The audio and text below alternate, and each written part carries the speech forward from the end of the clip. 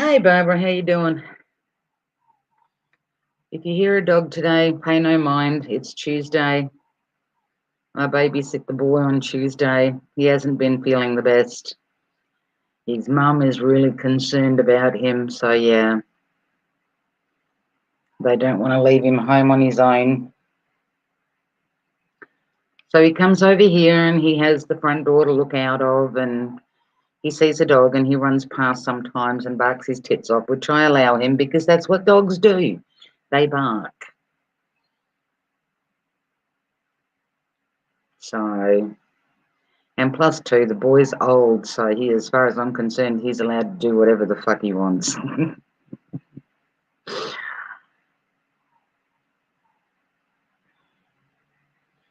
Just give me a minute, I'm checking to make sure that everything is turned off and turned on, and I don't know if there's a lot of lag or how much lag. There probably is some.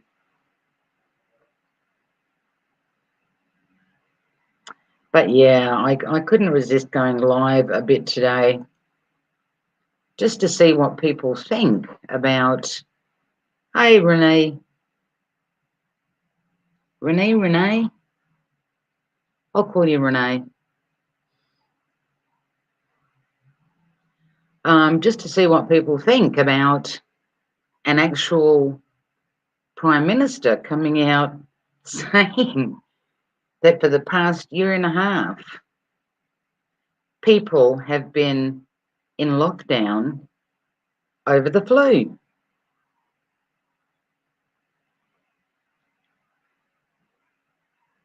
When more come in, I'll tell you a story as to how.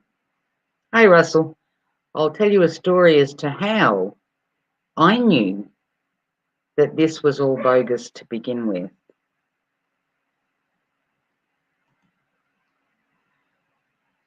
Oh, bugger it. I won't wait. I'll just go ahead and do the thing, and if people want to watch it, they can go back and listen to it. More than a month ago, well, not more than a month ago, what am I talking about? 12 and a half months ago, when all of this shit first started, and you can go back in my streams and you can listen to the things that I was telling people when we were discussing all of this. And I was saying that I was going around to the different shopping centres because I was looking for it, okay? If it was so highly contagious, I was actually looking for it. Hey, Wayne. And then I started, pretty much overnight, started coughing my guts up. And you wouldn't hear it when I was on panels because I don't like coughing into the mic or whatever, so I would mute myself. And if you follow that in those live streams, you will see that I muted myself quite often. And it was weird to me as to how it started because it wasn't a normal standard cold. It wasn't a normal standard flu. I mean, you know, when you're going to get the flu, both nostrils, they get itchy and whatever, and you want to sneeze and you start sneezing and you start coughing and yada yada, and your eyes start watering and all the rest of it. So you know that you've got the flu.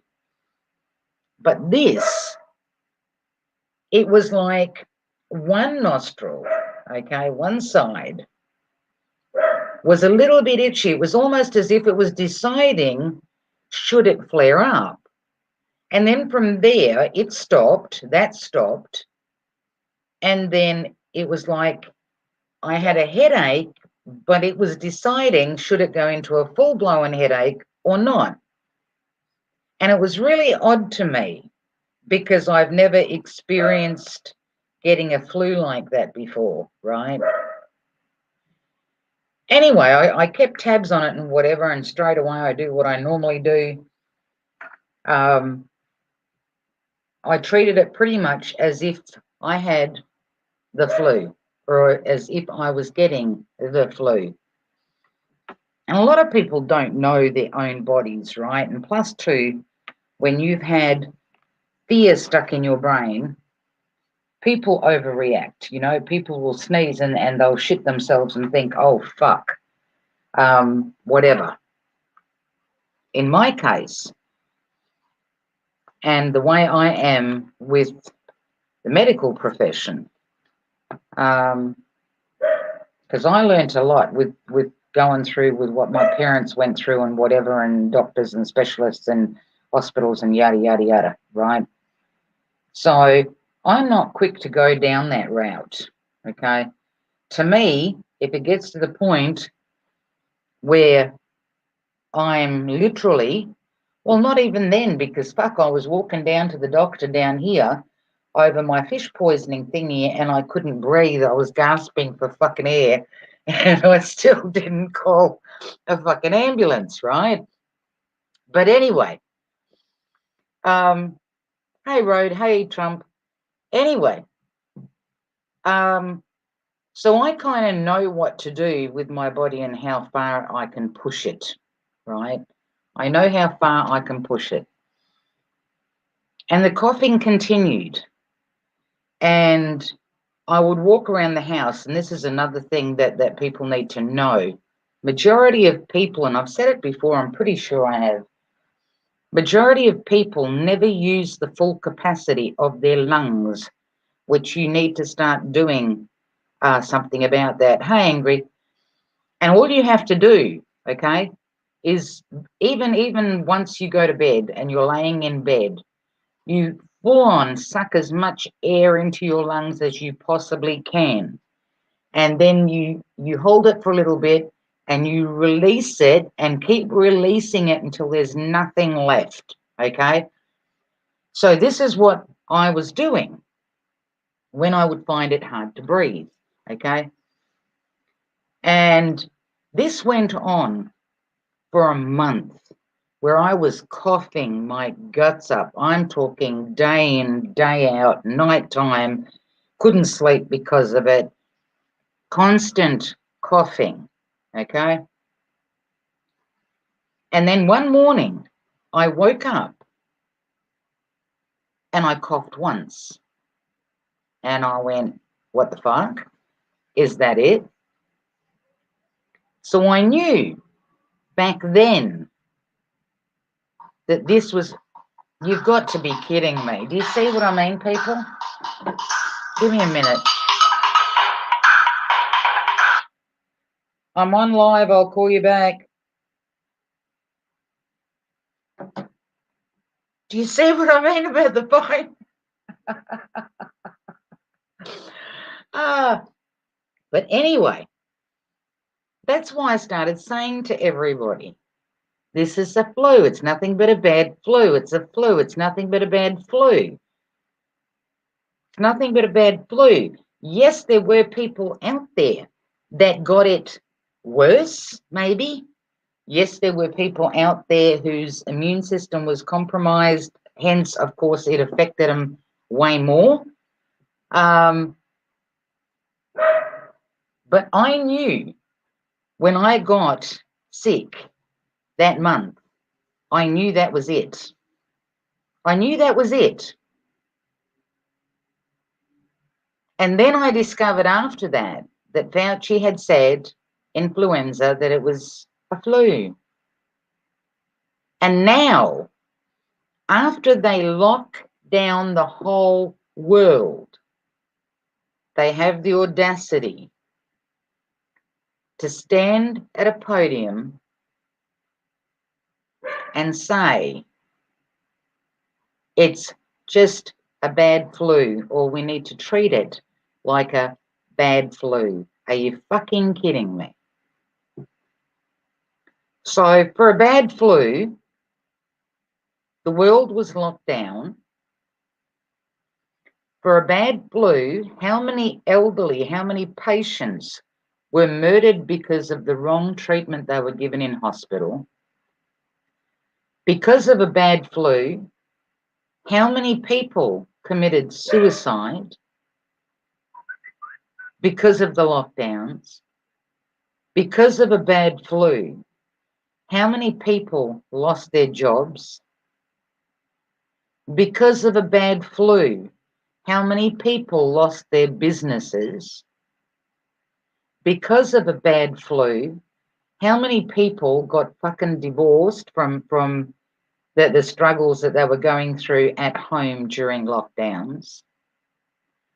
Because of the bad flu, how many people, and I'm talking globally here, how many people got fucking harassed and abused by the police?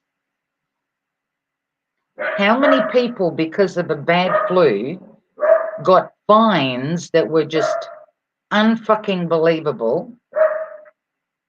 How many people, because of a bad flu, are in jail? How many people, because of a bad flu, are still being harassed, all because of a bad flu? Because of a bad flu, you get told to put a nappy on your face. Because of a bad flu, you get told to social distance. And I'm saying the word that the Australian Prime Minister said. Got to treat it like a bad flu. If that ain't fucking laughing right in your face, people, I don't know what the fuck is. When you hear this kind of shit, the world should be outraged. The world should be totally and absolutely in up in fucking arms.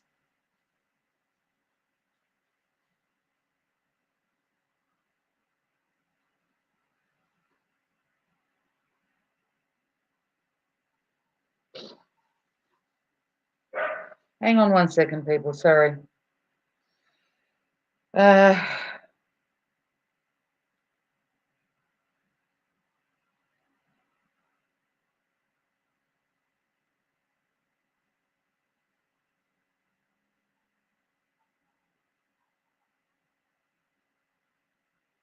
1 minute.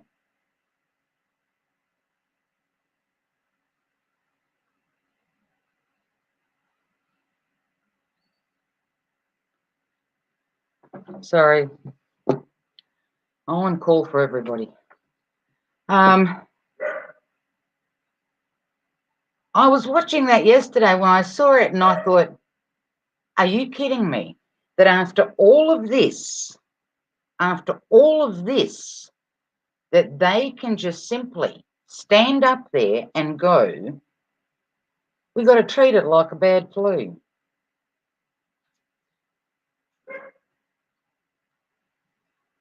What does one say to that? I mean, really, what the fuck does one say to that?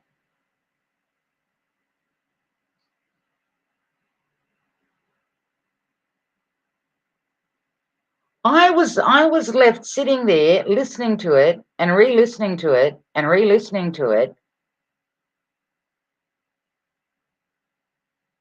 And the only thing that came to mind is that I can't see why everybody on this planet literally isn't up in arms.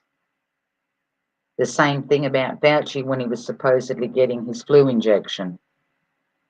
How do you forget what arm you got jabbed in? How? Only this one took it one step further.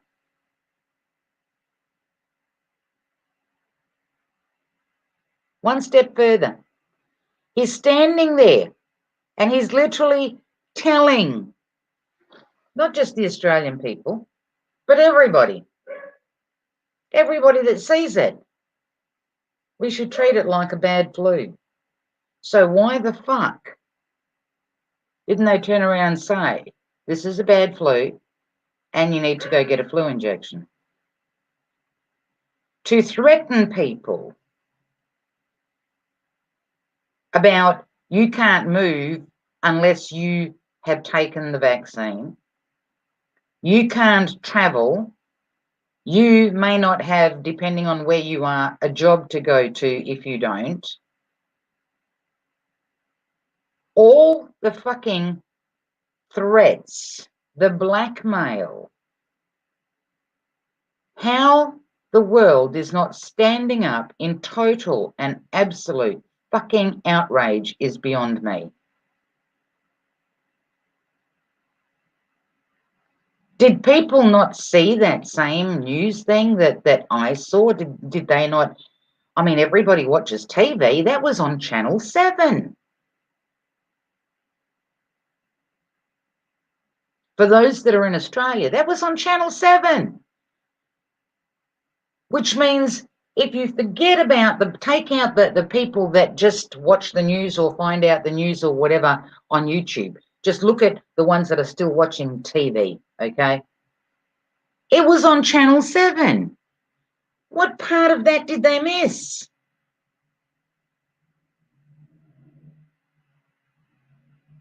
How could they have missed that?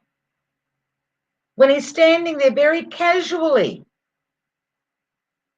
saying, we should treat it, we should have an attitude change. We have an attitude change. We should treat it like a bad flu.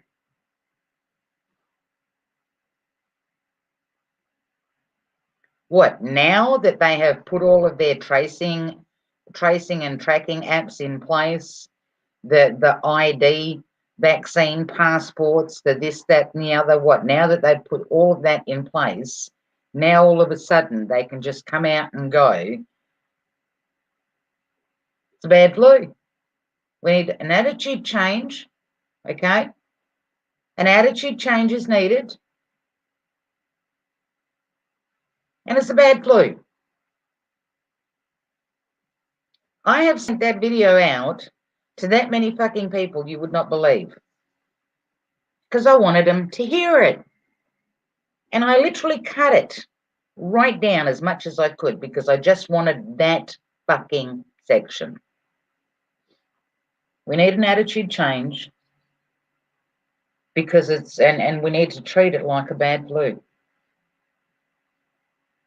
But people globally are getting vaccinated with vaccines that were made quicker than you could make a fucking apple pie. People that are dying from it, people that are suffering from it, people that are getting blood clots from it, people that will suffer in the future from it. But let's keep pushing that. Why? Because we spent millions of dollars on vaccines. You don't have a choice of one, you've got a choice of 5 or 6 or whatever the fucking case is now. One's not good enough anymore, now you need to take 2. Then it went from 2, and then, oh, oops, you just might have to get one every year.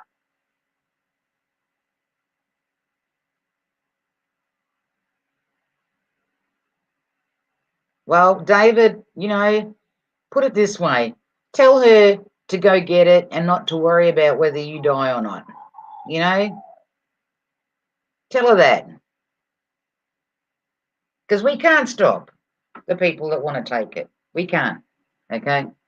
If they want to take it, let them take it. Family, not family, friends, not friends.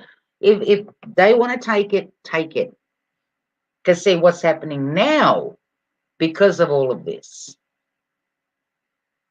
You've seen all the censorship shit, right?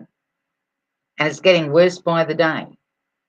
But people are finding ways around that. So now, if you think outside the box, if you have a thought of your own, now you're a member of a fucking cult. I'm offended by that. Tough Guff put it this way, then don't travel. Don't travel. I've said it 1,000,001 times to people. Hit them where it hurts. Don't buy the product. Don't support that company. Don't Don't put your money there. Go somewhere. And hey, nobody likes to travel more than I do. Okay. But if it means me supporting that, hell the fuck no. I ain't going anywhere. I ain't going anywhere. You want to stop me from getting food if I don't get one? No dramas. No dramas. I can find a way around that too.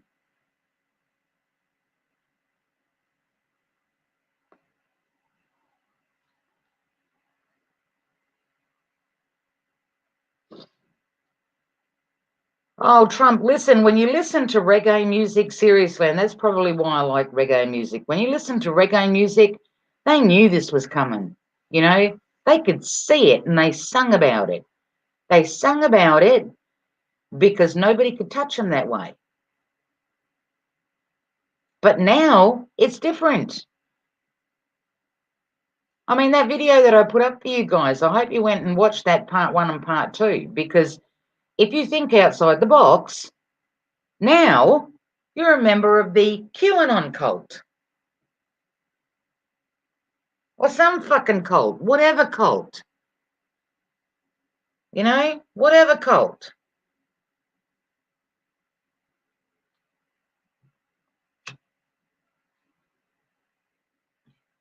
Ali, I don't know who you are, dude. I'm keeping an eye on you. This is a no drama channel. We come here to express our opinions. I'm not quite sure what you're referring to about size, but yeah, just know that I am watching you, and I don't time people out. What I do is I send you on permanent vacation. So the choice is yours.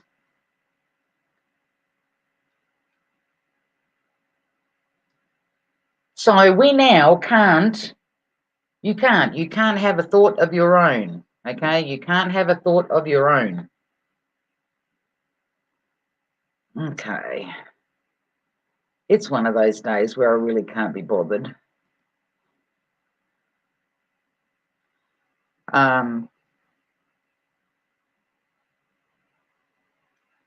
important subject, yeah, to you.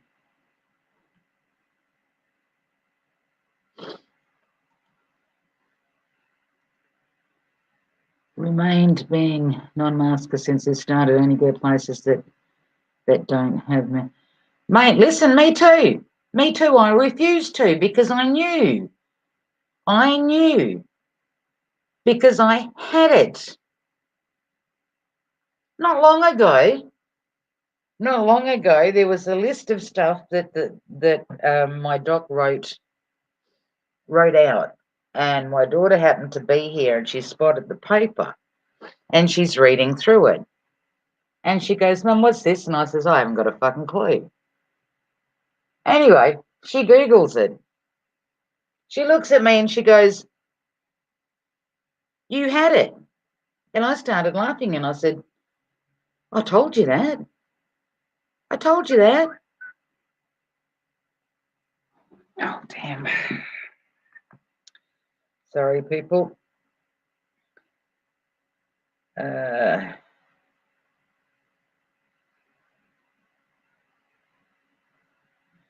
Oh, like, yeah, right.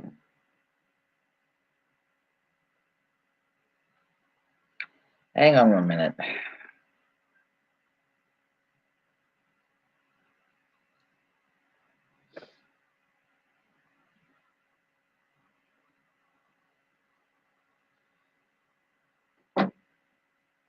Sorry. Hey, Gary. Sam, Jackie. Hey, Jamie. I hope I haven't missed anybody. Where are we? Blind, hey. I think I've got it up until there. Hang on, who was that? I spotted the green. That was David. Hey, show me. And yeah, she turns around and she goes, you know, like da da da. And I said, "I told you." I told you. That's why I kept telling everybody. That's why I kept telling everybody. It's a flu. It's a bad flu. It's a bad flu. It's a bad flu. Depends on how compromised your immune system is already as to how you're going to react to that. But my thing here is that now they can just casually come out and say, it's a bad flu. You need an attitude change, people. We're not liking your fucking attitude. Okay? All this time that you had all of that pumped into your head, left, right, and centre by physical abuse, by force, by fines, whatever, we now need you to swing the other way. We need you to swing the other way. You need to have a fucking attitude change and treat it like a bad flu. And if you don't, how fucking dare you?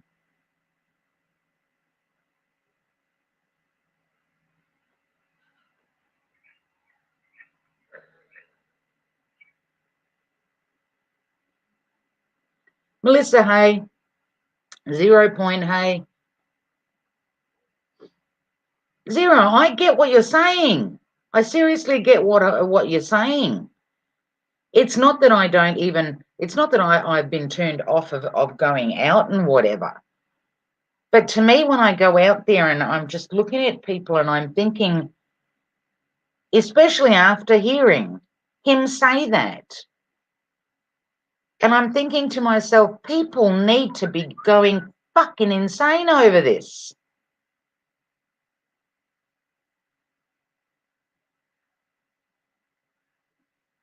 Jackie, exactly. Exactly. Melissa, it goes well. How you doing? I think I missed somebody again. Somebody popped in. Who was it? Voynich.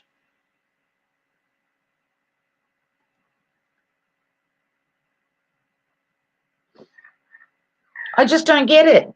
I don't get it. And I'll read you something. Hang on a minute. Let me find it. It won't take me 2 seconds. Let me find it. I'll read you something.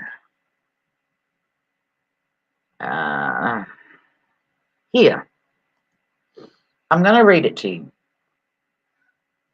Top vaccine scientist warns the world, halt all COVID-19 vaccinations immediately, or uncontrolled monster will be unleashed.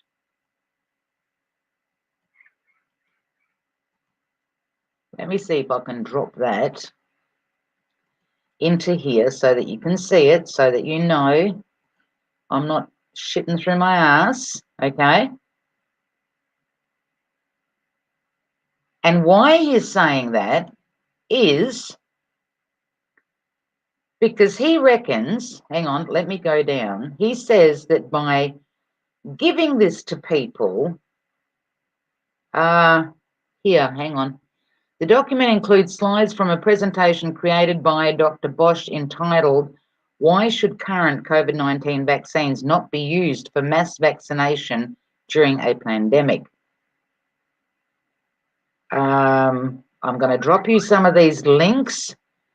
He then gives the following link for his warning. Let me check it before I drop it into the thing to make sure. Okay. Copy link. I'm going to drop everything in here so that you can go. That's to the PDF, that link that I just dropped in there. Okay. He goes through a whole pile of stuff. Vaccine Industry Insider, who worked with Bill and Melinda Gates. Before we get into the presentation, it means let us first take a quick look at background of Dr. Bosch. Bosch is a vaccine research expert. He has a long list of companies and organizations he's worked with on vaccine discovery, preclinical, yada, yada, yada. He is board certified in virology, microbiology, Let's hope he doesn't get knocked off, because it seems like every time one of these doctors comes out, for some odd reason, they get knocked off, or they die mysteriously. Not wishing anything nasty on the guy, but hey, that's the society we seem to live in today. Dr. Bosch warns the world is creating an uncontrollable monster and turning vaccines into a bioweapon of mass destruction. I'm going to drop that in there so that you can see it. I'm not looking at chat at the moment, people, so if you're referring to something specific, I'll get to you in a bit. He believes that, hang on, where was it? I was reading this earlier because it's very long. It's very long. Bosch states that the multiple emerging, much more infectious viral variants are already examples of immune escape from our innate immunity, and were most likely created by the government interventions themselves, the so-called non-pharmaceutical interventions, i.e. lockdowns and cloth facial coverings, unofficially, but also more aptly known as the non-scientific interventions. So he is now literally telling them to stop doing this to people. He believes that ongoing mass vaccination deployments are highly likely to further enhance adaptive immune escape, as none of the current vaccines will prevent replication transmission of viral variants. As such, the more we use these vaccines for immunizing people in the midst of a pandemic, the more infectious the virus will become. And with increasing the infectiousness comes an increased likelihood of viral resistance to the vaccines. He claims his beliefs are basic principles taught in a student's first vaccinology class. One shouldn't use a prophylactic vaccine in populations exposed to high infectious pressure, which is now certainly the case as multiple highly infectious variants are currently circulating.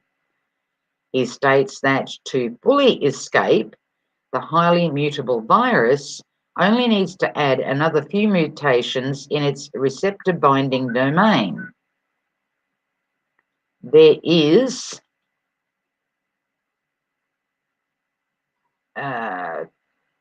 copy link address. There is a video that you can go watch here, which I'm about to drop, that should take you straight to where he's being interviewed. Okay, so if you don't collect those, links right now, you know that my chat thingy stays up when I've done my live streams.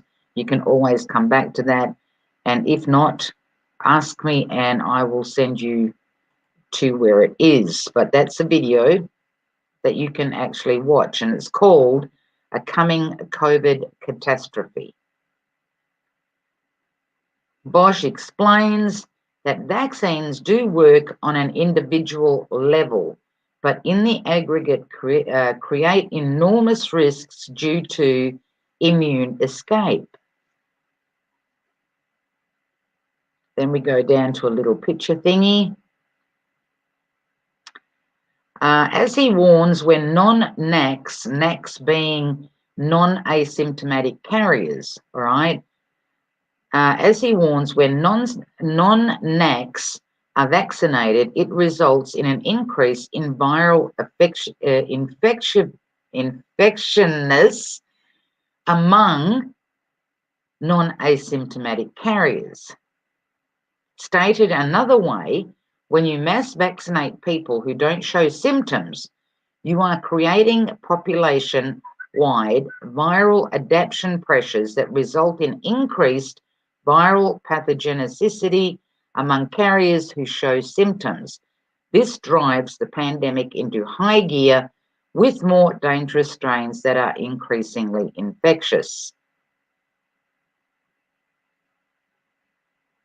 People who get fully vaccinated are breeders for super strains of even more deadly COVID pathogens. And I'm going to drop that in there so that you can see that. Look at that.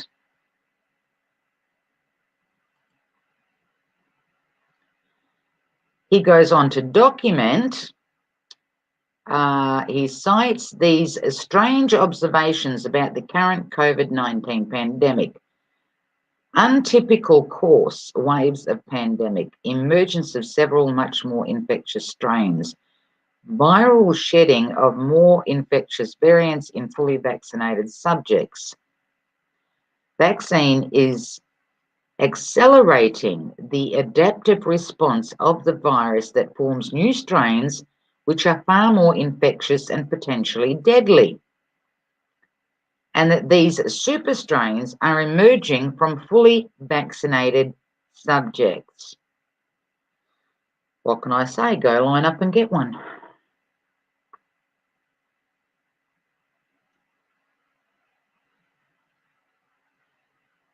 He's literally warning the world, okay? There is also a letter that he writes to WHO, as in World Health Organization, warning from Bosch, immediate cancellation of all ongoing COVID-19 mass vaccination campaigns should now become the most acute health emergency of international concern.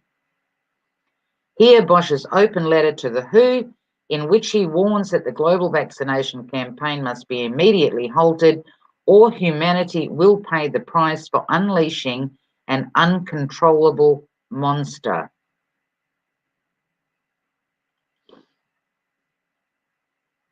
Let me get you a link for that.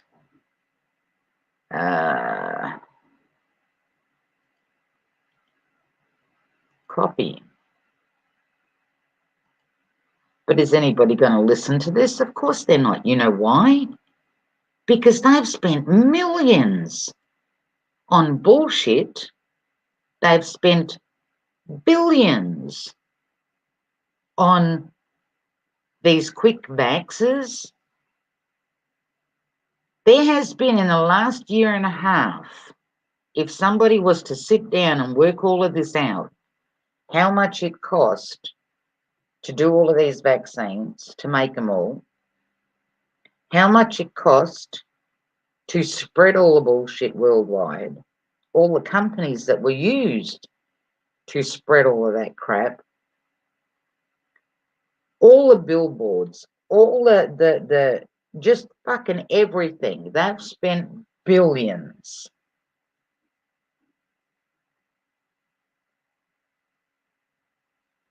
Billions of dollars. And this guy is screaming now at the World Health Organization.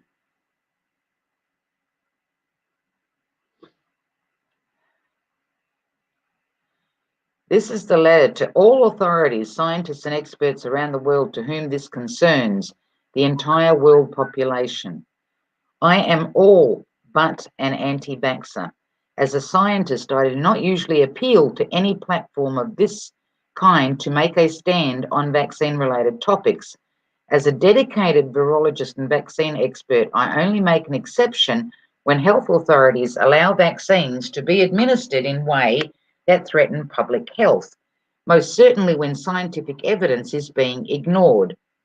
The present extremely critical situation forces me to spread this emergency call, as the unprecedented extent of human intervention in the COVID-19 pandemic is now at risk of resulting in a global catastrophe without equal. This call cannot sound loudly and strongly enough. As stated, I am not against vaccination.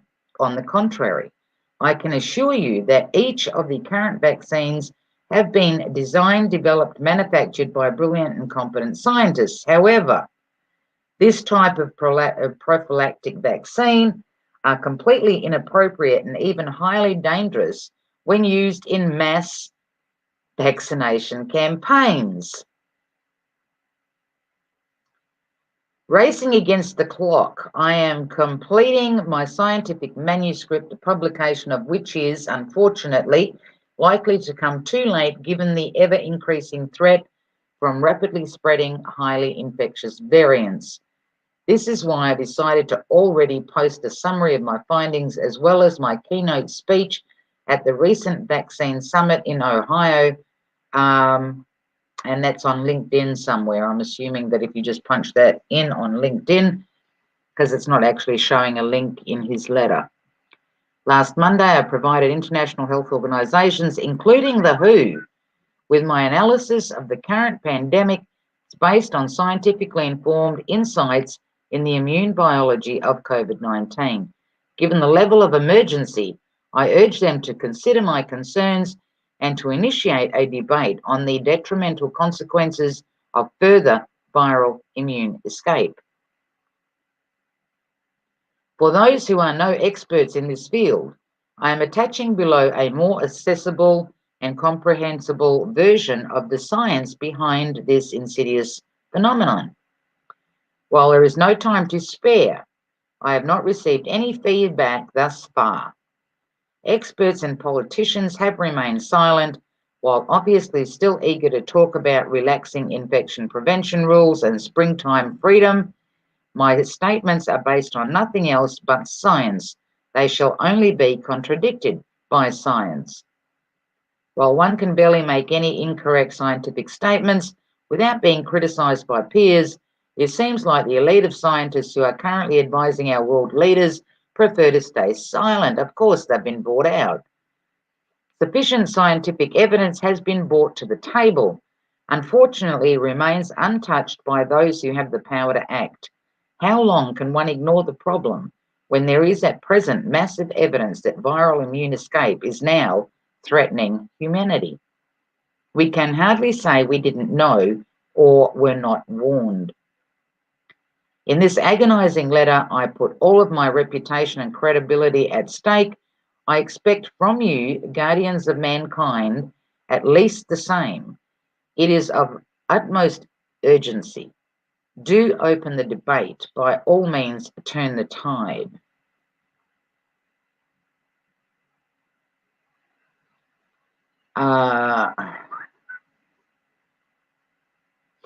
Here is another, hang on.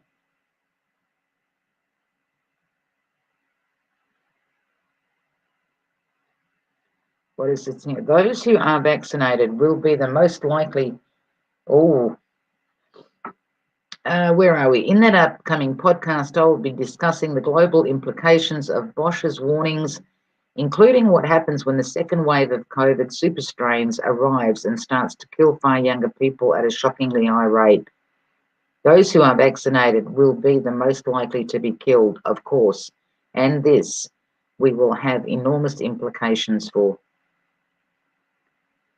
Demographics, politics, elections, far more Democrats are taking the vaccine compared to Republicans. Real estate prices, local tax revenue, Oh, that's what they're going to talk about in the next one. Well, there you have it, people. You have a doctor, a somebody that deals in this. I mean, look what they did to Makovitz, whatever her name was. You know, Judy Makovitz.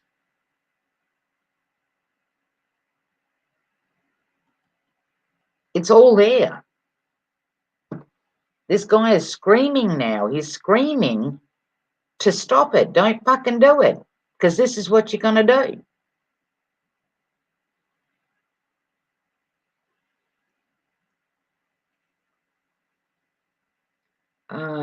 Downloading and opening here as saved PDF files.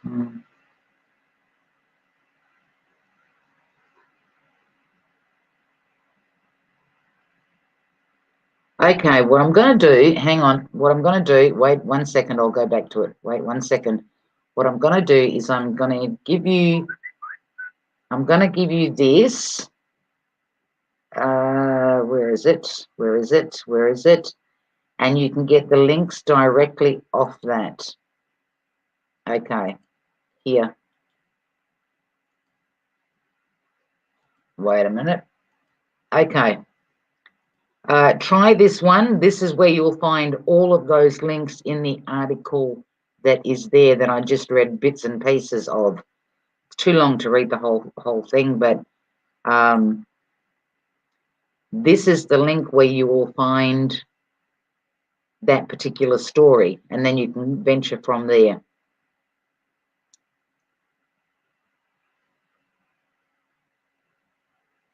Like I said, I'm just hoping that this guy doesn't get knocked off too, because for fuck's sake, it seems to be every time one of these people that delves in this, that has spent their whole life studying this, you know, all of a sudden they're losing their jobs, they're fucking dying of mysterious fucking causes, you know, people that are perfectly healthy automatically or just instantaneously dropping dead.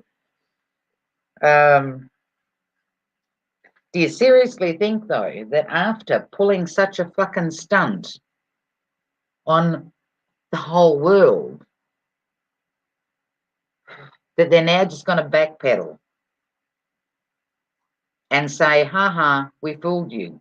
Well, really, Morrison did that already. You need to change your fucking attitude, because it's just a bad flu. Need to treat it like a bad flu.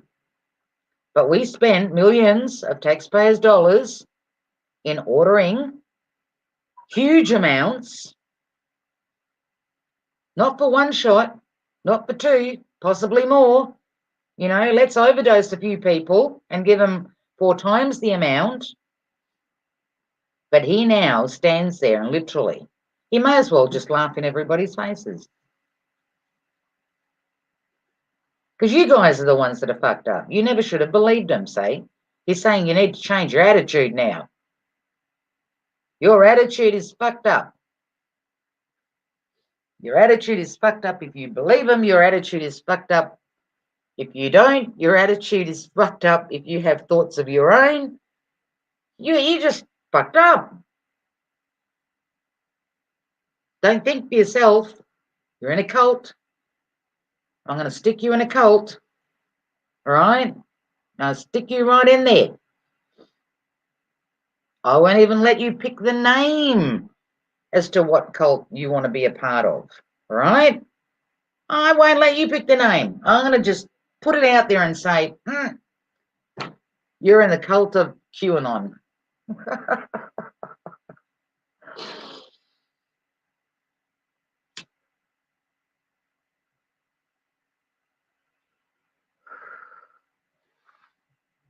Oh, listen, people. Like I say, at the end of the day, okay, at the end of the day, we can sit and we can point the finger. We can point it this way, we can point it that way, okay? At the end of the day, we have no one to blame but ourselves. No one to blame but ourselves. Because when somebody screams something before you follow orders, check it out. I kept saying to my family, I'm going to find it. If it's out there, I want to find it. Because I was not believing what I was being told.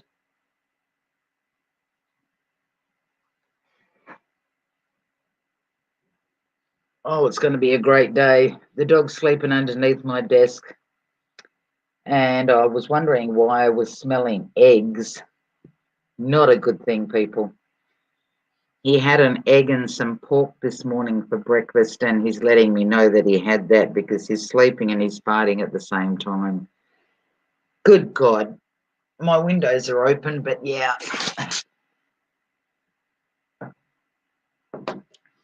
Let's open them some furthermore.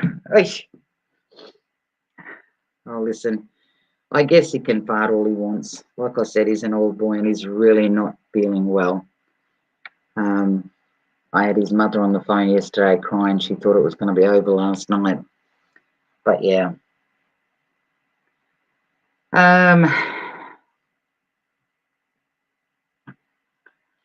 Melissa, not funny, Melissa. Not funny. Not laughing here. Not laughing, but I am. Yeah.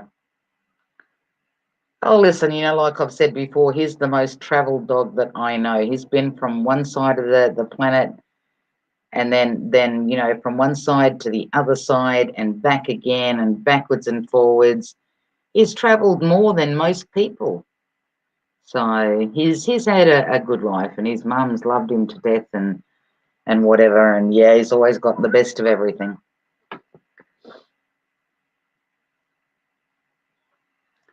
Oh, Melissa, you're allowed to laugh. Whatever it is that got you laughing, you're allowed to laugh. I was just messing around. There's a link, people, if you want to jump up and give your thoughts on how they can now just come out and say, bad flu.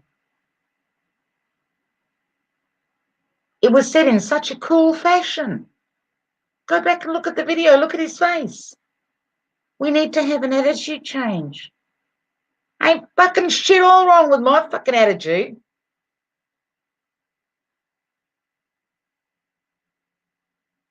We can treat it like a bad flu. And here's this guy on the other side screaming at who?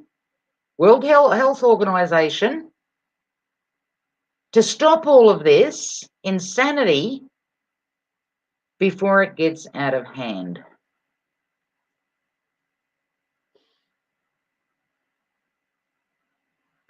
Before it gets out of hand.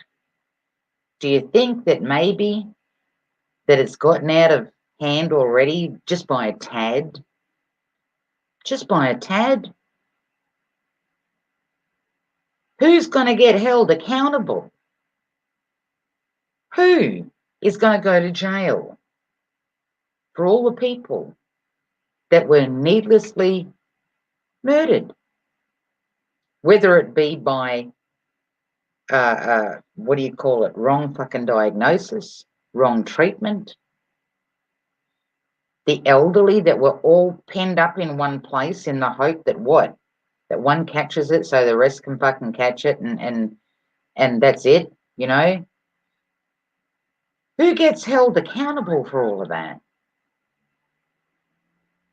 The people that committed suicide? The people who are now in the unemployment line? The people that lost their businesses, they spent Lord knows how many fucking years building a business and whatever, starting a business. Now they don't have it anymore. And what? They're just going to come out and say, your attitude sucks. Is that how it works? Your attitude sucks, not their attitude. Your attitude sucks.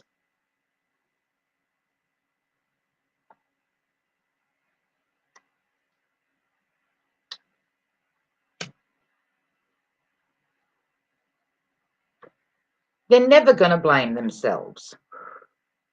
Never going to blame themselves. That's like yesterday. I'm watching a friggin' video, okay? And they were talking about that kid that is being shoved into everybody's face about global warming. That kid who I think needs to go home and learn how to wipe her ass, okay? Whatever her name is, Greta Thunberg or whatever her friggin' name is. She apparently got got an email or a note or something or other from her handler, right? Telling her, this is not her doing it. She actually gets this from her handler telling her what things she should tweet. So this intelligent, just drastically fucking this selfie, and I call them fucking selfie mobile hugging, okay, female who's out there in the public Instead of just tweeting one of those things off that list that was sent to her, what does she do? She puts the whole fucking thing on Twitter. No. She puts the whole thing on Twitter. And people nabbed it. They took a photo of it, they nabbed it so that they could show that it's not this fucking Greta kid, okay, snotty-nosed kid that is all up into climate change, which is nothing but fucking weather warfare, that she actually has a handler telling her what to tweet. The amount of bullshit, and yet these same fucking people have the audacity. They have the audacity to come out and tell you, because you think differently, that you are now a part of a cult, that you need an attitude change. Don't like your fucking attitude. You need to change it.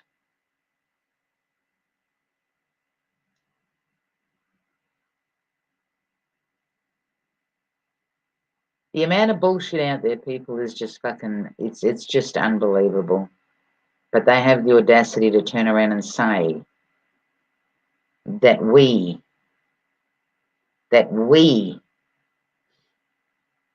spin bullshit and are a part of a cult. They depend on doctors like Bosch and Makovitz and whatever. They depended on them for 30 fucking years. For 30 years. And yet now all of a sudden, we're going to take your qualifications away from you. We're going to turf you out so that you never work again. Why? Because none of them that have spoken out want to lie to people. They don't want to lie to people. And the ones that are staying quiet, as far as the scientists, they've probably been threatened. Speak out and we're going to knock your ass off.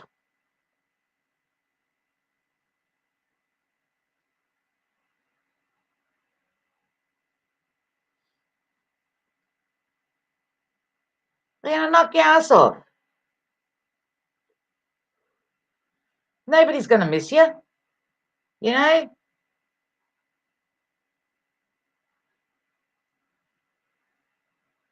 Nobody's going to miss you. But hey, we can stand up there and we can spin you whatever fucking bullshit we want. And you have to swing the way that we tell you.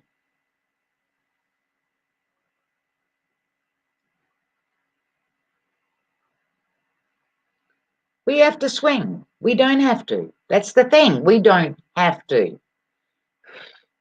Like I've said before, people, got nobody else to blame but ourselves. Okay? Ourselves. People scream, one world government, new world order. They're leading you. They're directing you in the direction that they want you to go, because who is actually going to be doing this and who is doing this is you. Without you going cashless, without you doing those sorts of things, there is no fucking thing as a new world order. If you do not participate, they can't do shit.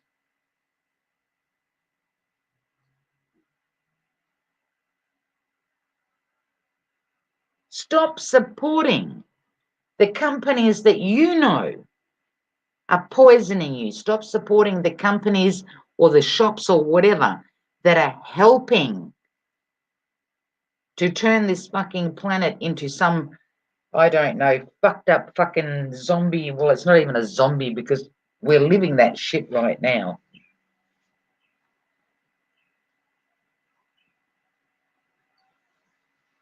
It's just depressing. It's depressing, people, to see.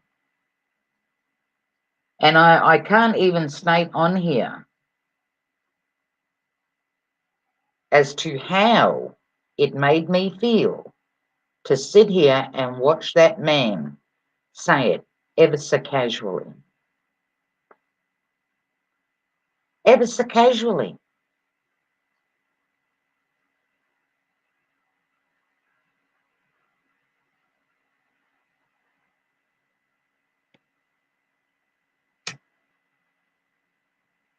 And at the same time, I'm not a chain smoker, it's my cigarette keeps going out, for those that are listening. And at the same time, under the guise of all for your safety, it's all about your safety, we need to track and trace your ass. We need to give you toilets with cameras in them to take photos of your ass because we want to track your ass, literally. All of this had nothing to do with anything, okay? Most of you know that have checked out the figures and the stats and whatever that have come out. Most of you have seen that where did the flu go? All the people that normally die of a flu, where did it go? Everything came under the one fucking name. There were no other diseases all of a sudden. Like I said, you get hit by a truck, it was COVID. It wasn't the truck's fault. Mm-mm.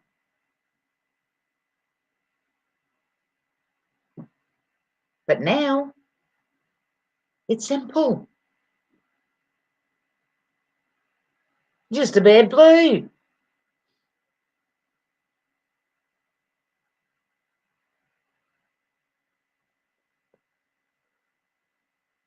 But for 12 and a half months, while people were dying, while people were being neglected, while people were being fucking misdiagnosed, mistreated, all the rest of it, the important thing was to track and trace your ass.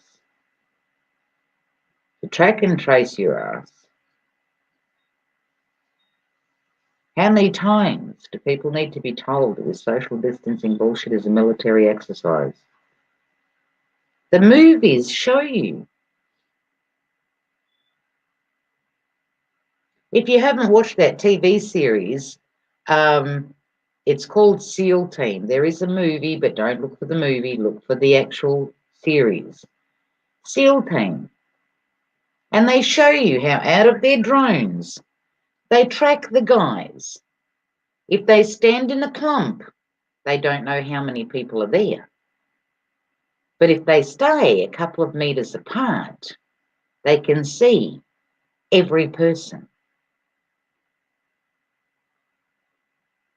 So if you think that that 2 meter thingy was all about you sneezing at somebody, I don't fucking think so.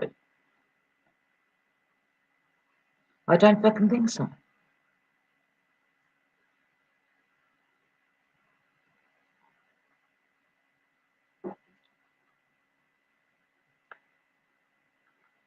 But they can then, I mean, look at that family that I put up where it had the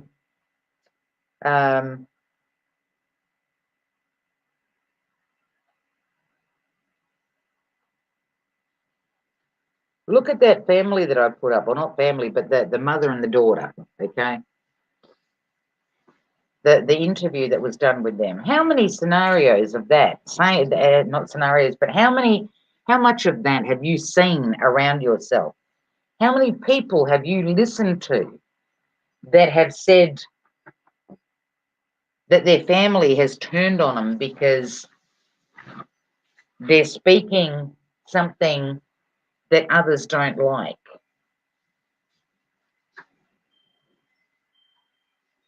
How many? We hear it daily when you go and try and tell somebody about something. And yeah, oh no, not into that. Oh no, that's bullshit. No, don't want to fucking know about that. That's a load of crap. Oh, are you one of those? What's one of those? What's one of those? What is a one of those? because you're not conspiracy theorists anymore. Now you're fucking cult members. Now you're cult members.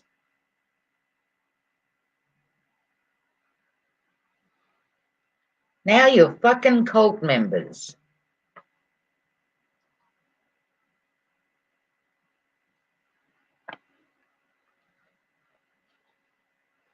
You'd kind of think then when a parent is telling their child, and I know we've been through this not just over the flu, the bad case of flu. I'm going to be imitating him for the next fucking 2 years now.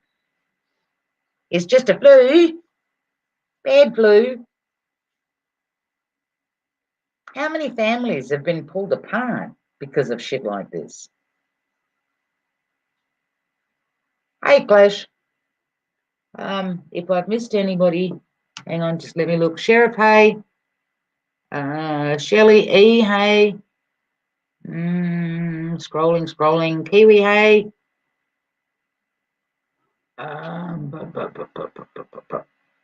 Okay, we got to Gary. I think I've got everybody up until then. Yes, I do. I mean, like, really.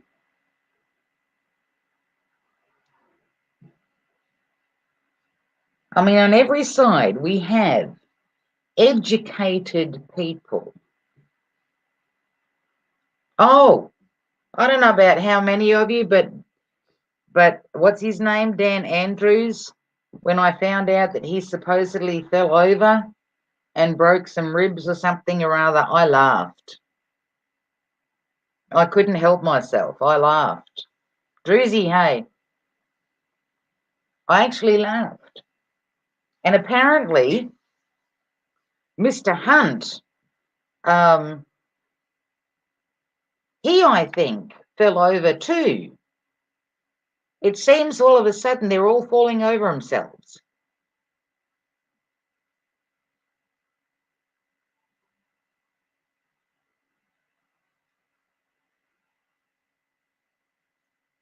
So I don't know.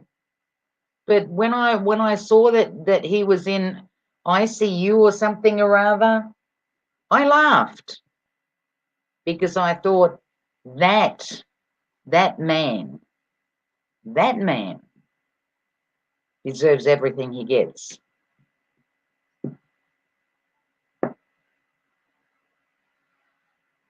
Do I have any sympathy for any of these people? None. Because not one of them has come out and apologized for shit.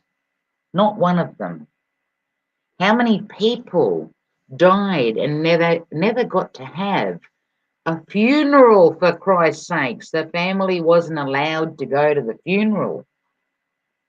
How many got ditched into one fucking grave thingy? How many of those that people never got to say goodbye? That people should not have been saying goodbye that early.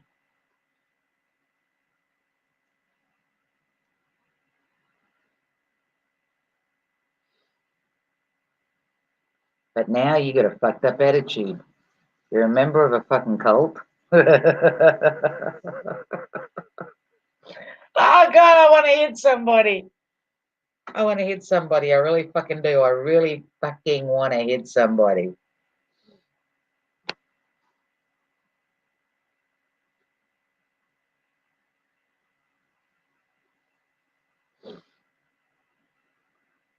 I really do.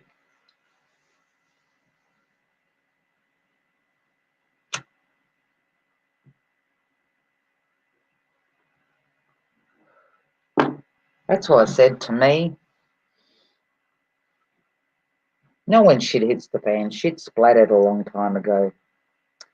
Shit splattered a long time ago, but if it ever gets to the point where it's dog eat dog or whatever, my first question to anybody that I meet on the road, or in the bush is going to be, did you ever work for the government? Did you work for the government in 2019? Did you work for the government in 2020? Did you work for the government in 2021? That's going to be my first question. And that's going to be the deciding factor as to whether they live or die.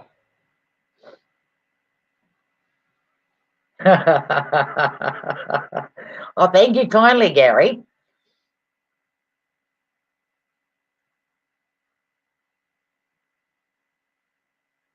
Jackie, exactly. Selected, not elected. People, I dropped a link. If anybody wants to come up, feel free. I mean, I'm ranting and I go on my little rants every so often, but you know, I'm only doing that because I'm up here and there's nothing worse than dead air.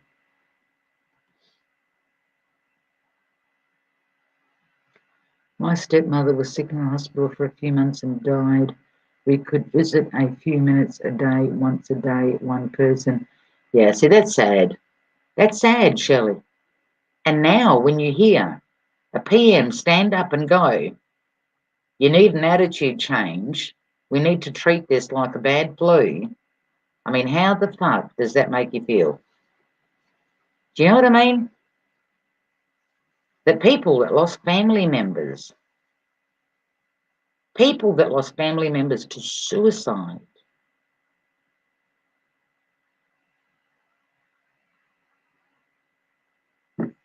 And the world is not ropeable. The world is still not fighting back. Still not fighting back. Some are, but not in the amount of numbers that should be.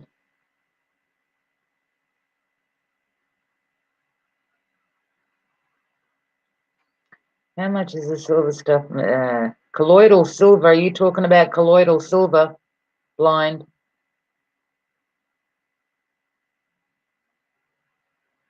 Mate, you can actually make that stuff yourself. I'm not sure what you need to actually put it together, but you can actually make that stuff yourself. And it does work.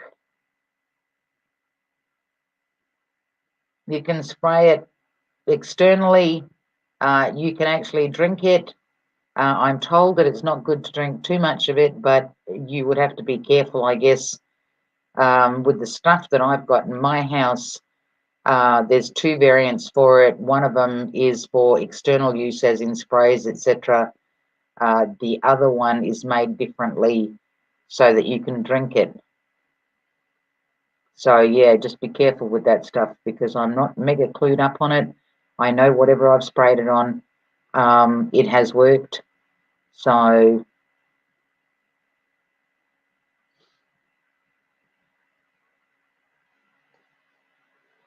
see, that's the thing.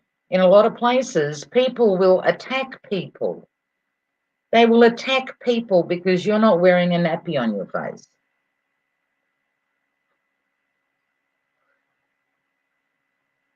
So when you know all of this,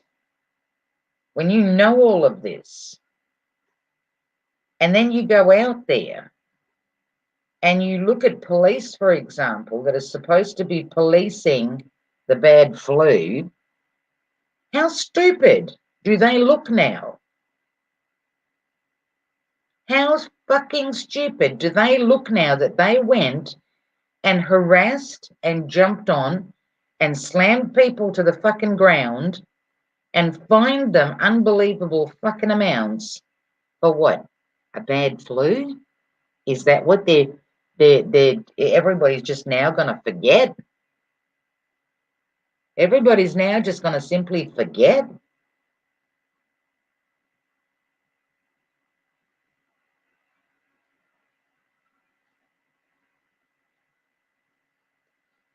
It's a sad fucking world we live in, people. It really is. Because to me, like I says, it's not like the information isn't out there. It's not like the information hasn't been out there for ages. It's just, I think that one, Some people are scared. One, two. Some people are just so set in their ways they don't want to see any further than that. And it's unfortunate. It's unfortunate that we can't save everybody. We can't.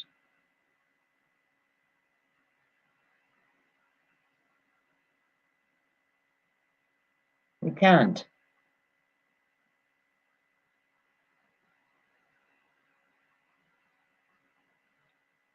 Because this is not Perth Observer standing here saying, oh, people, it's just a flu, okay?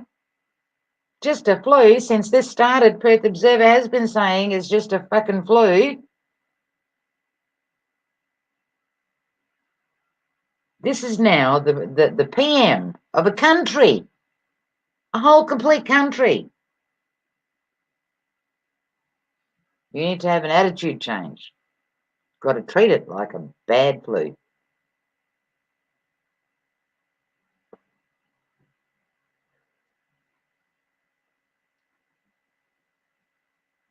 So let's jab everybody 2 or 3 times. On the other side, you've got doctors that have been doing this all of their lives, screaming, stop. Nobody cares.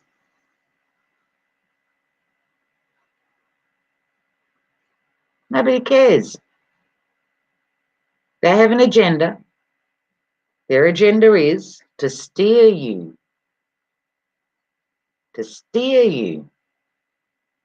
into a new world order, one world government, one religion, all the rest of it, cashless society, and you're helping them do it. You're helping them do it. Without you, they don't have squat. You don't comply, they don't have squat.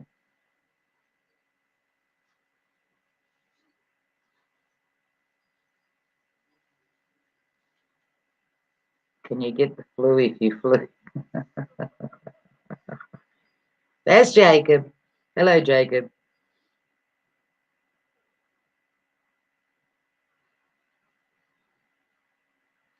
No, the only thing that you get is if you fly, and that's you get a pretty little paper saying that you're on the list.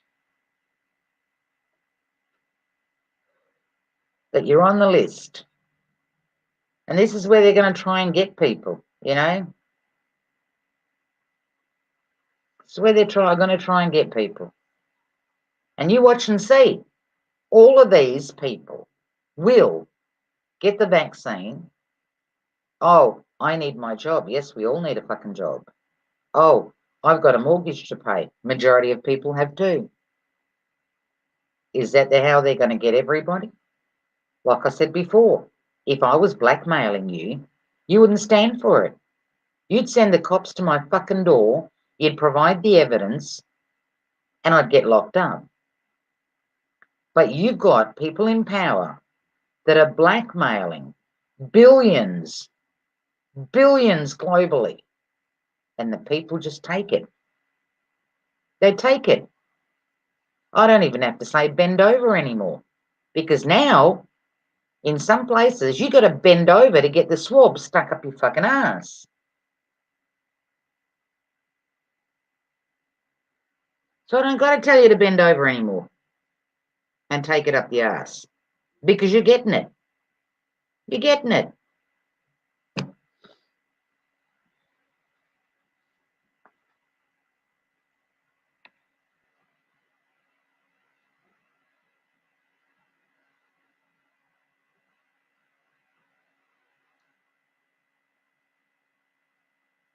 It's sad.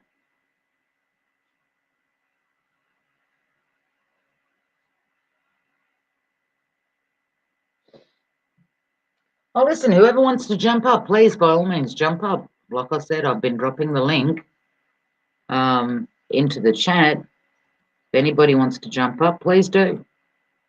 Don't let me fucking going on a rant stop you from coming up. I just couldn't believe yesterday what I was looking at. I couldn't believe it. I couldn't believe it, you know. But it's there, and yet still right in your face, and just people just seem not to. It's just not sinking in. There's something between what you're seeing, and by the time it gets to your brain, it's like there is a barrier there somewhere. You're hearing it, but you're not really fucking hearing it. I mean, like, is that a kind of a situation where it says eyes wide shut?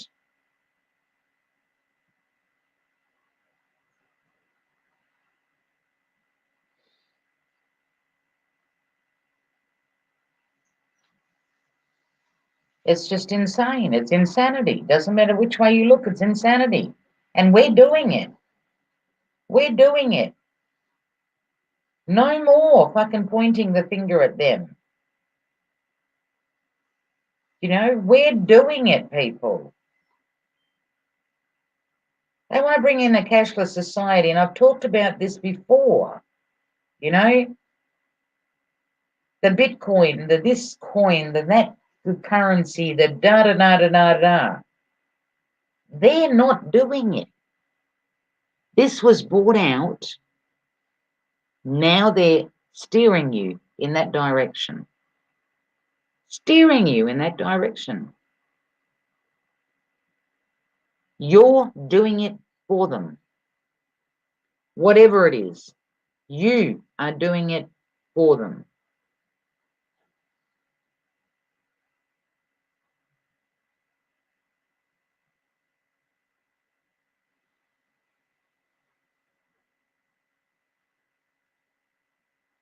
You're doing it for them. I mean, fuck, I don't know any more people. I really don't.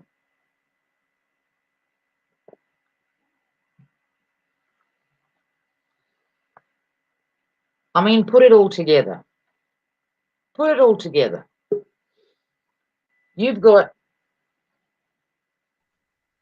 hello, Gary. Hey, how you doing? Doing good. I mean, you've got twat features over there on Twitter talking about fucking global warming, which is the next big thing that they're going to push for. Okay. You've got them pushing the no more paper money with the Bitcoin and all the rest of it. You've got them now pushing the cows are fucked because they're creating a huge fucking hole in the ozone. So let's get rid of the cows and let's all go green. We'll just have fake food in the fridge, all right? And it's not even green because Lord knows what they're going to be putting in that shit, okay? But they can't do any of this if you don't buy it. If you leave it sitting in their fridges and don't buy it, they will stop doing it.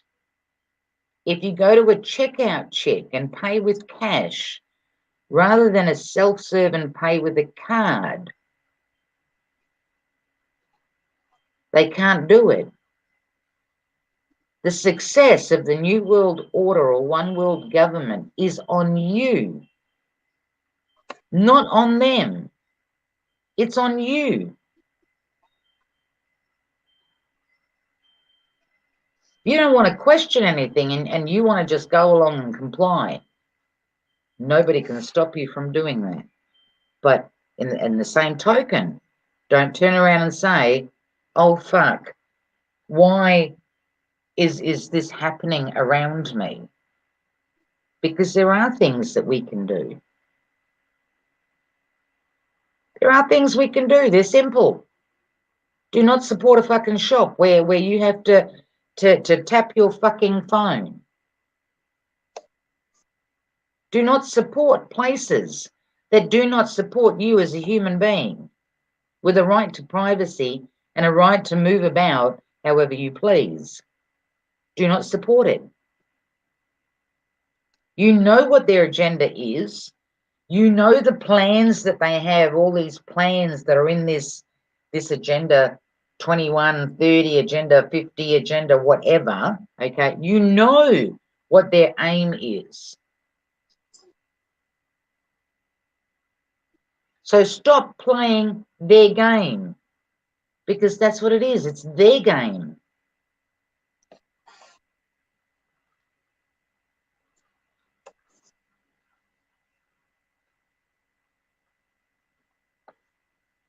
Oh, good God, dog, you're going to kill me by the end of the day. Dude, really, could you not have moved and slept in your bed? Is it going to be a case of me having to literally move outside?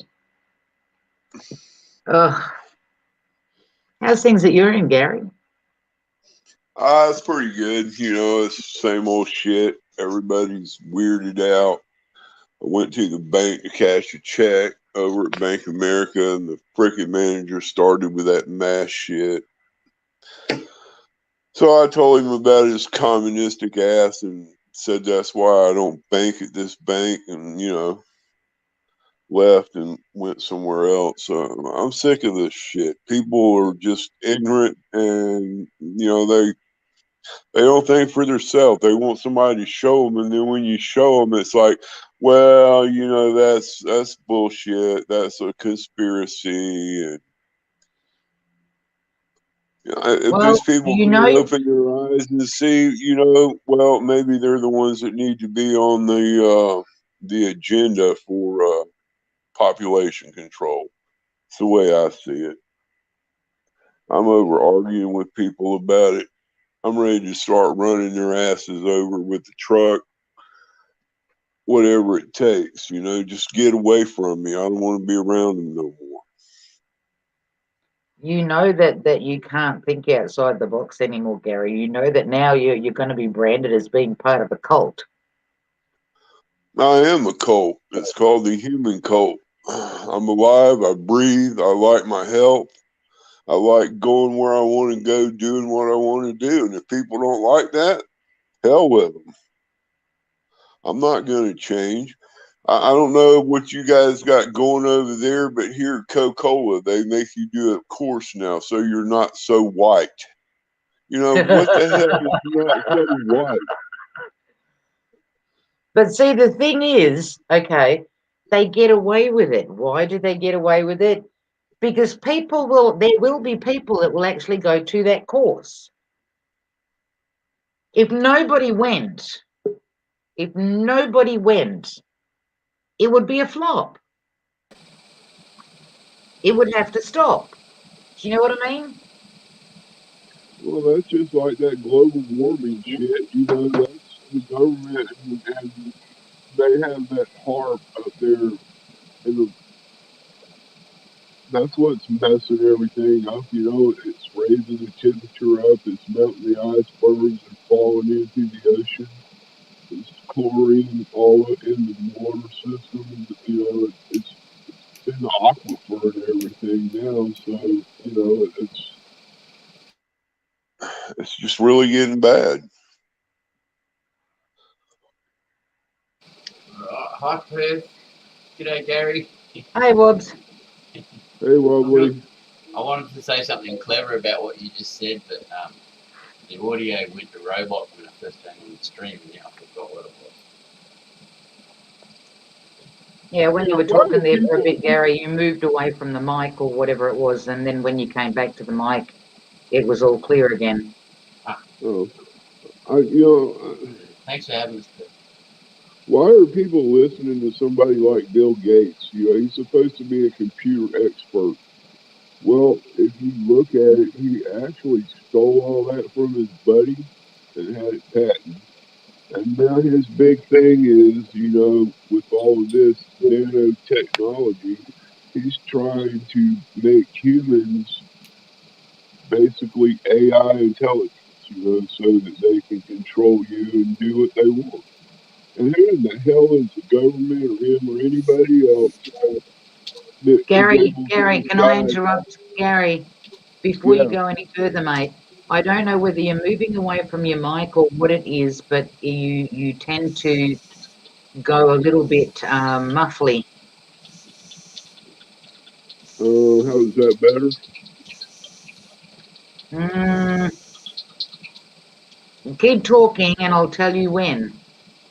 So whatever Okay. you there now, wherever you are now, that came through clear. Okay. So, Right there. who is Bill Gates and the government to tell anybody who has the right to live or die?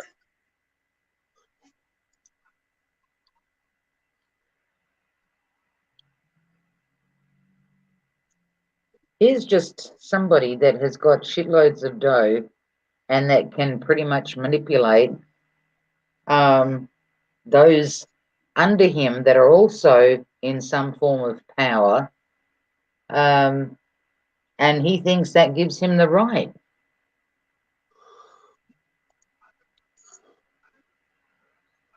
All under the guise of it's for humanity's safety, for the to save humanity, to this, that, and the other.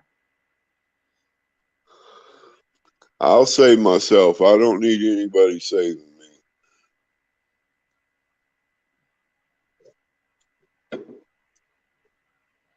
Me too.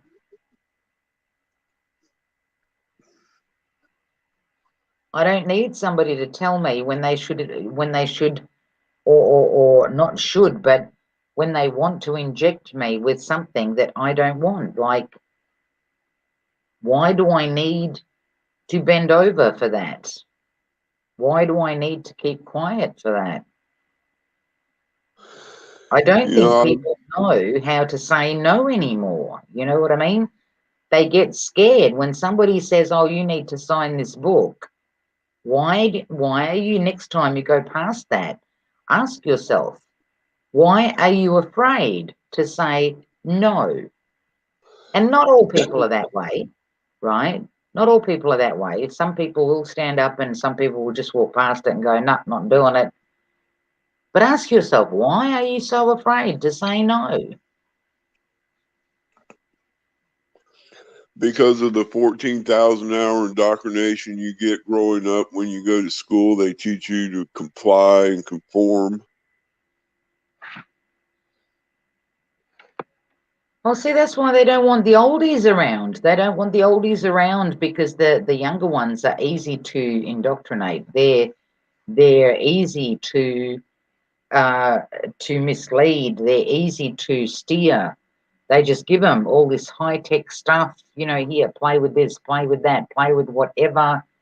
This is where we want you to go. This is how we want you to do it. This is where we want you to check in, yada yada. But the oldies know how it used to be compared to what's going on now.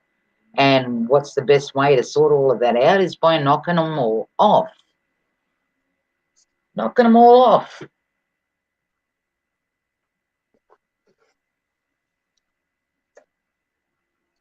What Well, gets me I agree angry, with you 100% on that very statement. And that's what's wrong with the world today. what gets me is that this man, and I keep going back to him, can stand there and in such a blasé fashion, such a very cash fashion, turns around and says,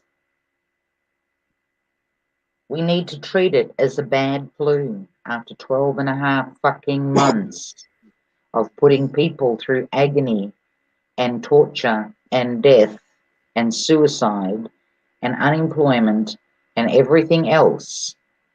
And yet people are not outraged by that.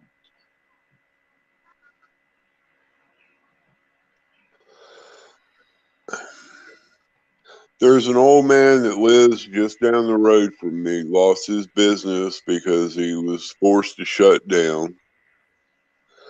I seen him in the store yesterday and he was all, I went and got my vax, and I asked him why. He said, because, I can get it, it's free and it's for the good. Well, I noticed the ambulance was there this morning. So I don't know what's up with him or not, but just seems kind of fishy to me.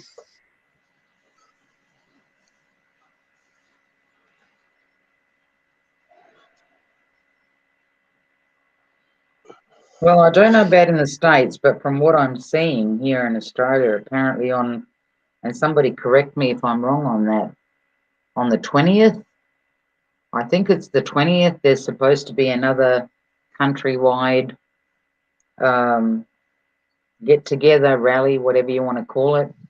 I'm not quite clear at this stage as to what exactly it's for, whether it is for the syringe, whether it is for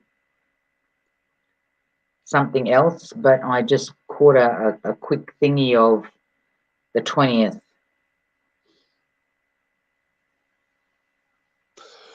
I haven't seen anything about it, but you know, it's Yeah, just sad what we're going through. it is. And Gary, that's why I said before, to me, there's nothing interesting about this. There's nothing exciting about this. This is murder on a grand scale. This is literally murder on a grand scale. How the fuck can any of this be interesting or exciting? I don't understand how people can stand there and see it with their own eyes and just not be so appalled that they're willing to just sit there and take it. I Yeah, don't understand this why we're just not all over there just beating the hell out of somebody, you know, putting them in jail, cutting their heads off, whatever it takes. But, you know, Gary, you've it's gone muffled again, bullshit. mate. Gary, Okay. is you've it gone muffled again. is it only when Sorry, I I don't turn know my what it is. Sorry, is it Wobbs. only is it only when I turn my mic on that he gets muffled, or does it just keep happening? Or is it I don't know. I don't know if Well, Gary's moving or if he's. I'm not sure. no, signals I'm coming? sitting right here.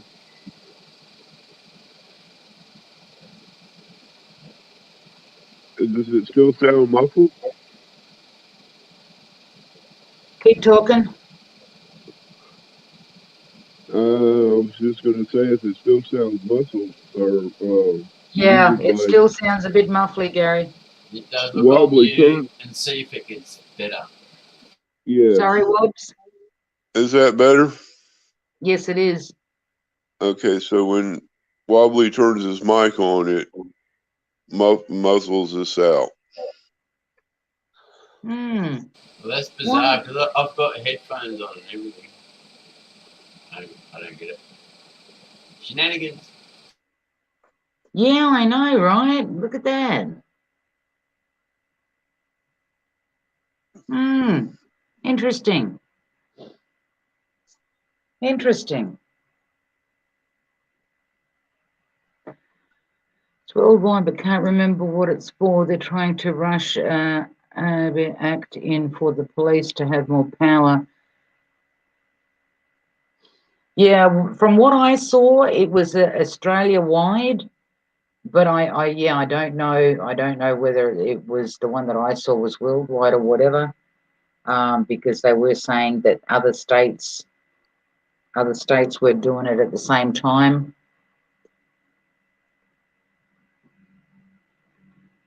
Yeah, there you go. Trump says wobbly boost hacked his shit.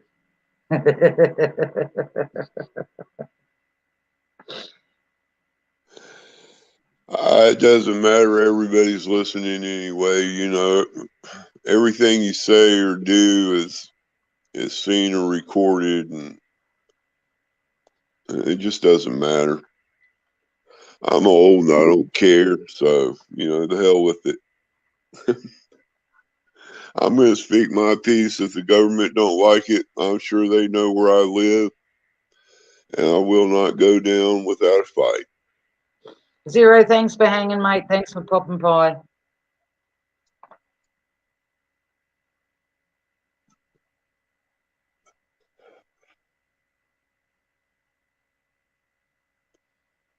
Aussie still. I mean, they're still investigating. Obviously, it's taken a bit of while on their part, but every day I get one or two calls from them because, like I said, they did find several things. So I'm guessing it takes a while to track.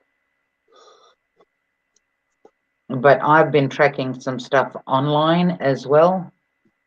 So yeah. Oh, listen, if anything, the hacking or whatever you want to call it of my modem has taught me something. You know, it's taught me something. So I know now what it is. I know how I can stop it. Um, it's taught me something.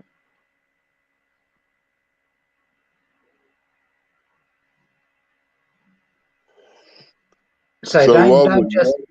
Sorry, go on, Gary. I was just going to ask Wobbly what he thinks about all of this horse shit that's going around. It's horseshit. I've been trying to agree with you all morning, Gary, but the audio won't work for me. But yeah, it's all horseshit.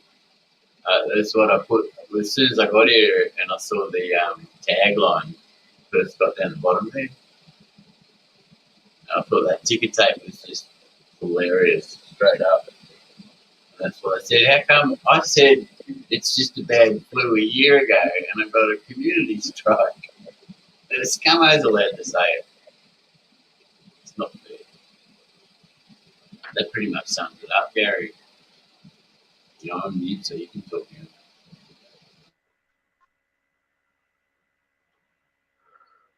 Not only that, Wobbly, but the simple fact is to how blasé he is while he's saying it. You know,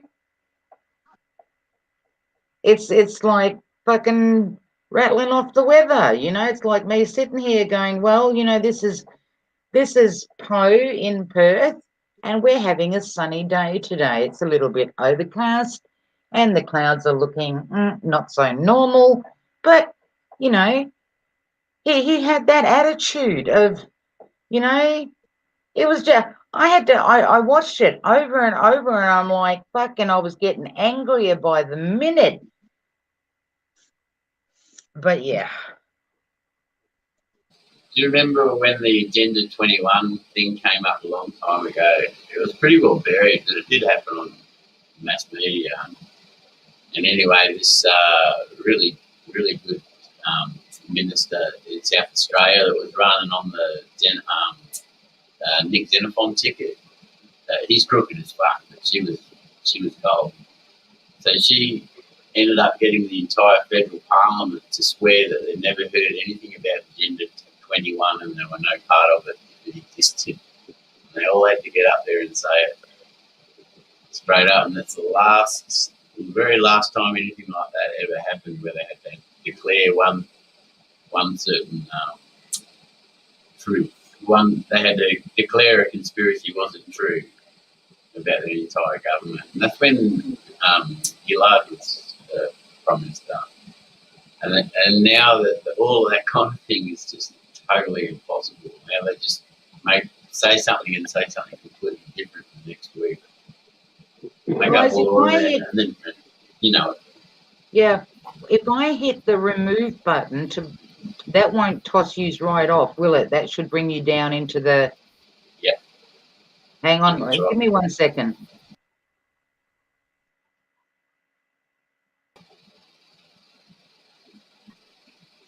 All right, let's see if Gary can talk.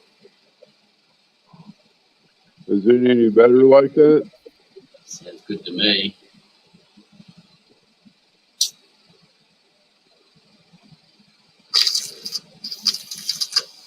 Let me drop myself.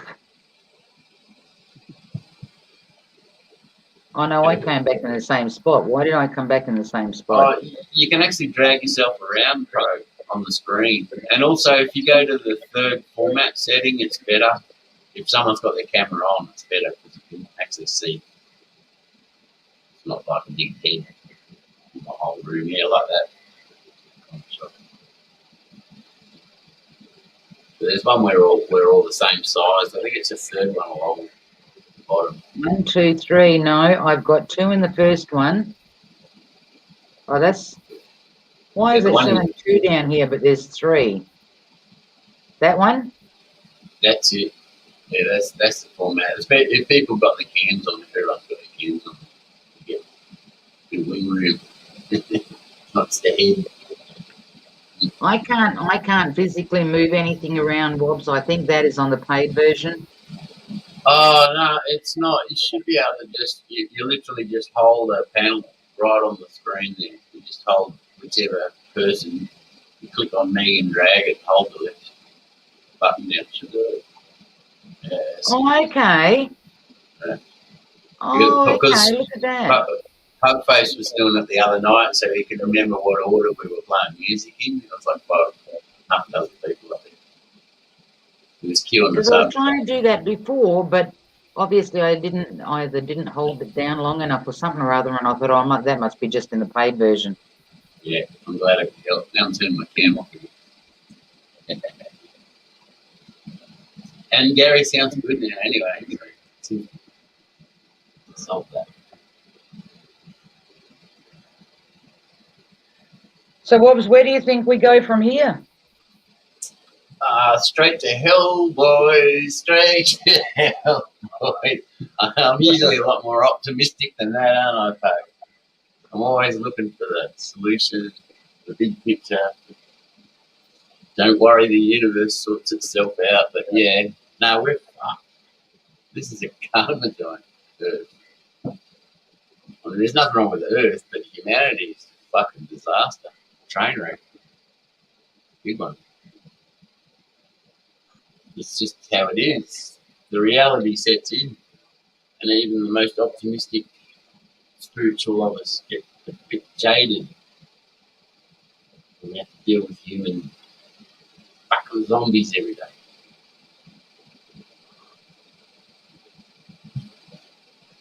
Yeah, sorry, my rant's over. I needed that. No, that's okay. That's all right.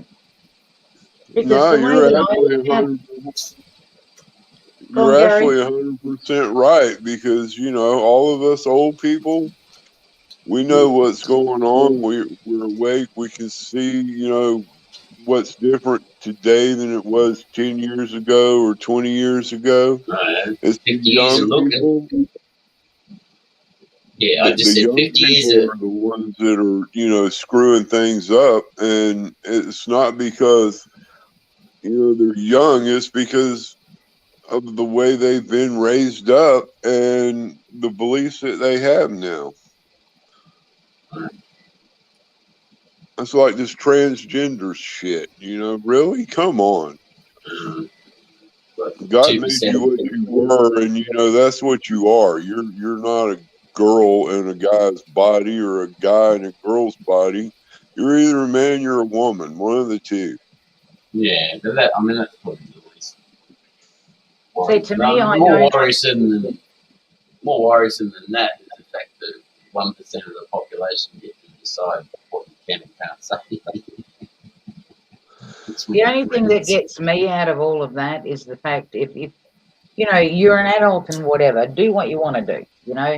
To me, I have that attitude of be what you want to be, do what you want to do. Just don't fucking bring your shit over to my side of the fence. You know what I mean? Well, it does seem to be pushed. Well, exactly. But to me, I don't like the fact when they start giving children these options. And that's So wrong. what if I was the kind of parent where I wanted a boy, okay, and all I've got is two girls? What now? All of a sudden, I'm going to tell them it's okay if you want to be a boy? Like, come on! If that ain't parental influence, I don't know what the fuck is.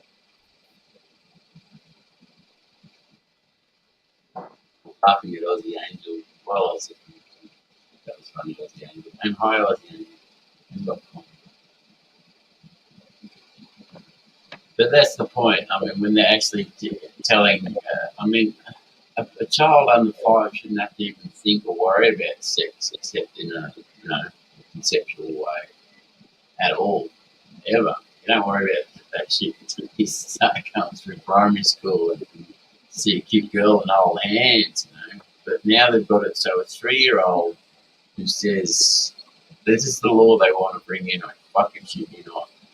A 3-year-old that says they want to be the other sex and their parents disagree can be taken by the child protection and have the surgery done.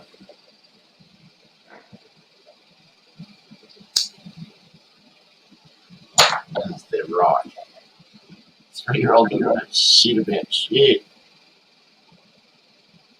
But it comes back again. It comes back to us, Wobbly. You know, in situations like that, where parents need to assume responsibility of their children on every fucking level, and not allow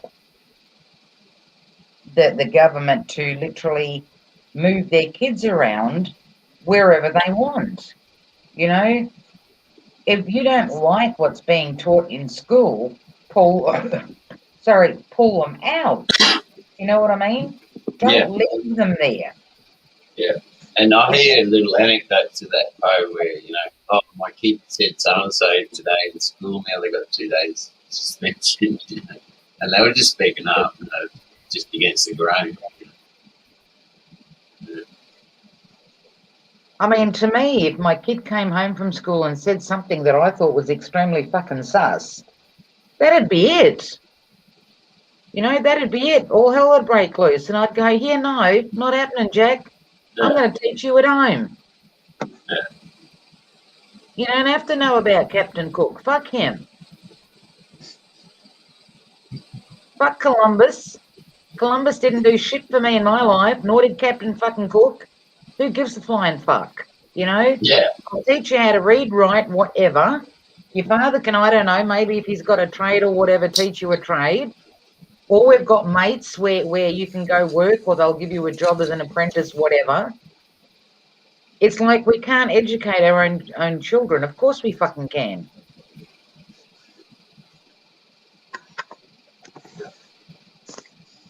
This only happened about a month ago, Perth in America. I can't remember where.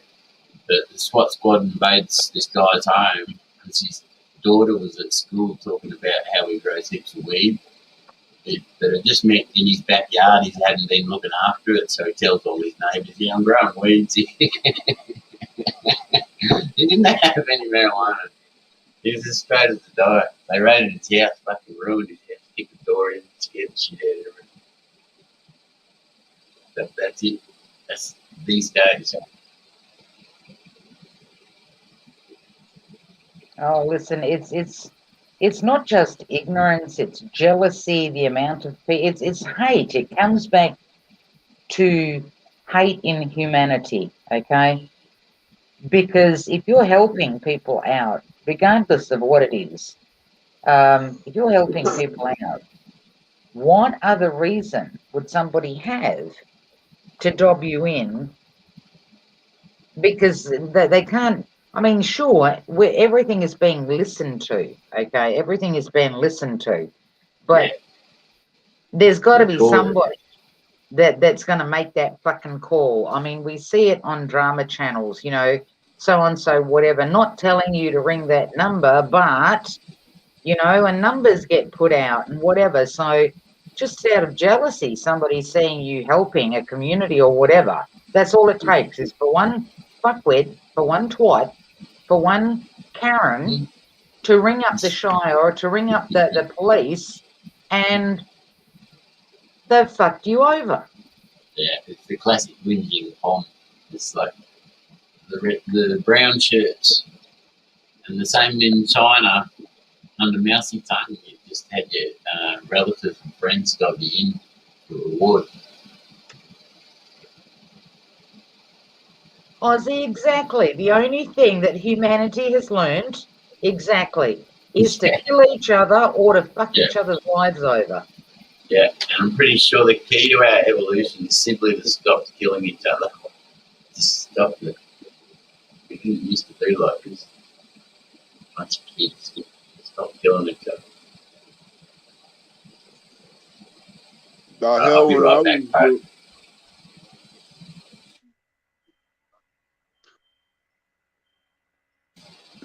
You're good, Gary. I was just saying I'll be right back. oh, okay. Okay. What were you going to say, Gary? It's like, oh hell, when I was growing up, it wasn't like it is today.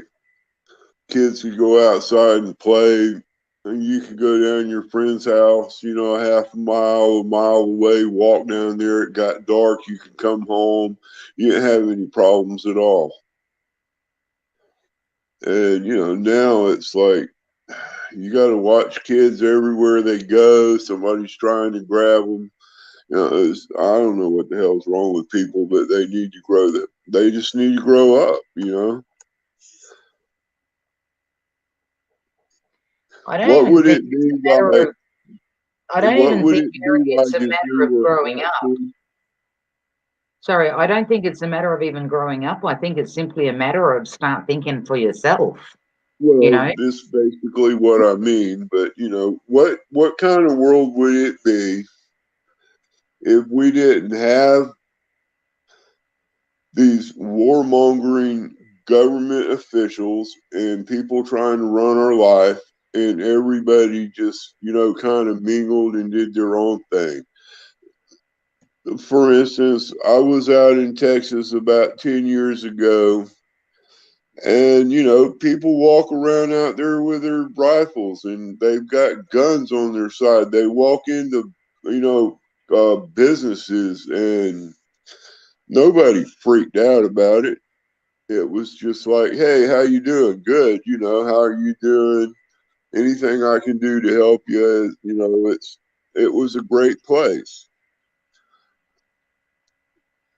And To it some seems like degree, since to it some seems like since 911, when they crashed the planes, which I think that was a setup. You can't tell absolutely. me those buildings wouldn't have fallen across the street and took out other buildings. They collapsed in their own footprint. So that that's just a psyop mind fuck to put fear in people, so they go run to the government for protection. But what the hell does the government do for you? They do absolutely nothing. Listen, the governments, the global governments, are only there to fuck everything over. It's a given. The more you look into stuff, okay, the more you look into stuff, the more you leave yourself open-minded. They, government after government, they have fucked everything over. Okay, we are to blame for just going along with. But I've never come across anything that has come from the government where you can say, well, that actually helped people. You know what I mean? Like, that was a really good thing where we can all turn around and say, well, fuck, that was a surprise. That's a really good thing. Manifesto. Yeah, a different name is Voynich. Oh, Sorry? Voynich. Hey, man. Oh, okay. Good to see you, man. Yeah, same here. Pissing down raining here now. Oh, is it? All right. Well, it's shitty everywhere, isn't it? Right, shitty grey skies. Yeah, so I was just sharing with Poe that I've been the eternal optimist on YouTube for Yeah, but it's hard. It's half a decade. it's undoable to maintain it, right? It is. Where's sit down? The reality of it all. Yeah. But I still hold that Earth is the most amazing, beautiful place. Humanity, man, you got problems. Yeah, I think a big part of the problem is that people they don't feel like an individual anymore. I think that's the biggest part of the problem. Yeah. Most people that I Join the Borg or get sad. sorry.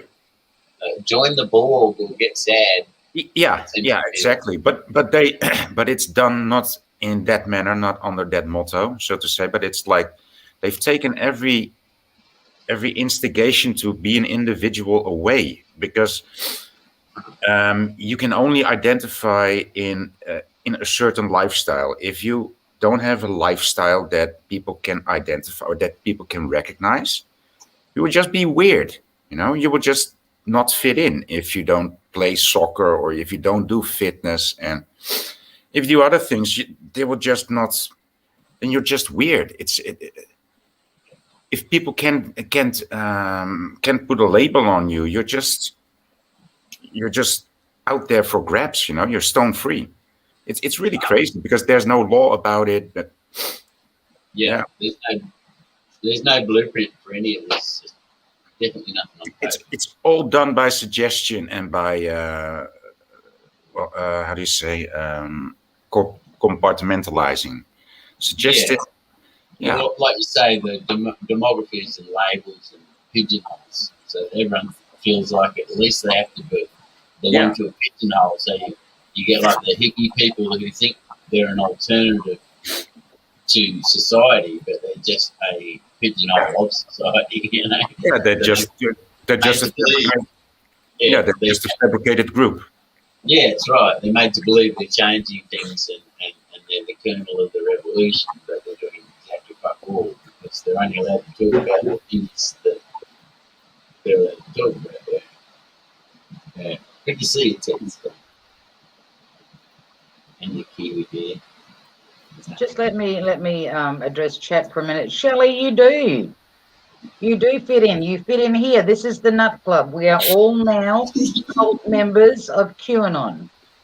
If you're in Australia, it don't matter what country you're in, you're a member of a cult, so you do fit in. Yeah, apparently if you've ever disagreed with any government anywhere, you're a QAnon cultist. That's significant. I'm proud to be a part of the Nut Clan. Yeah. I'm saying QAnon shit since a fucking row. It's shit. But see, even if you don't follow them, just if you have your own thoughts, that's it. You're part of a cult now. And you can't even pick which cult you want to be a part of. No, you just get allotted to your cult. You're bad. You're bad. I'm pissed off with that. That's how a cult is, right? That's what a cult is. You can only get in if you exclude some other people. That's actually how to maintain a cult. Exclude other people for whatever reason, and you can come stand with us because we are a club, and our cohesion consists of excluding other people. So that's literally what happens in each and every cult. It was my exact quote the other night. It said, key to a good conspiracy channel on YouTube, start a cult that excludes most of the entire human race and force everybody to believe exactly as you believe. $1 million subs in a year. Yeah.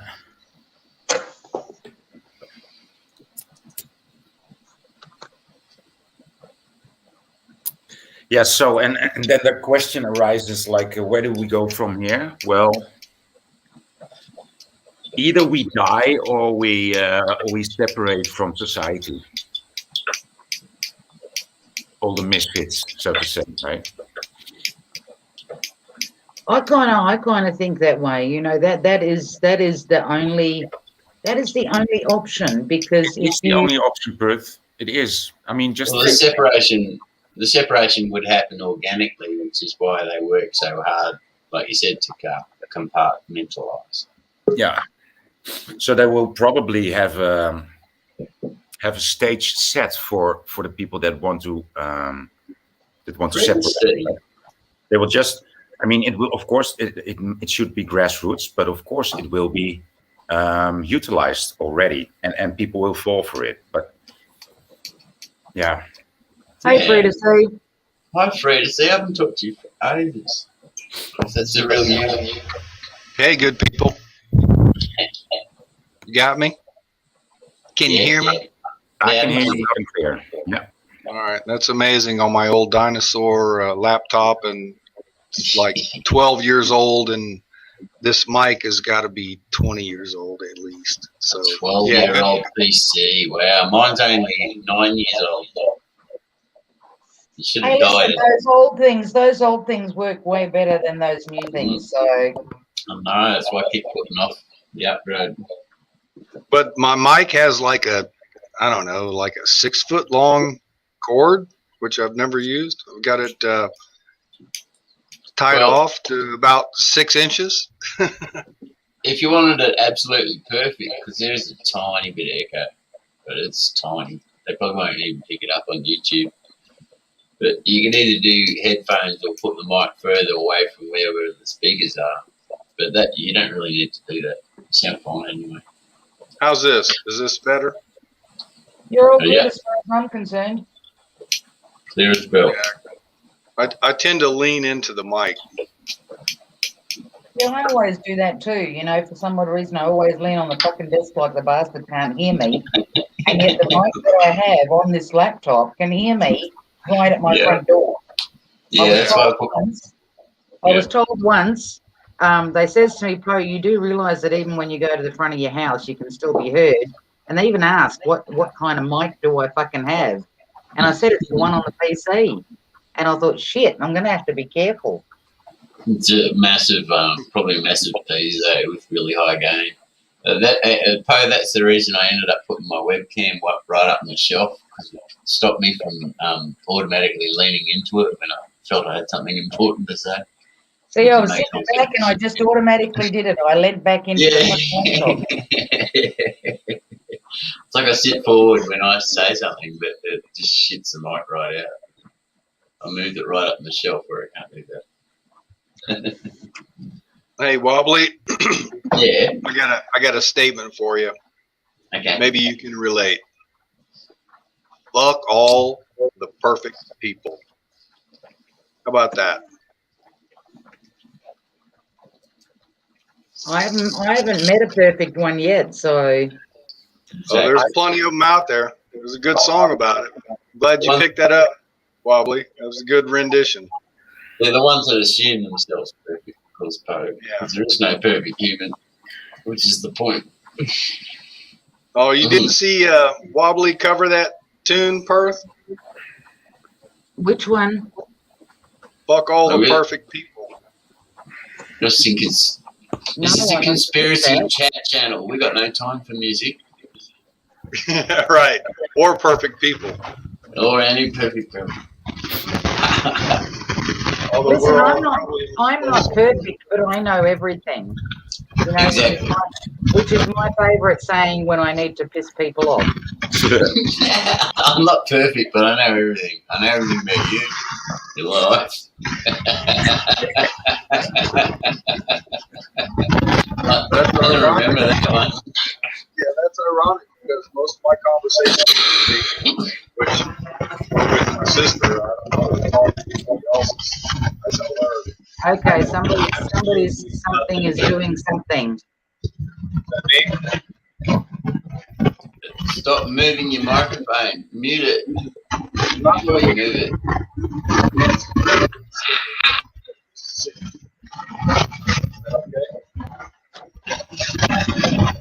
It's free. It's Okay, free. who's doing that?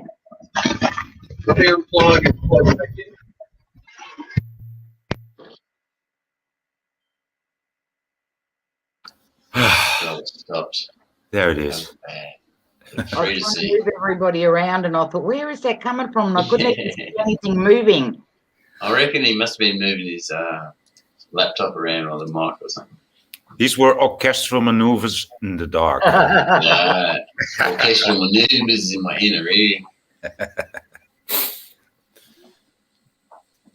Ted C says, I can be had, but I'm not cheap. That's it, mate. I ain't selling out cheap, fuckers. You gonna pay. How's that? Yep, just don't touch anything. I haven't been. Buttons. I'm Now only we've got touching feedback. a cigarette and an ashtray. That's it. Okay, well, don't even touch that. No trouble there. I can't help you there. Yeah, I think I didn't have my jack plugged all the way in. Is it okay now? I did hear some feedback earlier on, but that's gone now. So yeah, it's all good. All right, cool. My bad. Sorry. No No, dramas. it actually sounded like the Russians had marched right through your house, out the back door. No, I isn't it the wouldn't doubt that. Chinese? Isn't it the Chinese? Because we're supposed to be scared of the Chinese now.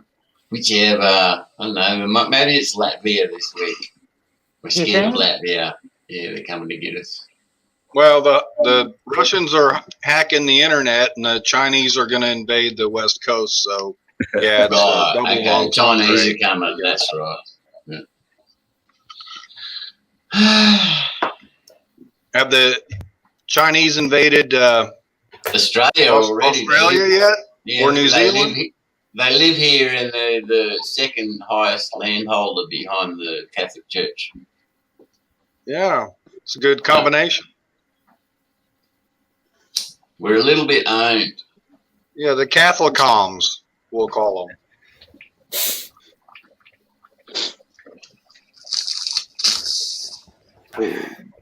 Oh, listen, Melissa, that's what that's what people have been taught to do the best. This is where I say it's easy to point the finger. I mean, let's blame China for this. Let's blame Russia for that. And the narrative hasn't changed. It's the boogeyman. I have a newspaper from 1957, and on the front Free to page, see. Free to see. It's happening again. Sorry, Poe. You might have to mute him yourself. You can. Are you sure it's me? It's a hellish noise, man. It sounds like you're dragging stone obelisks in a cave.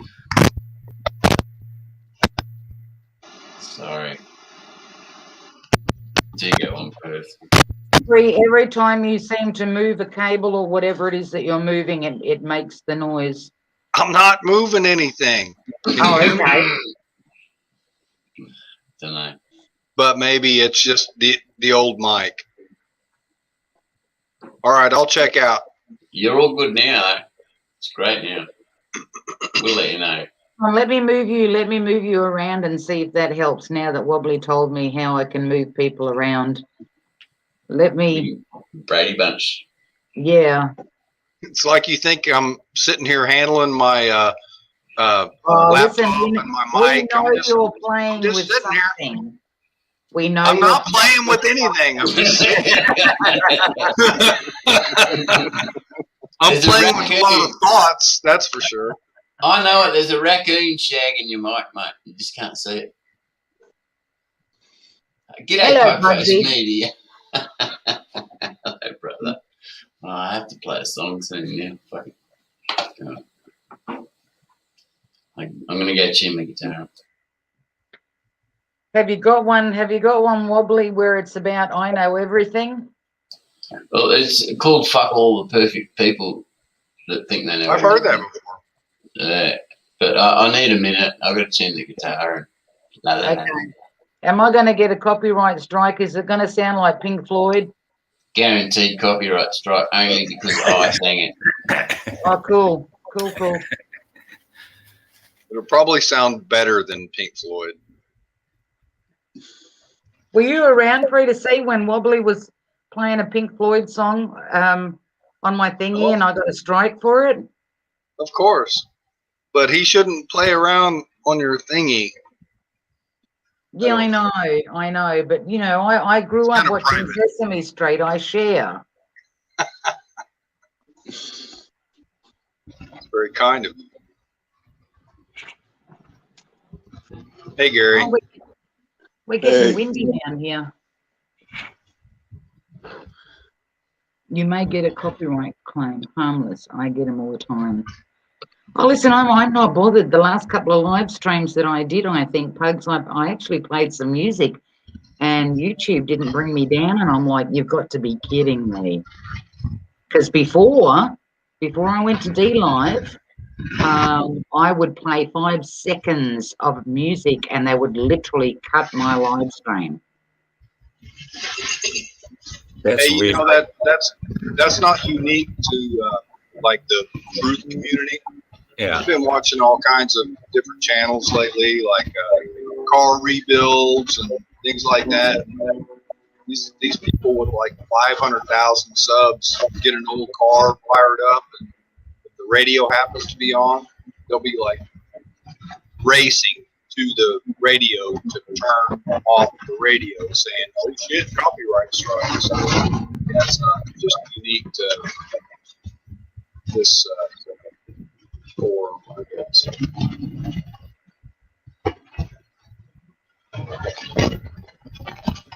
Yeah, I think it's time to get another mic. Yeah, fish, fish. Is it that bad? Yeah, it's pretty bad. You're okay for a while, and then for some odd reason, it just starts on its own. So, listen, I know where you're coming from, because my speakers at the moment, they will jump from left to right, like if I'm playing music or if I want to listen to something. So what I had to do, I dragged the main cord around and I literally stuck it under the corner of my laptop, and now the cord doesn't move. So it stays on, like it'll come out of both speakers. But yeah, that's only because I've dropped these speakers or I've bumped the table or whatever, and they've gone ass up, and yeah, and they're old. All right, that's my last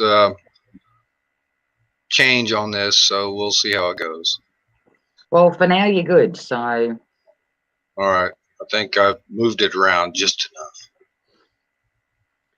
but yeah, going back to what we were saying before about what alternatives do we have now, as to where do we go now from this? Well, I think it's useless to do something now because there's too few of us. So I think the government has to push down even harder for the people to rise up more, right? To awaken more, and it's happening, but it's growing, the awareness, so to say, but it's not enough yet. I mean, that's right. You need at least like 10% of like 10% of the population to set yourself apart, to have a viable situation, right? And yeah, so we're just gonna need more awareness to because we cannot. The solution is only to stay away from these people, right? From this culture. And there is no solution in the only way to have a relationship that's toxic is in the past, right? If you know it's toxic, you're not going to stay. So, and this is a toxic society, so we must go away and or separate. And I don't know how or when or where to, but we're going to need more people. So for now, all we can do is sit and wait. To be honest, I mean, we must choose our battles, and now is not the time to fight. Now is not the time to start to awaken people. Well, not for me, at least. Yeah, completely agreed. I've been doing this thing for 6 years, and I don't see a whole lot of momentum, which I thought I was seeing early on. Because I thought everybody would, it was like a great awakening and people would just start waking up. But no, I don't see it. No, and it's not happening. And we do kind of have to sit on our hands. And if you speak out, you kind of make yourself look like an ass. Yeah. And with all the social justice warriors and exactly, you're only different factions. You're only playing in their hands, their game, and so exactly. It's like we've been played, Right. I can go out. I can go out. Like Melissa said just a minute ago in chat. Hang on, where did she have it? We have a hard time to bring the ones who are awake together. Yeah. And that's another issue too, because you'll find even though majority of us are on social media, Yeah. there's always something that will divide. You know what I mean? Like Yeah. there's always that one fucking thing that people can't let go of, and say, well, listen, you know, we need to come together, screw any other minor beliefs or whatever that somebody might have, and come together, you know? Yeah. All right. Well, I have a song ready. At last. Okay, go for it. Go for it. And a guitar that's ready. Okay, Pug, you go on. better still be here. Then we'll go back to conspiracies. Hey, Amstar. And Hey, stuff. hey. Go for it. Go for it, Wobbs. Yeah. Right. Oh, calamity, Jane. There we go. Hang on. Let Wobbly destroy his house first, and then he'll get back to it. Oh, and my headphones. Yeah, stop moving your mic around. Yeah, man, I should. That's good advice. Stop moving the mic around. Not now, Firefox. Not your fucking update. Sorry, just had to swear at my computer. As you do.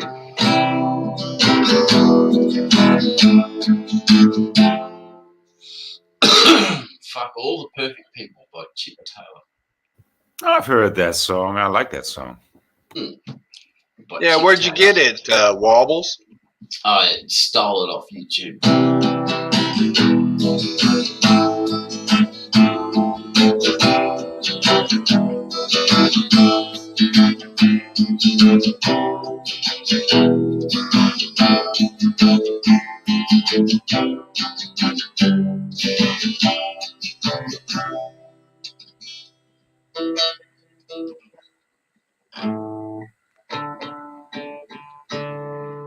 Oh, we didn't tune it right. Now it's good. To be or not to be, to free or not to free, to crawl or not to crawl. Fuck all those perfect people. To sleep or not to sleep, to creep or not to creep. And some can't remember what others recall. Fuck all those perfect people. Sleep behind old King Street. No, I'm not talking about you.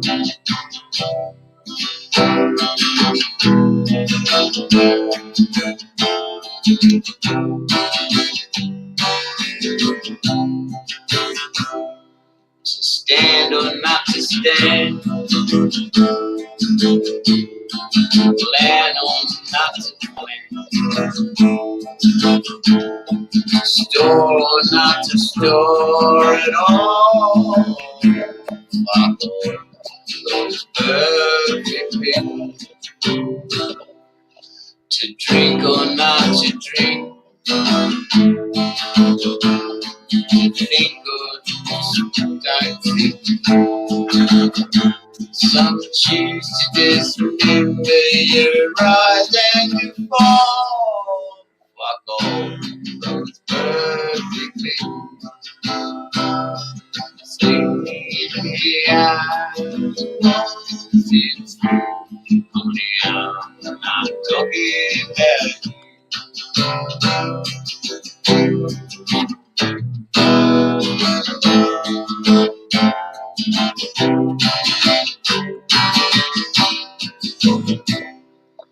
To sing or not to sing,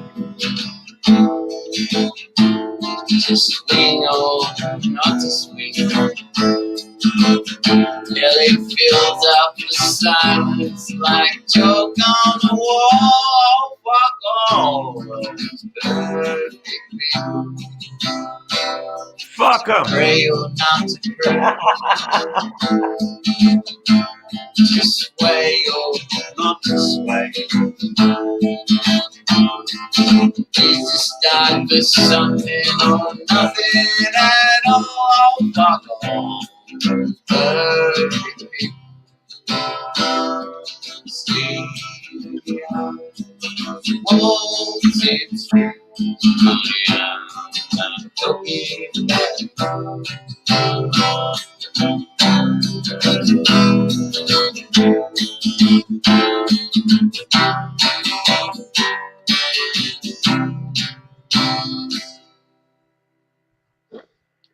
Fuck 'em, I say. Fuck. First, I got to meet one of them, but yeah, if I do, fuck them. I know a few, Don't exist. and fuck them. There was this filmmaker, documentary maker in, I think it was Holland. I don't remember if it was Dutch or English. And he wanted to do a documentary about narcissists, right? About narcissism, because it was so ubiquitous. Ubiquitous, yeah. Today. In society. And so he was thinking, like, how can I speak to narcissists? And then he tried to think, like, well, they're not out there calling themselves Narcissists United. So what would they call themselves? Well, perfect people, beautiful people. That's what they call themselves, right? So they took it on the right angle, and they started on this site called Date. I don't know exactly the name, but dating only for beautiful people, right? So not dating for everybody, but only if you're beautiful. So, and that's where they started to make this documentary about narcissism, and it's about perfect people. That's why the song is so good, because these are the perfect people.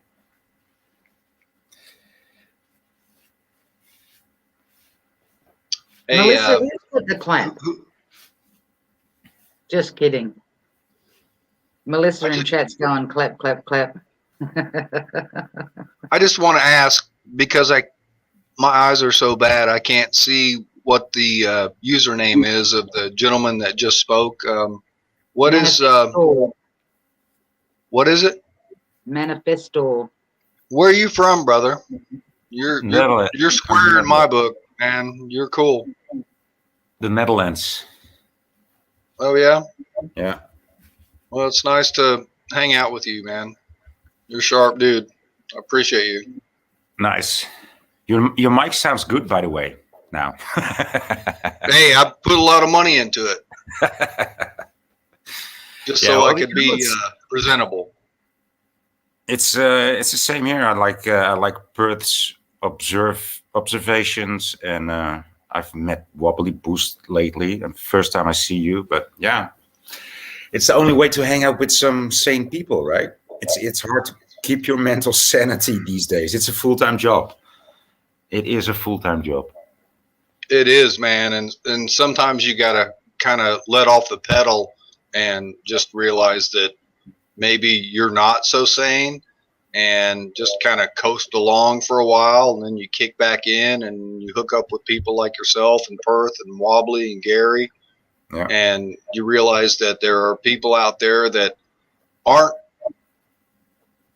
crazy, and they're just trying to figure this thing out, and they're not going along with the mainstream narrative, and they're all over the place, but they're not congregated, and that's what's so frustrating. Yeah. Because we could all hook up and have a community and do all kinds of good stuff, but it's not in the cards at this time. You know? Exactly. Yeah, that's a good way to put it. Yeah.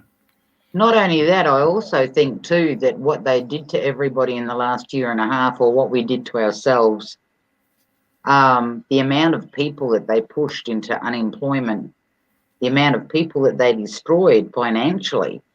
I mean, to be able to move, you need funds. You know what I mean? Yeah. So I think they're pushing people into financial dependency big time, so that they can control them. You know, today you can move, tomorrow you can't. Next week we're not giving you your money because you didn't do this, or whatever it is. That's where I think it's going to become, if more and more people wake up or want to get together, that's where it's going to be, I think, hard. Yes, it is about that type of control, and you can talk about digital currency, and then you have to reflect on China's social credit score, and I mean that's pretty much here in the States. I mean it's on the way, and Bitcoin going through the roof. So these things are coalescing and coming together, and it's just going to parlay into the thing that they want to manifest, and there's not much we can do about it. But yeah, it's going to that.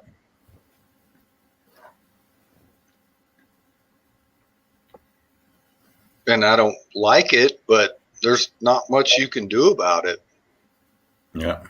I don't want to participate. I don't want to pay taxes. I don't want to contribute to the system, but it's like, God damn, how do you not? It's a tough road to hoe. Then it's not only that, like I was talking to somebody offline about this via email.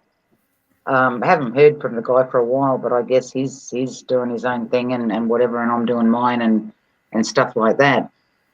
But we were talking about property and what have you, because you also need to look at things like, how do you know that you're not being set up today by somebody?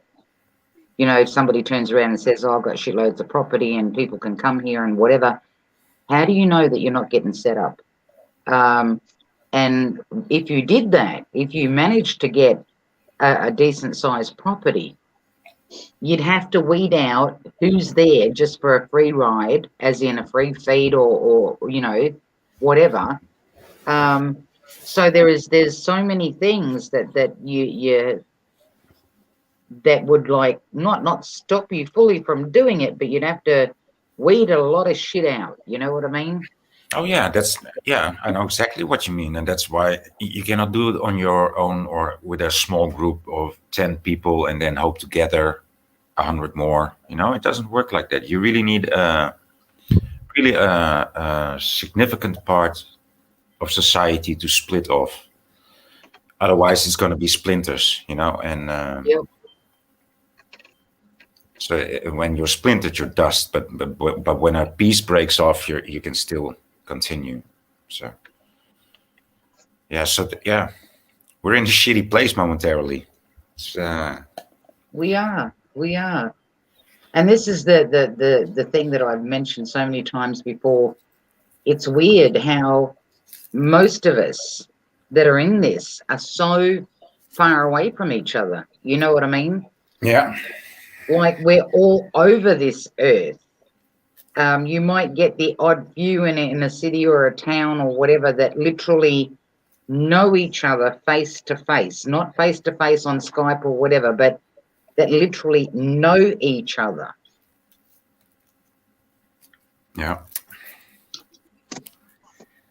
Hardly anywhere, right? For me, it's also hard to find somebody in the neighborhood, right? There's people in Holland, of course, that are more aware of things than most are, but no, it's still too. We're too divided yet. Not too divided. We're spread too far apart still. I mean, I tried once to talk to one of my neighbours just about the weather, okay, and about the clouds and how different they are now and what is behind it. Oh no, the government wouldn't do that to us. Oh no, that's not right. No, didn't want to hear it. Didn't want to hear it. I Right? mean, and that's the people around me. Like they're all caught up. You can see they're all caught up in society. The masks go on. The staying at home. The whatever. There was only one lady that I came across. She turned around And she was saying to me, she goes, "Oh, I don't give a fuck if I get sick." She goes, "I've got to die sometime." She goes, "But I'm not going to run away from anything." Do you know what I mean? But that's one out of like a whole friggin' neighborhood. Like, Yeah. Well, I mean, I live in a community up in Northwest Georgia, and it's predominantly Trump territory. So a bunch of conservatives, right wingers,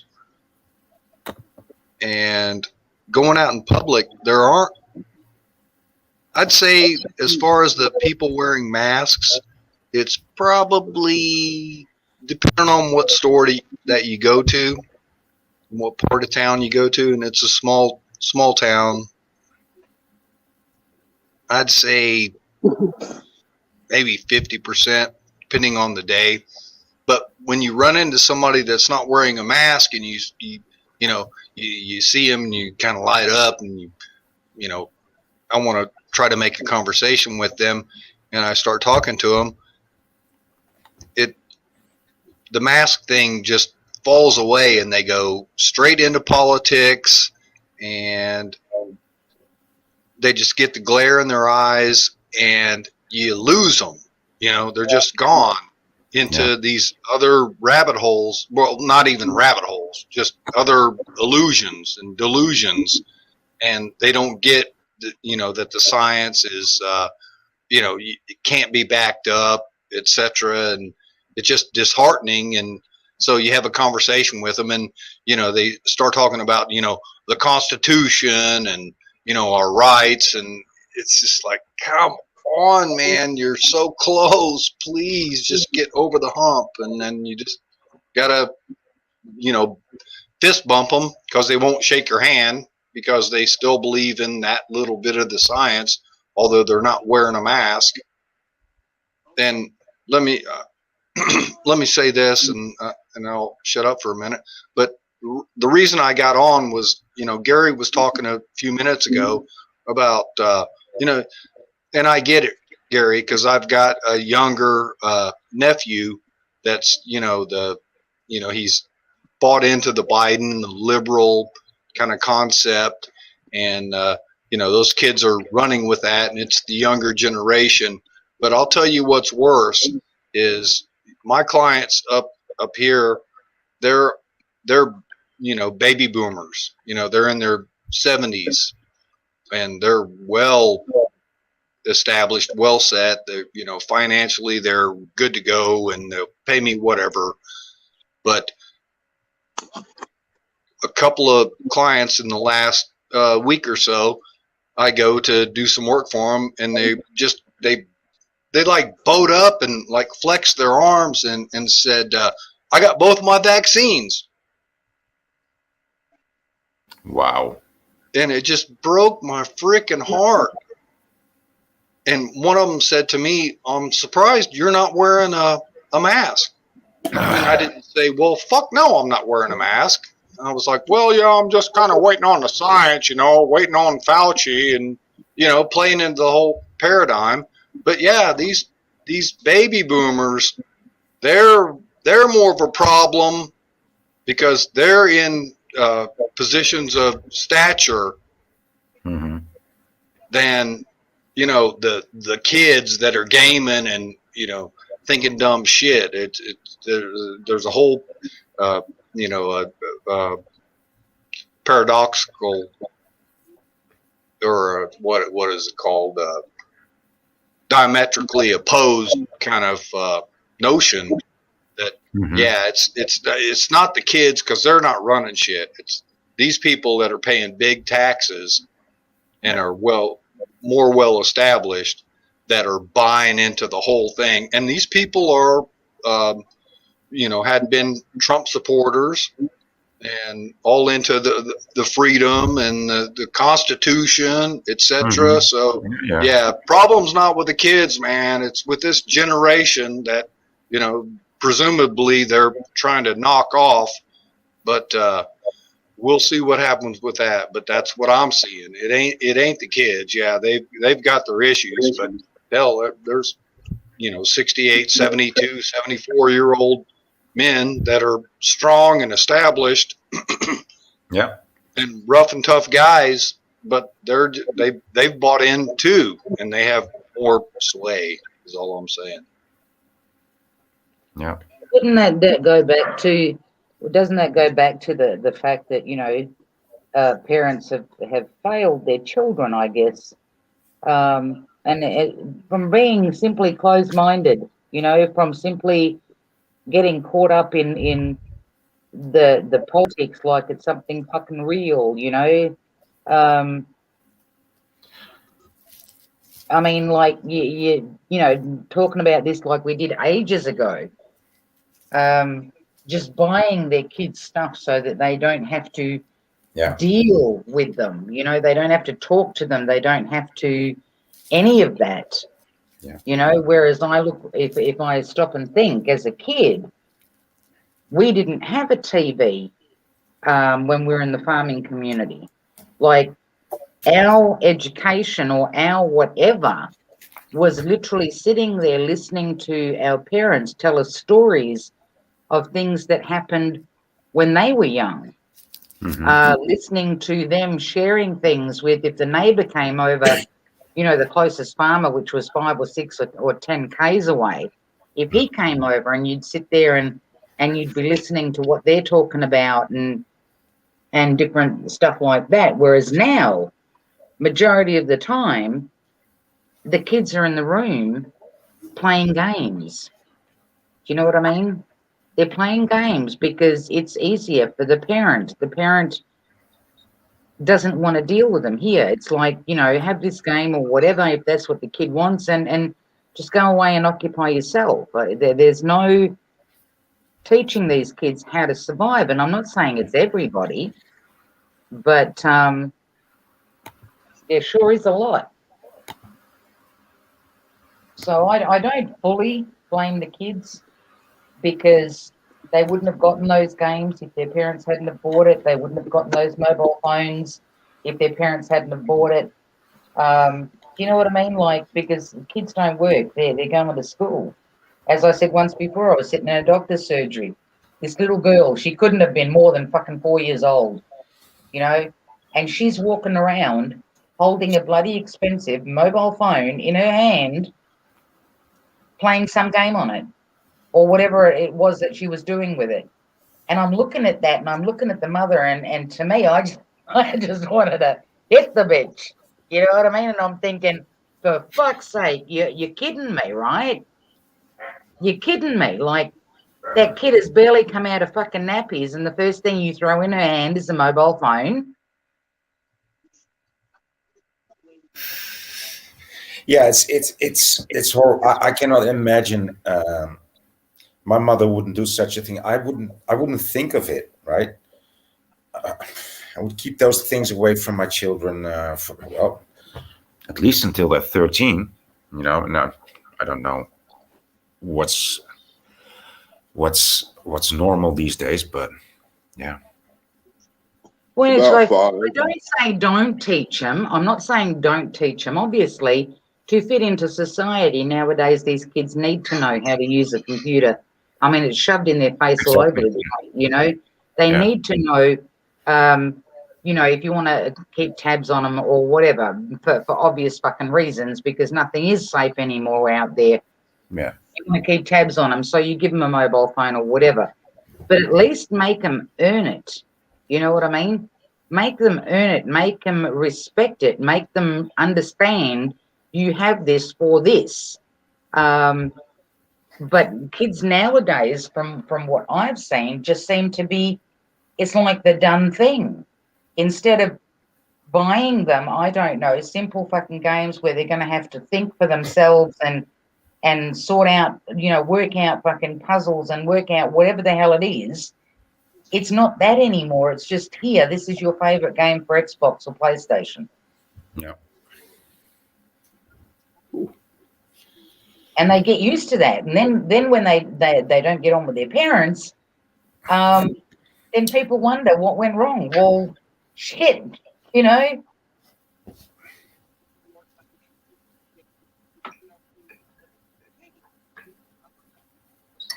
And that's why they do it.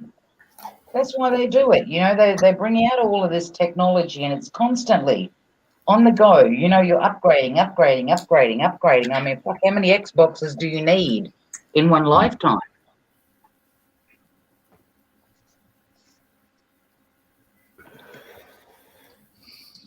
All right, just before I go, did you see my in the YouTube chat? Did that comment show up? Did I Uh, say?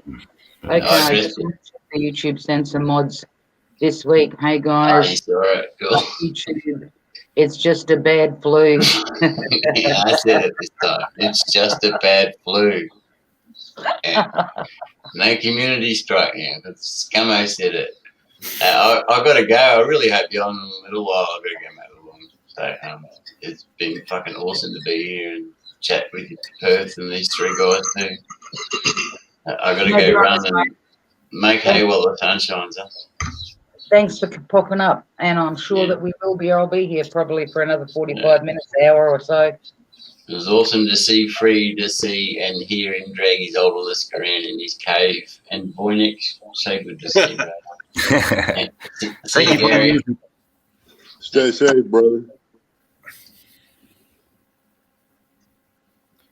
Wednesday, that's a big thing. Okay, that is something that, yes, exactly. And there seems to be very little of that. Instead of teaching them to respect grandma and look after her when she grows old. Exactly. Exactly. There is none of that. Here in Australia, I don't know about anywhere else, but there is so much finance elder abuse that is beyond a joke. Where we're adults, okay, we're not kids, not talking about younger kids, but adults that literally put their parents into aged care because they want their homes, they want their money, they want Yeah. whatever. So they dump them into aged care so they don't have to look after them. And those people are the ones that need to be took out back and have just pure hell beat out of them. Yeah, true that, Gary, man. I've got so many examples in my family. It was a big family back in the day. Still most of us around, but man, whenever the older guard passed away, there was some hell to be paid on what kind of assets they had. I mean, ugly, ugly stuff. I've seen it time and time again, and it's coming back around. It's unreal. And my grandmother on my father's side, she was the the matriarch of the whole family. And when she started declining in health, and she had some assets, one of her daughters,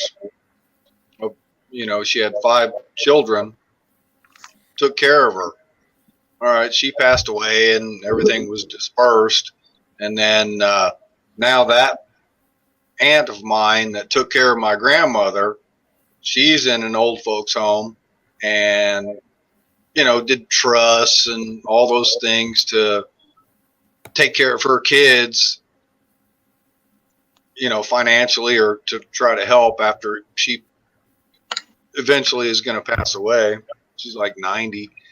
Yeah, they put her in an old folks home. Bless her heart. And she is pissed. She is going to go to her grave pissed off because her kids didn't do for her what she did for her mother. Yeah. It's just this perpetual thing that's gaining speed, and those kind of values have, they're falling away fast, man. It's really sad. Yeah. And you see that everywhere, and that's why my heart goes out to those people that are in aged care. I know somebody here. I mean, sure, on one side you could say that the guy deserved it because he pretty much abandoned his kids, and that they pretty much had to live in one house together and whatever, and I guess take care of each other. And he just took off for a lot of years, and then he decided that he was going to show up one day. They stuck him in a home. You know, they stuck him in a home. But I look at that and I think to myself, in one regard, when you do something like that in your life, it's karma. And I always say to people, don't think that she won't get you. She will, right? Whether it's today, whether it's tomorrow, whether it's in 5 years, whether it's when you need people the most, okay, that she will bring your ass down. In his case, you could say that's karma. You know, he wasn't there for his kids, therefore his kids aren't there for him. The difference is this man, okay, used to be my father-in-law. He hated my guts. I was the only one out of all of them that actually tried to find that man. I searched for him all over Australia, and I pretty much tracked him through police and whatever,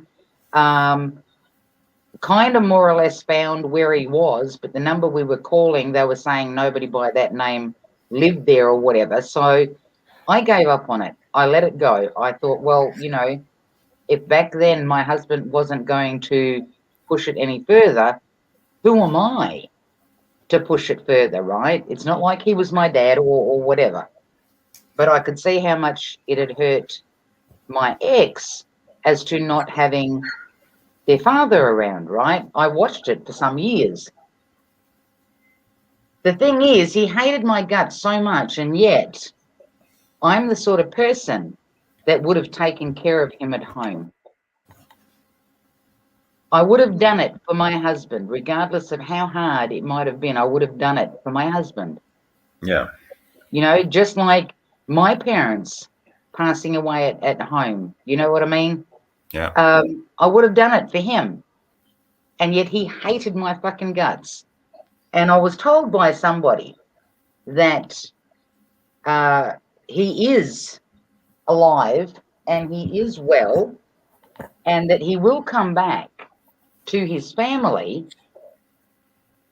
but when I'm not there, right? Mm-hmm. And sure enough, it was after I actually got divorced, probably about a year, maybe 2 years later, he shows up on the scene. And he's been around ever since. But like I said, karma, people, you know? Mm. People never stop to question, what did I do wrong? Should I have done something differently? I mean, like a couple of weeks ago, I came out of a store and there was a guy sitting there and he yelled out to me. He was sitting like in the middle of the parking lot. He yelled out to me and asked if I had a cigarette. Now, I didn't have a cigarette per se on me, but in the car, I had, not in a packet. If I had have had a packet, I would have given it to him. But what I smoke now doesn't come packaged like that. And I thought to myself, well, you just don't know. Who knows where you live or whatever. And I'd seen this guy around before. And I says to him, I said, mate, I don't have any. And I got in the car and I felt like a right cunt. Because I thought to myself, I don't know who that is. Could that be? I mean, if we're going to go into spiritual type stuff, could that have been? Because you know how you see movies, we don't know who our creator is. You know what I mean? We don't know when we're getting tested. We just don't know. And I drove home, and that played on my mind for like You 3 felt you kept on days. feeling bad about it. Yes, it played on my mind for like 3 fucking days. Oh, that's as a lot. to what I had just done, right? Anyway, the other day, a couple of days back, I came out of the supermarket and I was pushing the trolley to the car, and I see right next to the pharmacy on the ground, there's a guy sleeping there, he's covered up and whatever. And I thought to myself, I'm not going to do this twice. And I pushed my shopping to the car, put my shopping in the car, and there was a red rooster there. which is like Hungry Jack's, Macca's, whatever. And I thought to myself, what a fucked up thing, like to wake up in the morning. Firstly, you're sleeping on the ground, and then you're going to wake up right next to one of these places where you can smell chicken and chips and whatever, but you Yeah. can't afford to buy it. So from my car, even though I couldn't afford it, I went over there and I bought a large chips. And by that time, as I'm coming around the corner, he's like sitting up or whatever, and I can see there's a lady giving him some change. And I came over and I gave him the chips, and he was all happy and he gave me a smile and he said thank you. And I came home a lot lighter human being. Yeah, I can imagine. Do you know what I mean? Yeah, of But course. Yeah. so many times people will walk past people like that, and they don't, either one, they don't notice them, or two, they don't even give it a second thought, because we don't know when we can end up on the street. Yeah. We don't fucking know. Do you know what I mean? Well, it feels close. It feels Oh, like it's mate, listen. I right. I am mean, getting to the point where this is the second time, actually, no, third time in my life, where there's a possibility that that might happen. I'm yeah, not right at that level yet, but it's going to happen within possibly about a month or so, as to whether I stay where I am or whether I am forced to move. yeah. Have I ever eaten out of a dumpster? Yes, I have. Mhm. Do you know what I mean? Yeah, But you have people to do don't what stop you have to to do look to at survive. people don't ever stop to look at that. They never question, fuck, what if that happened to me? Like, would I like sitting there being like surely it can't be a fucking good feeling to sit there and wait for somebody to give you change, or hope that somebody might give you change, or just simply hope that somebody might see you. Yeah, Do you know what I mean? And we never do that. We never do that. And like I said, that first guy, it made me feel like a right cunt. It did. It played on my mind for like 2, 3 days, and I thought, who am I to get on, for example, YouTube, and talk to people and whatever? And yet, look what I just did. yeah. Look what I just did. Yeah. You Those, couldn't even spare a ciggy, right? yeah, Sorry? those moments are precious. They're like karma correctors. Exactly. But that's only if Yeah, you allow you got yourself to one think shot that at it, way. you know? Yep. And then you Yep. look back and you're like, ah, man, even if I drive past somebody that I see that maybe has a flat tire and I'm in a bad spot in traffic, and I'm like, ah, shit, I could pull over here or hit this next exit and turn around because I know I could help them. Yeah, that stuff weighs on me. And just the other day, I was driving down a state highway here in Georgia, and I saw, I only saw like two kids, or like 19, 20 years old, pulled off to the side of the road, and I thought that they were stuck because the car was leaning really bad off the side of the road, and I was able to stop and back up. And like I say, they're like 19, 20 years old, and then eventually a third person emerged from the car. It was a young girl, like 20 years old, and they're trying to they weren't stuck. They had a flat tire, and but they had the jack out, and it was on a hill, and they were trying to jack it up, and the jack was going into the ground. And I'm a pretty grizzly old guy, and I assessed the situation, and I was like, yeah, I think I can fix it for you. And so I went across the road, and I found a piece of lumber about 18 inches long and about 4 inches wide, and I knew that I needed another piece of wood, to get under the jack. And I, walked down the road a little bit further, and I found a green piece of, a limb, and I, broke it with my foot into kind of the same length as the other the piece of lumber that I found, and I just walked back over there. It only took like 5 minutes total, and I removed the jack and put those two pieces of wood underneath the jack and just jacked it right straight up, and they changed the tire, and they were like, "Oh, thanks. We called a tow truck, and we're going to cancel him. Can we pay you?" And I was like, "No, it's all good," and just walked off. Like 5 minutes tops. Changed their, gave them the ability to change their tire, and I'm sure they were just amazed. But it was freaking easy for me, and I was like, "Yes, I love it." The thing is, though, in that situation, free to see, like, you never know, even though you didn't say to them, pay it forward, you never know further down the track when they see somebody that is stuck, they may stop for them. Do you know what I mean? Yeah, hopefully it'll set in. I mean, they knew how to change a tire, but they didn't know what was up with the situation, and I assessed it immediately and remedied it, and then they were good to go. And I went on to town.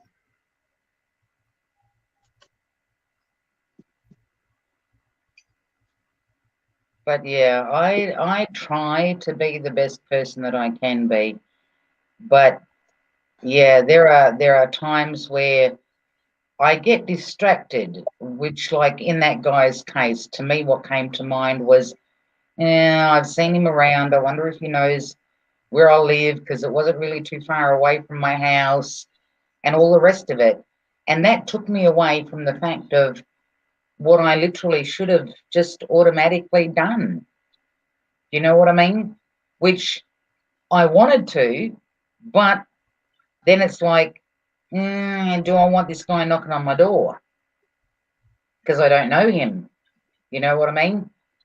But it wasn't until I sat in the car and started driving off and I thought, oh my God, like what a, yeah, I just did not feel right about it. So I was given the opportunity, I guess, which is quite funny now that I think about it, that some days are a week or two later, that there would be somebody else sitting there where I, in my path, you know what I mean?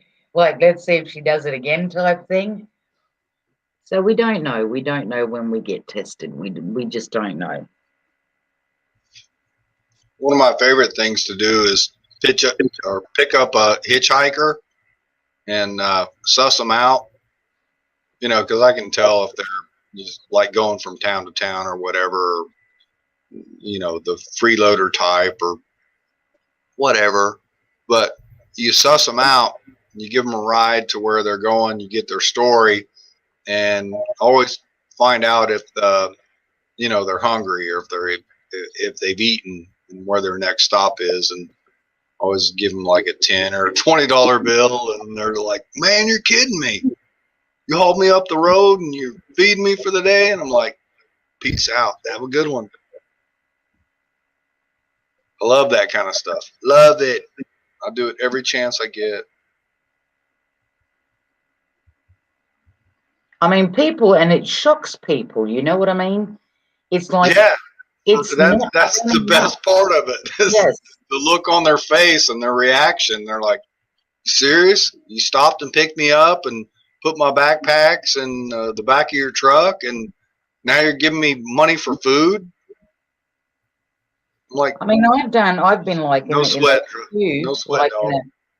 I've been in a queue in the, like, waiting to get to the checkout and whatever, and the person in front of me is either short 20 cents or they're short $1 or whatever it is, or you can see that they're just buying a couple of items. And you know that, especially if you've been without, you know that that fucking lousy 5 cents can either mean having that bread or not having that bread. Do you know what I mean? And when you turn around and you say, "Oh, I'll pay for that," and they look at you and they go, "What?" And I'll go, "I'll pay for that." And they can't believe it. It just spins them the fuck out.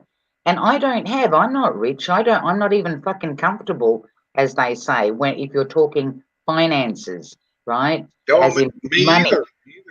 Me either. But it just spins the shit out of people because it is done so rarely that it freaks them out when you do it, you know? And Mm-hmm. like I had one lady say, "Oh, if I ever do you come here like to the shop all the time? If I see you next time or whatever," she goes, "I'll give it back to you." And I said, "Listen," I said, "don't worry about it."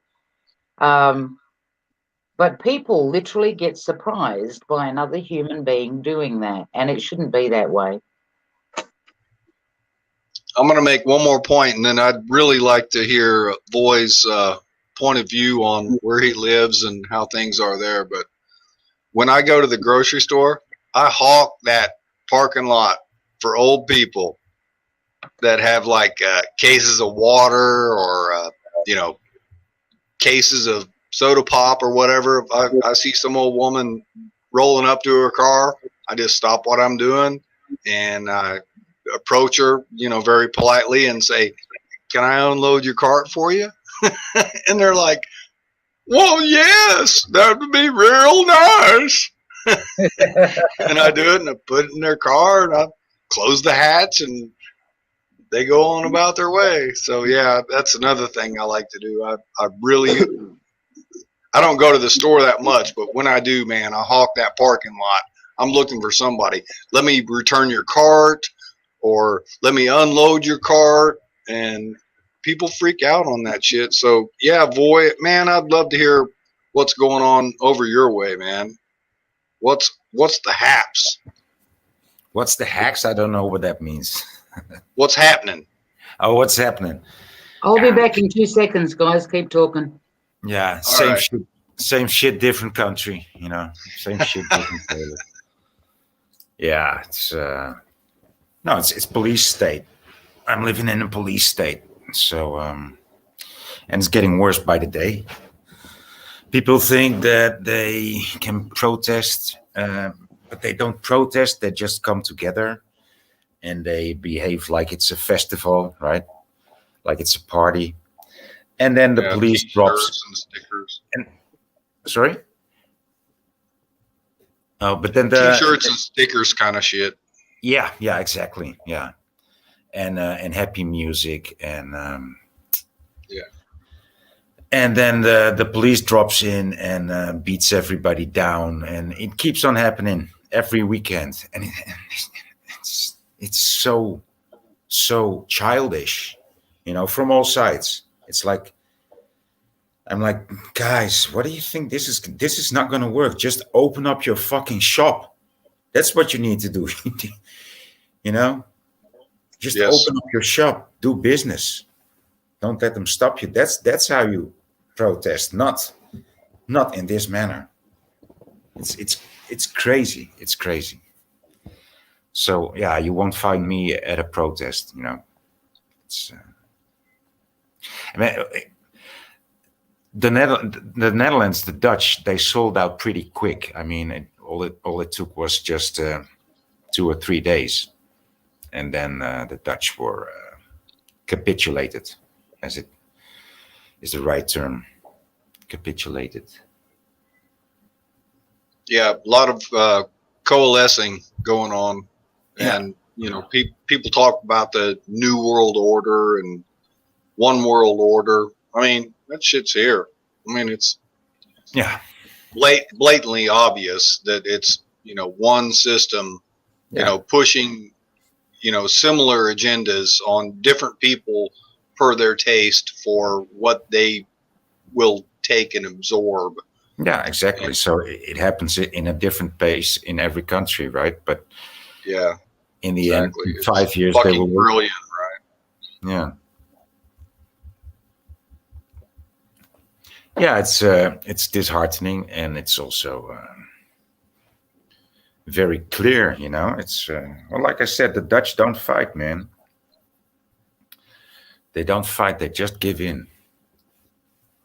Well, I mean, I don't hold that against them because I don't want to fight.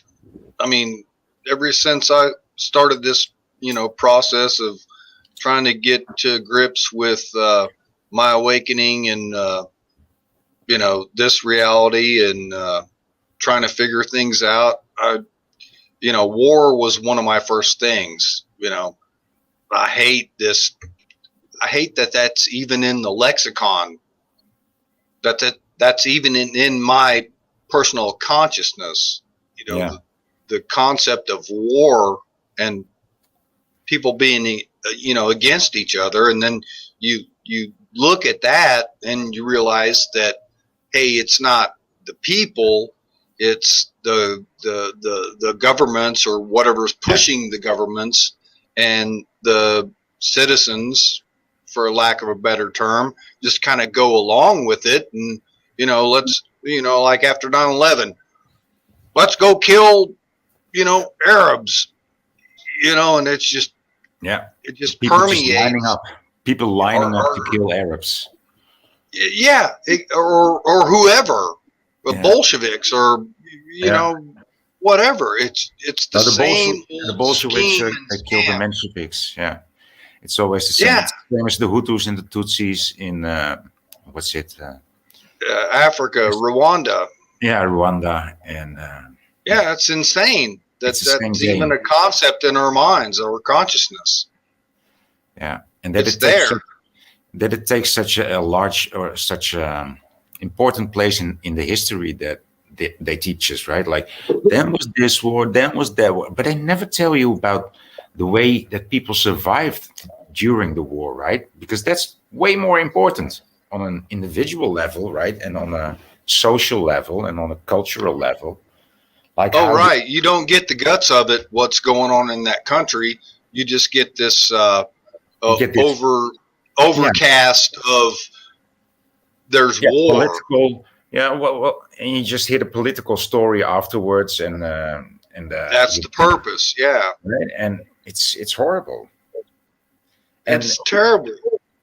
When the real story is all these people surviving and all these people killing and all these people still getting along, and that's the actual story. But somehow that's a good point. Somehow it's just not. It's so crazy, this world. It is, man. It just doesn't settle with me. I just don't understand it, because I know people are good, and people in China don't want to invade and kill Americans. I mean, maybe they do. I don't think so, but I know for a fact that people in the United States that went to Vietnam didn't want to go, right? Hut to hut and kill people in Vietnam and come home with those, memories burnt into their minds. Yeah. I mean, that's not human. There's something else that's propelling this thing that's, maybe not human. I don't know. Yeah. But it doesn't seem human to myself.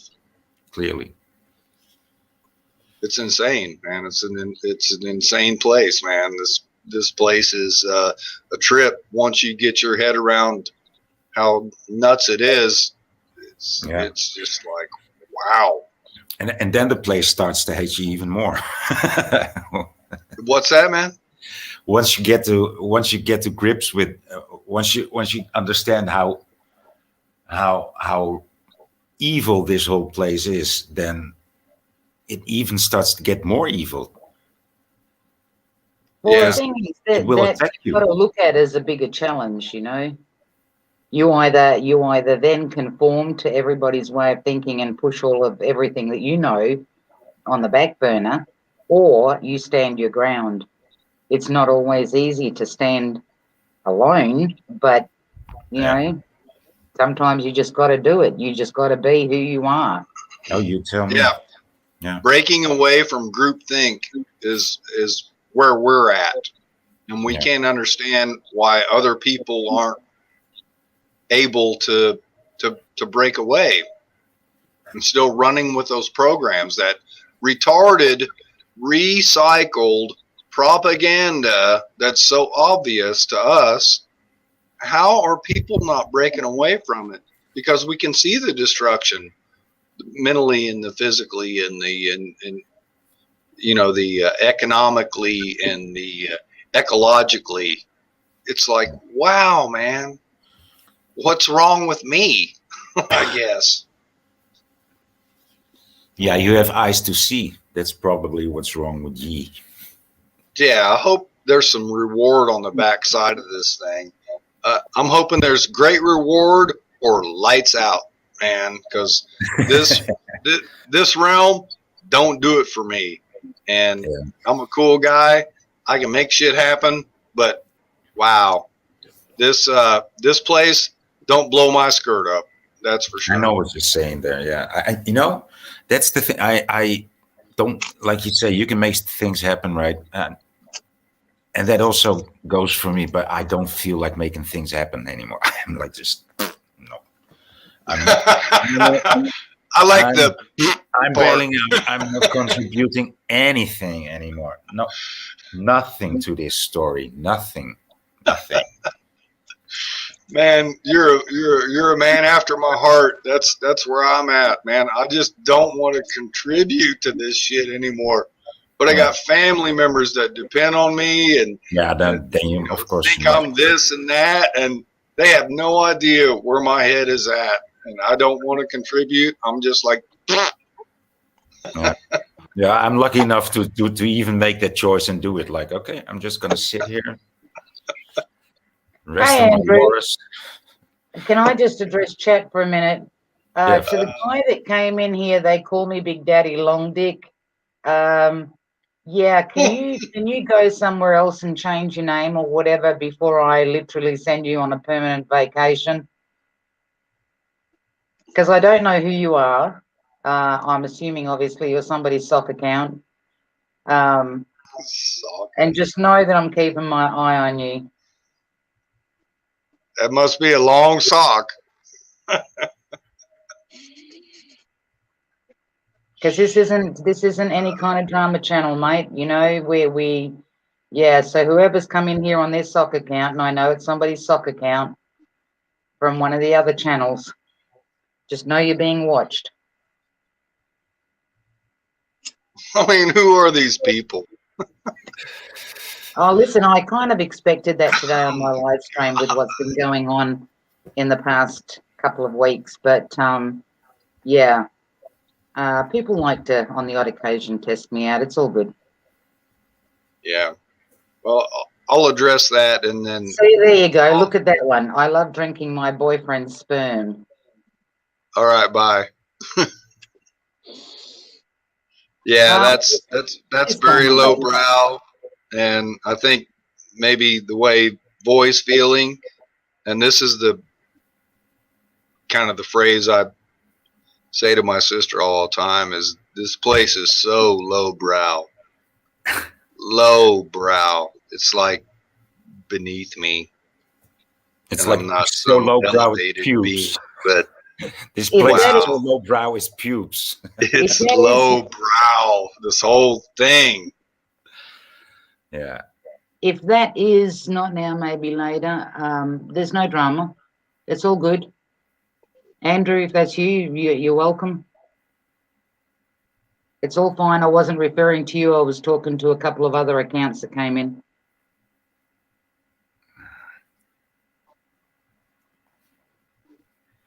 Oh, listen, people, I want, see what I mean?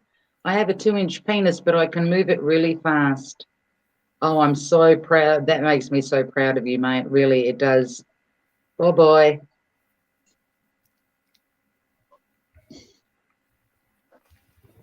I knew this was, I was expecting it today. I was expecting it earlier. I mean, I've been on for what, nearly 3.5 hours, and it didn't happen, but there you go. Somebody's obviously wanting to have a bit of fun. They're bored, but that's okay. Yeah. Hey, do you have a channel, Boy? Yeah, I've put it in the private chat. Gary, you still with us? Oh yeah, I'm just listening. These guys are right on, you know. Can you see the private chat free? I think I got you. Let me see. I used to be really tech savvy, but man, I don't give a shit about that anymore. I am on your page. I've subscribed. Okay. Click the bell for all. Nice. So what do you talk about on your channel? I don't have a channel. I but just hang out. I just hang out and I share some videos that I've seen that that probably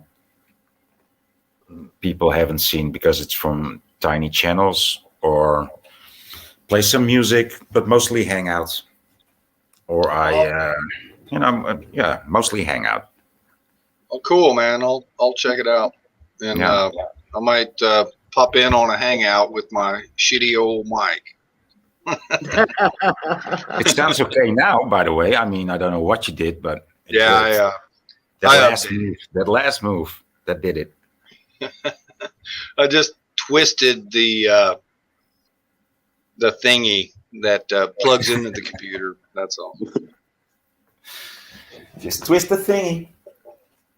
What's up with Gary, man? Where are you at, Gary? You're in the States, right? Yeah, I'm sitting No, here listening to you guys. What state you in? I'm in Florida. Oh yeah, I'm in Georgia. Yeah, and I've got property in Alabama. Oh yeah, Yep. both So I pretty go states. through Georgia. Huh? Yeah, it's nice up there. It's in the mountains, man.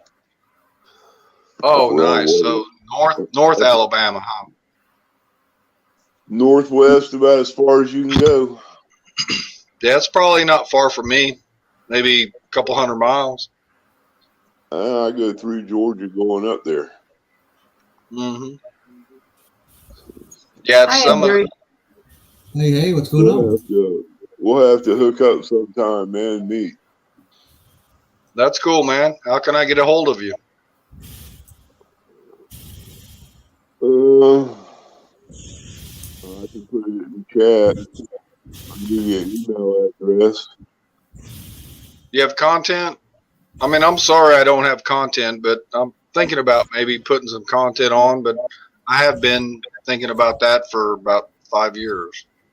I've got a small channel. I think there's about 12 videos. For you guys that don't know, NNML is not now, maybe later, aka Andrew. Andrew, this is Gary, and I don't know if you know Gary, and there's Free to See, and there's Boy. I don't think you'd know any of them because, yeah, well, depending on what channels you go to, I guess, I don't know. But I can't say that I know right offhand. If I might have seen them, but I couldn't tell you who they are for sure. Yeah, I just really wanted to go and tell you that was nothing to do with me in the chat. I promise. no, I didn't say it was. It's just that it came up before you, and because I said hello to you, and then I went on to referring to them, and you kind of took it as though I was referring to you, but I wasn't. So I didn't think he was. I look. I didn't know how long they had been here, and it looked odd. As soon as I come in, those names came up. I'm like, oh god. no, it's no biggie. They're all going on permanent vacay, so I don't time anybody out. I literally block them. And Yeah, Melissa, it's fine if you want to type in caps. I am not. I'm very cap friendly. To me, whether you type in caps or lowercase, it makes no motherfucking difference. Because at the end of the day, if I want to tell you to get fucked, I can do it in lowercase as well. So feel free to type in caps. I like it. You just ban people. The other day, I also got this this remark from somebody. Can you please unban me to get back to your channel because somebody banned me from chat? I'm like, no, dude. If you're banned, you're banned.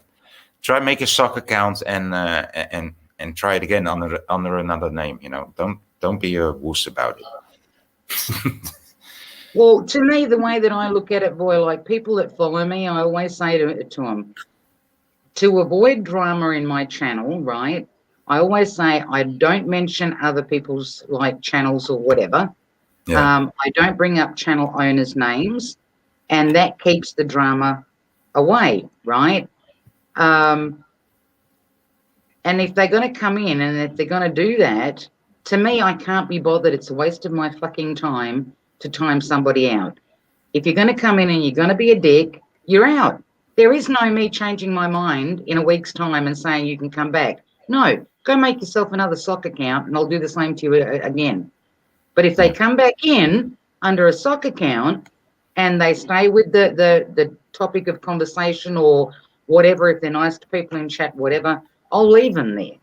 Yeah. It doesn't bother me. But yeah, at the end of the day, to me, it's just better to send them on permanent vacay because it's just one click for me. For them, they got to make either a whole other channel or I just keep going. I just keep sending them all out on vacay. Right. That's how I do it on my Not Name Later channel. I mean, I'll just ban you. I mean, that's if you want to come back in a stock account, that's fine. If you don't act right in your stock account, then I'll just ban that one too. Look, we can do it all day. Exactly. Yes. I'm letting you guys mostly talk over there, and I now am concentrating on chat, which is fine. And I'm just blocking them as they're coming through. I'm blocking them. So I kind of know who it is, but hey, keep doing it. Shows your character. I was searching through YouTube. And I'm like, I want to go over and give a person support. Show support. And I went to come over here and I had the Drama Dome name on there, and I was like, I better not do that. Let's just switch channels. I don't want to bring that over there. Addie, was that you? I don't know, mate. Addie, you're saying there, I'm so sorry, Donna. I won't do it again. I'm not sure what you did. Sheriff, sorry, I can't ban you from YouTube. I wish that I had that ability because it'd be a fucking shitload. That would be like Christmas come early for me. I'd have a fucking field day. So there is an actual way to IP ban from your channel.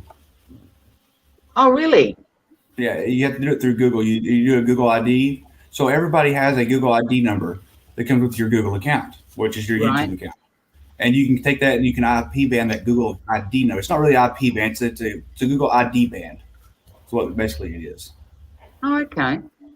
Yeah. So no matter if they sign into, so just because they have a different YouTube name, different stock account, their Google ID, and they make a whole brand new Google account, it's going to be the same Google ID number. Yeah. That sounds like what might have happened to True Patriot, man. He got his Google ID and they jacked him up all over the place. Is he messing with people? I actually advertise his link in underneath my videos now.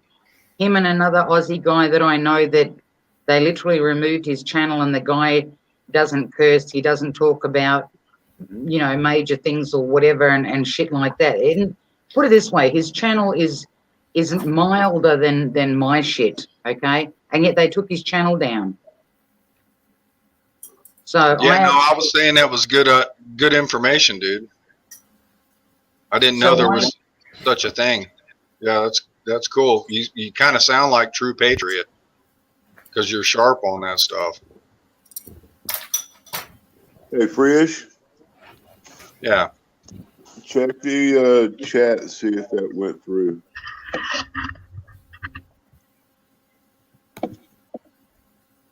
Frisch. Negative. Okay, so what is this Dead Man TV? This is my main account. Go ahead and try. You better shut up before I hack yourself. I'll try it again. Okay. Later, mate. Are you a mod, Gary? No. Well, then you can't post a link, I don't think. In the private chat. In the private chat. Yeah. My bad. I'm such a retard. I don't understand what they don't understand. How easy it is just to click and you're gone. I mean, I know, gotcha, right? man. It amazes me. I don't want to say it. You know what I'm talking about.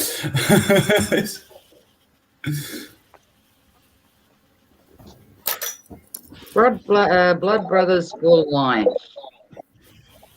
They are annoying. I don't know you either, so I'm keeping an eye on you, just in case. It should be there now in the private chats.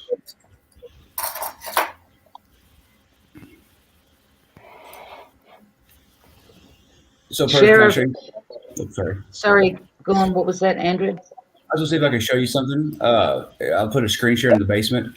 What it is I'm gonna show you how you can keep up with who's in your stream and how to tell whose stock accounts are who. Oh, okay. You want me to share that? Yeah. If you don't mind. Add to stream. So over here on this side, it's gonna be hard to see. I don't know if I can zoom. But over here on this side, what I've done is just I pulled the inspection page, right? And inside the inspection page, you go to your source, and then Right. you go down and you'll find this is all your source stuff. And you'll go down and you'll hit usually the very bottom one. It's the google.com one, the yt3.google.com. I'm sorry, not Google. GG. It's pretty much Google. But anyway, what it is, it shows their icons. So if they have typed in your chat at any time, it'll show their icons. Not only their icon that they use at the top, but any icon they use anywhere else. You can search them off of this and do a reverse Google image search and find out who they are.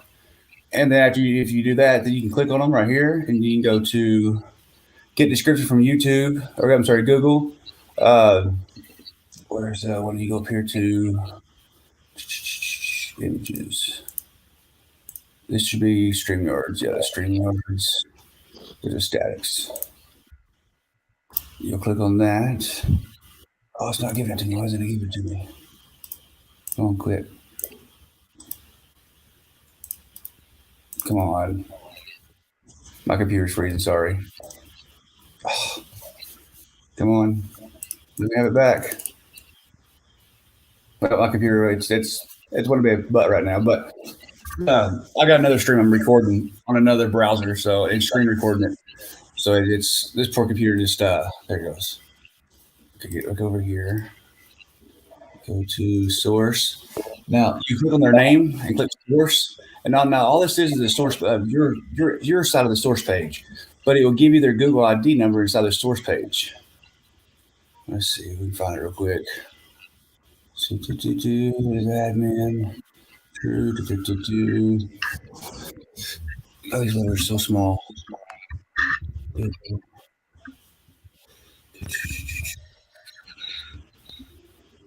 it at?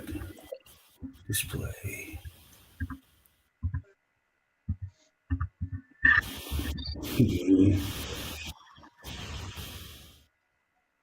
Oh, there it is. Authenticate. This right here is their Google ID number. Oops, not all that. Just put it right here. You can take that number, then you can go into Google, into your band, like under your actual Google account, and ban that. Yep. And they can't come back on your YouTube channel. They can't watch you. They can't do anything. Oh, okay. Oh, you can't see the page I'm on now. Dang. Sorry, hang on. Let me switch pages. I didn't know. That's cool, know. But how do you recognize the Google ID number? Because I couldn't see. Does it say Google ID? Yeah, it'll say the ID number for you. Hang on, I'm pulling it back up. Sorry, I'm sharing the screen. I forgot when I clicked on that, it took me to a different window, right? Yeah. So it took me where y'all couldn't see it. My apologies. No, but yeah, I get what you're going at. I always saw this button and I clicked it and I saw the data like you just showed, and I was like, oh, this can be useful, but I never entertained these possibilities. So right in here, it'll say the Google ID, and sometimes depending on how they're running their systems, you can get their email address off of it too. Okay, where did I find it? Google ID. Error emergency. Vendor, script. It also gives you the basic JavaScript and how everything. I mean, it gives you a lot of information. It's the only thing really useful out of it would be their email address and their Google ID. You can't get an IP from it or nothing like that. If you get an IP address, it's your own IP address. Third party script. Where's it at? I'll find it here in a second. Promise. All these words run together. If you're dyslexic, oh, it makes it even harder.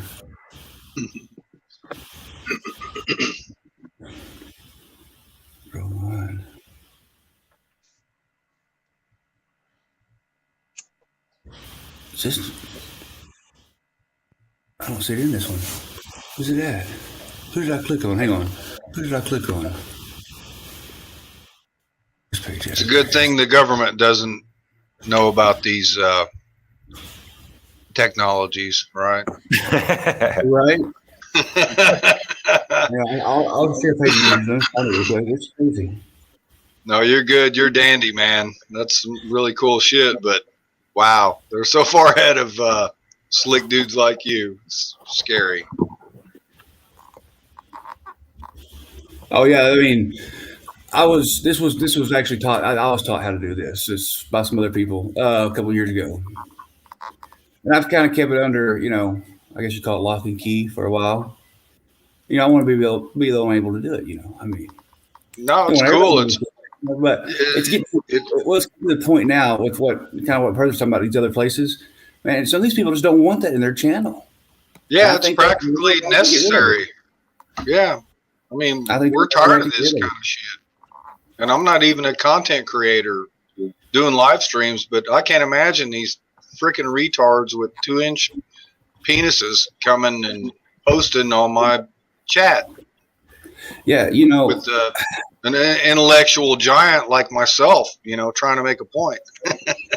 Look, I run a drama channel, and I'm all about the drama. I mean, I love the drama, but not everybody does. So the people who don't, leave them out of it. Yeah. Well, good man for sussing that out and helping with Perth, man. That's cool. Oh, absolutely. I felt bad a while ago when I come in here. It looked like all the trolls would follow me. I was like, I didn't bring them. I swear to God, I didn't bring them. Andrew, let me prove my point.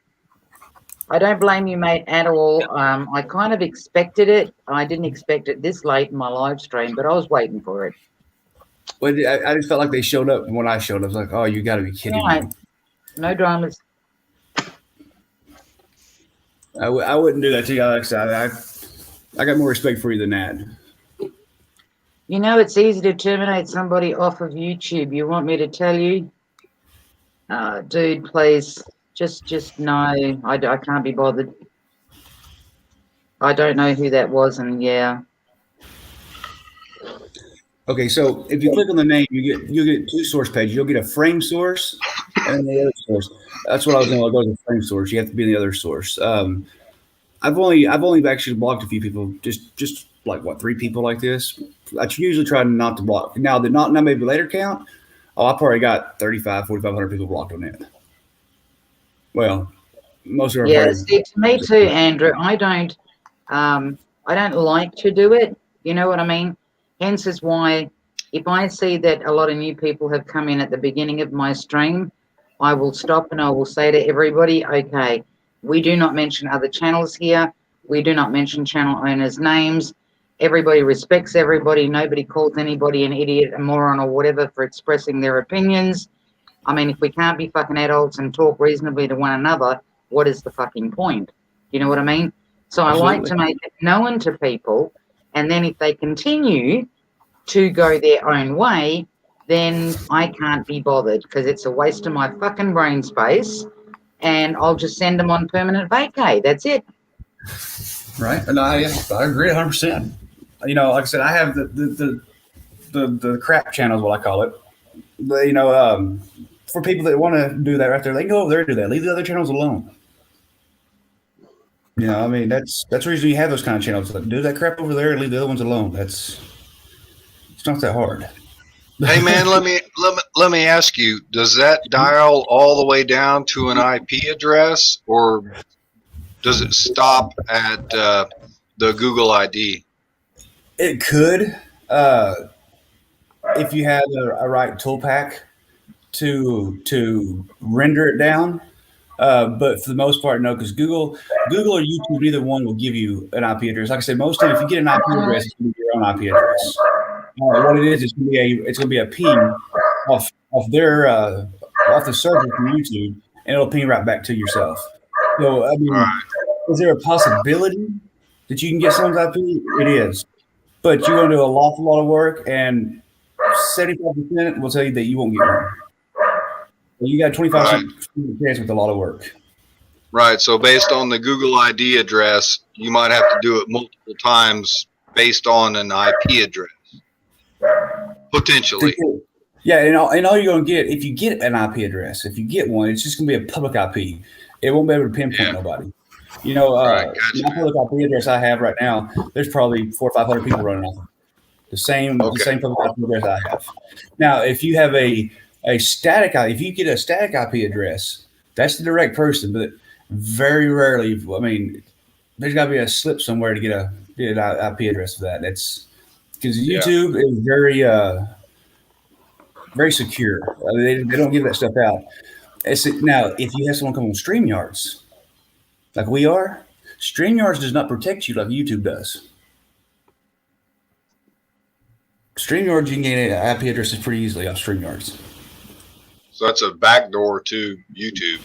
So if you ever have somebody you want to know who they are, taunt them and get them on panel just for a few minutes. Run your grabber, you got their butt. Yeah. Yep, Shouldn't be necessary, but I guess it kind of is, when we're just trying to share some decent dialogue and ding dongs come along and do what they do.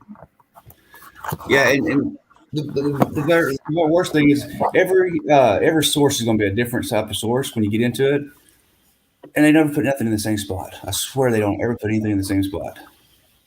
Yeah, kind of like an algorithm in reverse. It is. It's JavaScript pretty much is what it is. It's a coding. Yeah, it's and like the source you'd be looking at, all it is it tells you exactly how the page is made up and what it's made up of. It tells you the let's see here. You got the width equals math for this width, this height, math for, and then at the very end of all that, it'll give you a bunch of numbers. Yeah. It's like right here it says D equals quotation marks A, quotation mark, comma, E equals B, length 1, semicolon 0. Is that based on each comment? So those numbers could change per comment? So this source page that I pulled is I actually pulled my own source page. I'm looking for my Google ID number. I'm not trying to give everybody else. Anybody can get them, but I just don't like giving other people stuff. Does that make sense? So I pulled my own. So when I find it here in a minute, I can show you. But no, it's per channel. This is the pull per comment. You have to catch a comment and highlight it, and then you do your right click on it, and then go to your source. Have you ever checked the next comment from the same commenter to see if those numbers match up, or do they change each time? The Google ID number will stay the same. Towards the end of your source, you'll have a different coding in the bottom because whatever they typed will show a different code on the source page. But that'll be the only thing that changes on it. Everything else will stay the same. All right, man. Good work. See, a lot of that stuff, not the HTML type stuff or whatever, not that stuff, but is it CSS, Andrew? The coding, is it a CSS? It's a HTML style. It's a mixture of the HTML. I can't say the word. HTML and it's a mixture of all of them here. I'll show you what I'm looking at. It's No, but I'm saying there is another code that's called CSS, right? It's a lot easier to do, or I found anyway, because when I had a website literally hijacked by somebody, I had to kind of more or less try and create another website to be able to pull my stuff over to it. And I taught myself CSS coding. And everything that you see there in that coding is what holds the web page together that you look at. Where the picture sits, where everything sits. And it's a bitch when you start, because if you put like a 5 instead of a 6, that can throw you a picture right over to the fucking left or to the right. So everything has to be coded perfectly for everything to sit in the right place. So what you've done is you ran it. I don't know if you ran the program or how you got it to the CSS. I know what you're talking about. I usually have a program that does that, and with that programming, it'll also reveal a whole lot of stuff. Like I thought this was my, I thought I grabbed my source page, but apparently I didn't because I ran a program on it, and it's revealed the Google, not just the Google ID, but it's also revealed the IP. But there's the IP. Now it's a public IP address. You're not going to get anything off of it. I can tell you about how it starts. But there's the IP address, and then you got the IE. I'm sorry, the EI address. And then you have the Google videos, the URL to the channel. Where the heck is that Google ID number? It should be right here, real close.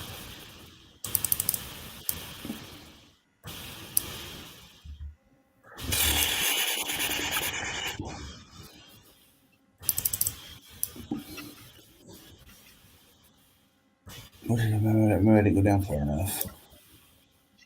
Google video. There's the IP. See, there's the UNI code. It's kind of like the CSS code you're talking about. It's a style of coding. It Yeah. makes it easier to read. It's easier to read, a lot easier to follow. Yes. That's why I went with that, because I looked at the other one and I thought, oh my God, no. And then I came across the CSS and I thought, okay, I can do that. And it took me 2 weeks, 2 weeks to pretty much get the basics of it. And then I just had to tweak it, like I said, as far as where I was going to put pictures and whatever, and have them sit next to one another and at the right height, and the text underneath it and all of that. I then learned that I had to tweak those fucking numbers, and you've got to go to the guts of it and you change the number, and then you go back to the page and have a look. And if it's still not right, you go back to the guts again, and then you change the number again until you get it right, and then you save it. Oh my God, it was an experience and a half, but it taught me how to create a website. Yeah. See, CSS is a build software. yes. Cascading, I think it's called cascading style sheets. And that's just how to build. It's just a kind of an interim between HTML and user interface, for somebody like me that wants to build a website. It's not the back end like he's talking about. Not to say that you don't know what you're talking about, Perth, but yeah, that's just how to build a website. That's just a little bit of building a website. It's not the back end or necessarily the guts. It's just a easier user interface. Yeah, Yeah, well, whatever it is, I found that one easier to use than anything else. Yeah. Gary, thanks for hanging, mate. Gary says, tell the guys I got their email and he's checking out. Thanks for hanging, mate. Yeah, even when you build any kind of site, you still got JavaScript got to put in and see. That's what they have a hard time understanding is I don't have it on this computer because I wrote the program, the coding of it. And, I use the Google ID numbers when I get off people, off their channels. And I place that into a series of coding that tracks that channel constantly, 24/7. That channel is being tracked by the coding that I put in there as a tracker on it. So if that channel goes live, the coding will trigger my sock account channel to pick their channel up and start recording it through StreamYards. Andrew, I have a question right there. For example, talking about the tracker. Mm-hmm. So somebody could literally do that to somebody to know, obviously, when they come online, right? Yep. Or is it just when they go live? They can do it just if they're online. They can follow you from room to room. Ah, okay. And there's your Chrome ID number. There's a Chrome ID number, and there's also still one. It's a Google ID. It'll say Google ID on it. But see, the finding this stuff is it's My eyes are killing me even looking at it. See, you got client's name, web. So we're going to be getting close. Client version, OS name, Windows 10.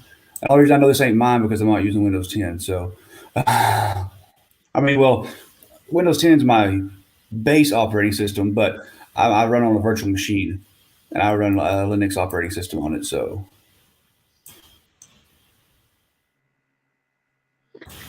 So for those So people that don't know, when somebody, and you can check it out for yourself, but it's not, checking it out doesn't mean that you're going to do anything nasty to anybody, but just so that you know, when somebody sends you an email, if you click on, there should be 3 dots, usually to the right-hand side of any email. And if you go in there and you click on, the word could be either inspect, or it could be source, or it could be something along those lines.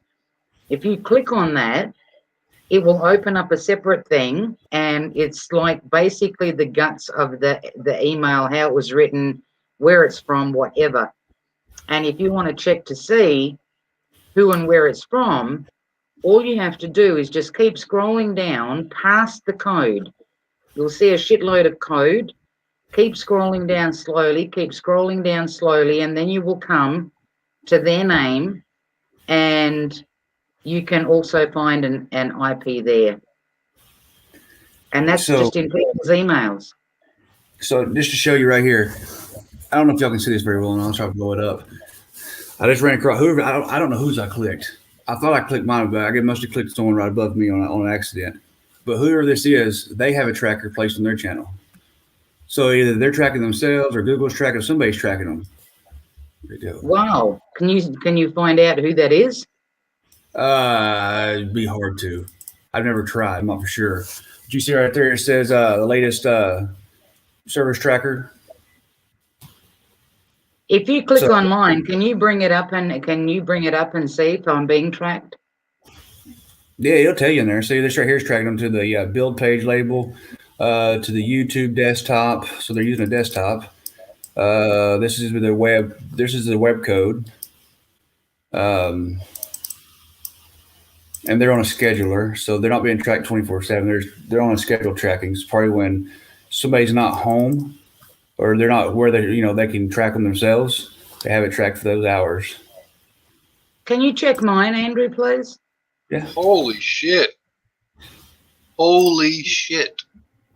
So if I type a comment in the chat section, you can click on that and nail my computer and my IP address and my Google ID and tell me when I wasn't online. No shit. Well, if there's a tracker there, yes. If there's no tracker been placed on you, you can't tell nothing. I mean, Where's the tracker come from? well, someone can place it. Someone can place that on you, or Google usually places on you. Google traces you wherever you go. You're tracked wherever you go. Like I said, that tracker right there could have been Google, because Google has this thing where if you go somewhere, they have the ads that follow you. So when you're watching a video and an ad pops up, that ad that pops up is something that will relate to where you've been. Right? They call them Google tracking. It's Google tracking. They track your account to see where you go. Do you see what ads are playing in front of you?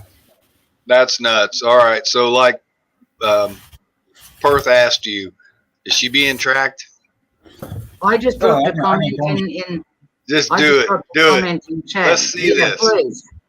That's nuts. I'm curious. You know why? Oh, me too, man. This is crazy shit. Free to see. You know why Andrew. I'm curious? Why? Because I've been tracking things because somebody is literally getting into my modem. Okay. So my internet service provider is doing their investigation, and I'm doing whatever it is that I'm doing. And I've been taking note, okay, as to certain things. And I found it extremely funny a couple of days in a row that I sat down on my computer, I turned it on, I pretty much logged in, went to YouTube, went to a channel, and just after I got there, something was being said that was literally, they were referring it to me. Okay. And it shocked me. And I'm like, what are the fucking odds that that would be said right now after I just fucking logged in, right? So I'm curious. I'm curious. Hey, Perth, it's only for marketing purposes. They just want to sell you stuff. Just marketing. That's what Google is, though. I mean, but what the problem with it is if the police want that information, Google gives it right to them. Or if even, that's my issue with it. I don't really care them tracking me to show me an ad that might be something I'll be looking at, but don't share it with someone else just because you have the information. Yeah, it's not so funny, but truthers have been saying for years, "Oh, government's tracking you, or tracking you through your smartphone, through your computer." But this is next level shit, man. Well, see, what's funny is you said that. Take us on. Well, people think they track you through your location, your GPS. No, they don't. They track you through your Google on your phone. So when you go on your phone, whether you have your location, your GPS off or not, it doesn't matter. When you go into Google and go to YouTube, well, when you enter that YouTube, it tracks you right there where you are, what time you logged in, and Google holds that information. Yeah, I remember a few years ago, my YouTube, which I always thought was cool, doing my YouTube thing. But all of a sudden it changed to Google login. And then my Yahoo changed to a Google login. And I was like, man, I feel slimy. And yeah, so it's all coming to a head. And yeah, please show us more, Andrew. Well, you have to, like you said, what you're saying here is my side of the source. It's not going to have really anything that's going to pinpoint you directly, if that makes sense. Google's not going to allow that. Well, this ain't from Google, it's from StreamYards. But StreamYards don't protect you whatsoever. I mean, StreamYards is one of the most unprotected of platforms there are. I mean, it's pretty bad. And that's the reason I gained the information I gained off the other, whoever that was a while ago. Now, I wouldn't have showed anything of that if I would have thought someone could use it to create harm. I wouldn't have done it to nobody. Everything I showed was all public. Anybody could have pulled that for the most part. I mean, it still takes know-how. But yeah. So it shows right here where you logged in. Oh, there you go. Dang it. This is Perth. So right here goes your login value. Service. So there's a tracker somewhere right in this area. We'll run into a tracker here in a second. A tracker code. You got your key, client name, value, web. See, main. This is all Google. You've logged out. There's a false log out. I don't know how you falsely log out, but you somehow falsely logged out. I'm not sure how you falsely log out, but okay. You're on Perth right now? Yeah, this is Perth. Yep. All right. Let's see. Hey, Perth, remember when a couple of years ago and we were both fed up and going to just sign out of all this shit? Yeah. Remember we had that opportunity? There you go, Bert. See, this is Google. Nope. Volunteers. This is Google tracking you right here. Where'd it go? Now I gotta find it. Now I zoomed in on it and I lost it. Too far. They're tracking your clicks. Where'd it go? Okay, there's the false log. So we're gonna go the other way.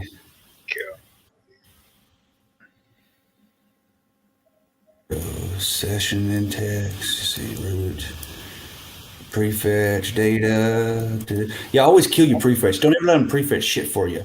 If they're prefetching for if you're being prefetched, that means they're running your data hard as shit to be able to prefetch shit for you. Oh, right there, click tracking. Why did it do that? Get off there. Oh, get off. There it is. Right there. So what that pretty much is, this is what to say. Is there every time you like clicks for something, they're tracking your clicks. They're knowing exactly where you're going. And this all this coding is wherever the hell it takes you. I mean, you have to learn how to break it up. It's I got programs to do that. I can't do that. How does And she that is look? You see anything seditious no, it as far hasn't as even given me an tracking? idea. Though. No, it's Google tracking. Just basic, same for anybody. Huh? Yeah, 95% of the people out here will have this on their sources No, and shit. no red flags. Oh, No, yeah. you got a lot of Like, prefetching going on, which tells me that you probably surf the web quite a bit and go to a lot of different places, looking I at stuff do. like yeah, and that's what it's telling me right here. That's all the prefetching conditions and stuff. Hmm. That's all they say. There's another click tracking. I mean, yeah, I mean you surf the internet quite a bit. what do you think about this, boy? It doesn't surprise me. I like to watch it, and I like to hear somebody that's very well versed in this and knows where to go. And I'm very well aware that this is possible. It's not. It doesn't come as Yeah. a surprise. And like I said, I've clicked that button before, like, and I saw like the data that was inside there. I was like, you can pretty much see everything, and I don't know how to read it, but Yeah, exactly. Seeing and reading are different. but I saw by the amount of data that was available, I was like, yeah, okay, there's a lot Well, of data. don't get me So- wrong. I don't know how to read all of it either. I've learned to pick key things out of it. Like click tracking, Yeah. prefetching. Which, if you go look all that up, it Yeah. tells you what it means, and then the rest of the stuff that goes along with it is whatever the heck all that crap means. I got Yeah. a program that tells you that. I don't know what all that means. I think those numbers above mean that is on the CIA watch list. You need to learn to read those, Andrew. Help a sister out. He says you have a lot of video primary info renderer, which tells me you watch a lot of probably a lot of videos, like probably news clips and stuff like that, or a lot of short videos. Mm-hmm. And it's what it tells. That's pretty much what that tells you. You watch a lot of short clip videos. Oh, look, there's your name. Wow. Observing. Yeah. Observing. That's kind of freaky. I'm Is that- observing, is that- or somebody's observing me. We're all observing each other. No, that's that- that's Oh this show. my. That's this show.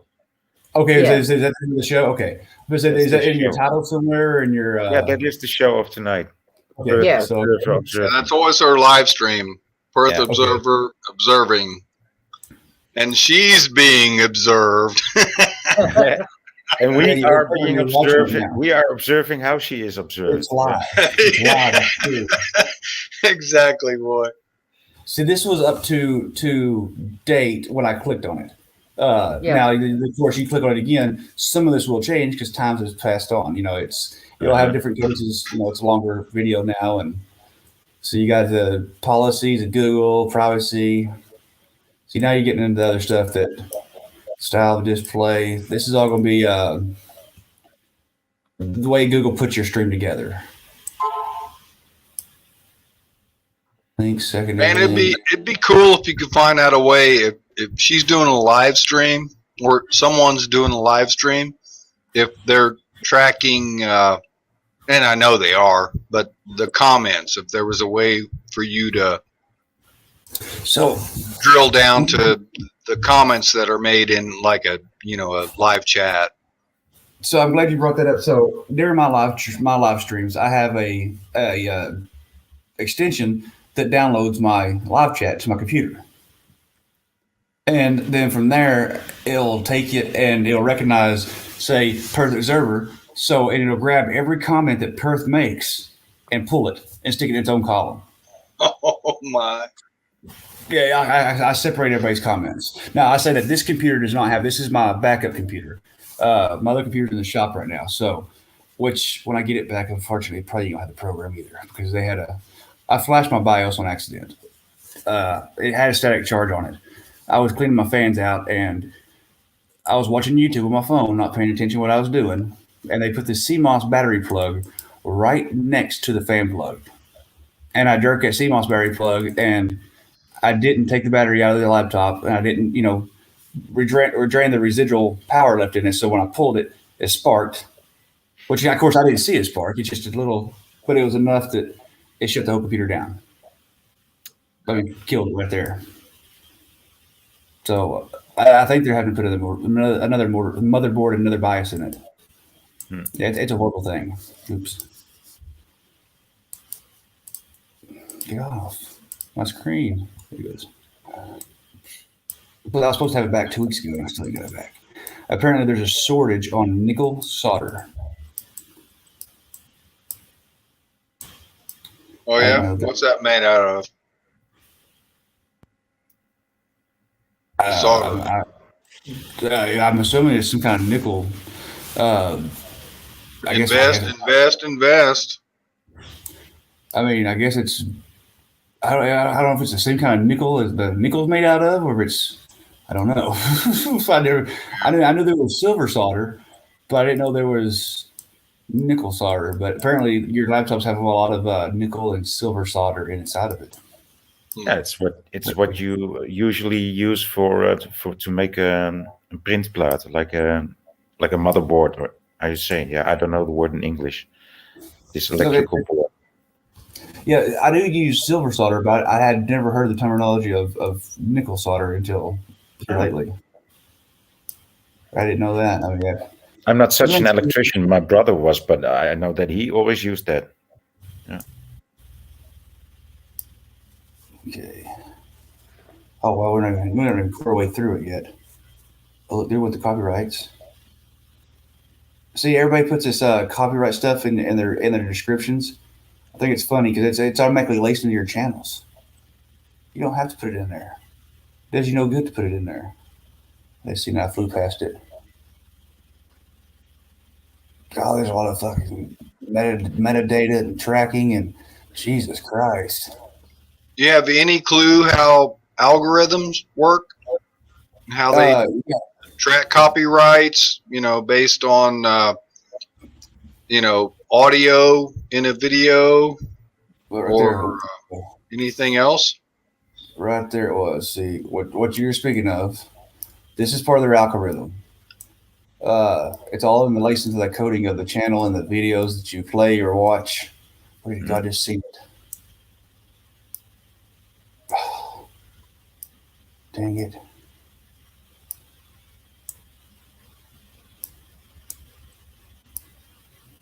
I probably won't be able to find it now. It's dabled. You see that? Scroll back a little bit. Instead of disabled, it said it's dabled. It had it misspelled. No, it's just not. It's a coding. It's not mid. What you think it would mean? It don't mean that. That's right. I get that. I'm just pointing that out. Yeah, it's like instead a code of word. Saying disabled, it said it's dabled. Yeah, it's like a code word for them. It's this I don't know how to explain it. It's weird as crap. I don't understand it. I mean, I'll be honest with you. There's your subscriptions. Show me my subscriptions. Well, you certainly understand more of it than the rest of us. Yeah, tap microphone. Where the hell? Tap microphone to try again. That must have been me. My microphone was jacked earlier. It might be. I mean, I don't know. No, I think that's what. Like when you first started StreamYard. Does it say freetard to C-tard anywhere there? Well, right there. No, I'm just playing. No, I think it's what it's doing. It's showing you when you first log in at the login screen before you come up on the backstage. You can test your microphone and everything. And it tells you to tap your microphone. So it's telling you how this is right here is the setting up the coding of how this StreamYard is constructed. No connection. Yeah, it's there. And I'll just give you the rundown of how it's constructed. So that's wasteful. It's wasteful. I think we pretty much know how to construct it. We use it. Yeah, I find this disgustingly interesting. I'll say that. Right. It's crazy. It's definitely put this way. A little over a year, about a year and a half ago, believe it or not, I couldn't even turn on a computer hardly. I mean, I don't care. I don't exaggerate. I could turn it on, and I know how to get on YouTube, and I knew how to do stuff like that. But I couldn't have. I could have told you anything about it. You know how any of this works. If I'd have seen this 2 years ago, a year and a half, 2 years ago, I'd have been lost. I wouldn't know. Hey, Andrew, do you work on cars? I've had 2.5 years auto mechanics. I have. Yeah, I figured you were like a car guy. Sounds like it. I used to get into cars a lot, but my hands are pretty good size, so it aggravates me because I can't get my hands in places, and then I drop stuff in places I need to be able to get my hand, and I can't. Mm-hmm. But I like same mentality, man. Same principles. You know, just digits or parts, mechanical. Right. The older cars, I can work on an old car any day of the week. I love working on the older cars, like the 305s, the 80s models, and even some of the 90s, the 350s. They're not too bad in the 90s. You get up in these 2000s, this 2000. I mean, you got to have a freaking computer for each and everything that you try to do. Yeah, it's nuts. Even on the old cars, man. Even though you're talking Chevy, doesn't matter, Ford, Mopar, man. It's all, unless you're super old school. Yeah, you got to get yourself an iPad and internet connection and link to parts and etc. And about 30,000 different programs for each and everything that could go wrong. Yeah, exactly. I mean, it's crazy. Let's see. I still haven't even found her. Yeah, I don't think I've even ran across her Chrome ID yet. Has own property called what? Functions. Usually Google ID is right up at the very top. But then you get the name, version.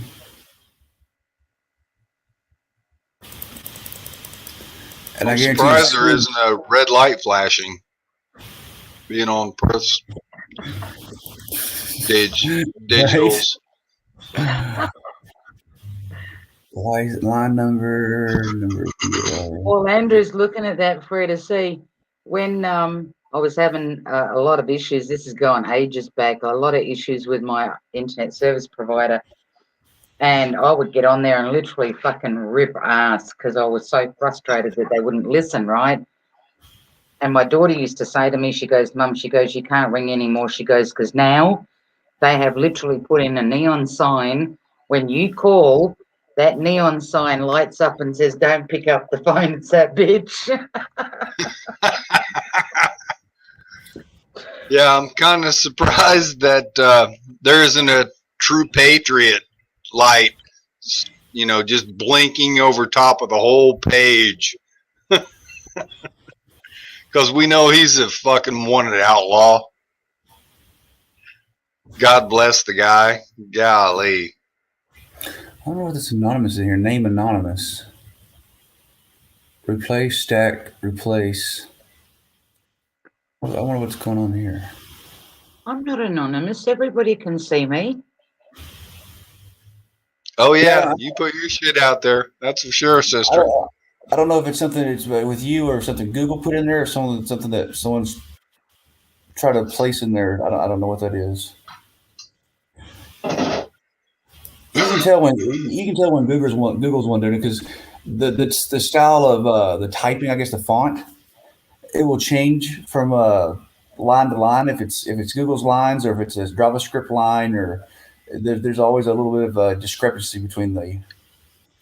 No, that's Donna doing all caps. That's all caps. And she has no shame in that. None. Nada. It's easy for you to see. She's the all caps queen. What's that, Andrew? It's easier to see with all caps. That's the reason I use it, because I can read it better. It stands out more. Yeah, it's louder too. Piss people off, because then when people ask me, like, why am I doing that, or stop yelling. And then I ask them, do you seriously think I can't rip you a new asshole in lowercase? You know, like, what's the diff?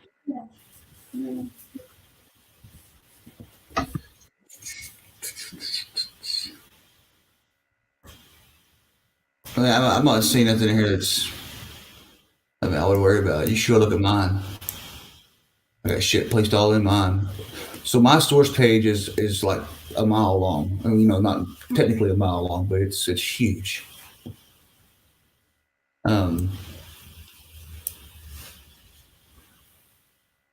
don't know if it's Google doing it all or someone else is trying to watch me. So you know who Eric Brandt is, right? Yep. See, Eric Brandt No. was doing. Okay, he's an activist. He's probably I guess you classify as a first aid community, the 1A community, whatever. First aid 1A, but he was trying to figure out how to get the chat, like I was talking about a while ago, how it extracts them and puts them in their own columns. He was trying to figure out how to do that one night, and he was on the computer he was probably on there for 12, 15 hours writing code and swapping codes around and trying to get it to work. And at the same time as when I was trying to figure out how to track a certain channel for when it went live, it would trigger my channel to go live. Well, and by him doing what he was doing and making his mistakes, the coding, a piece of his coding is what completed mine. And then from watching him do his coding, I learned how to do what he did. Watching him place it, and it's kind of it's different. What do you mean it completed yours? So I couldn't figure out how to trigger it to grab a hold of it. If that makes sense, it would show the tracker was there, but it wouldn't track. I was missing the signal. All right. And I don't know if he wrote the code or if, well, I don't know where he got the coding at. But that little piece, when I watched him, he was having problems placing the trackers. He was having problems putting the tracker in place. He could get to move and work, but he couldn't get it to hold. If that makes sense. Yeah. Andrew, have you ever received a check from the CIA? No, I used to be, I was part of the CBDC. I forward all the checks to Andrew. G'day, Andrew. Good to see you, brother. I was part of the CBDC, and I don't know what that means, but it sounded really good when I used it a year ago. Well, it's got letters in it. Must be important. Right? That's the most important part right there. Who was it? Someone asked me that one day. They go, well, did you ever work for the government? And I told a big tall tale. I don't know if y'all heard the recording or not, but I worked for the government and was at 17. I killed 2 people, jumped out of a helicopter. Somebody was trying to troll. I gave him something to troll on. I mean, this video, this phone call is way over a year old now, and it's still being talked about to this day. People got there and asked me, was that all true? I said, yeah, I work for the CBDC. What is that? I don't know, but it sounded good, huh? Hey, look, there's CSI. Have you been watching some CSI? No. Live chat. Extra station. Signal true. NWeb. Does it say NWeb or MWeb?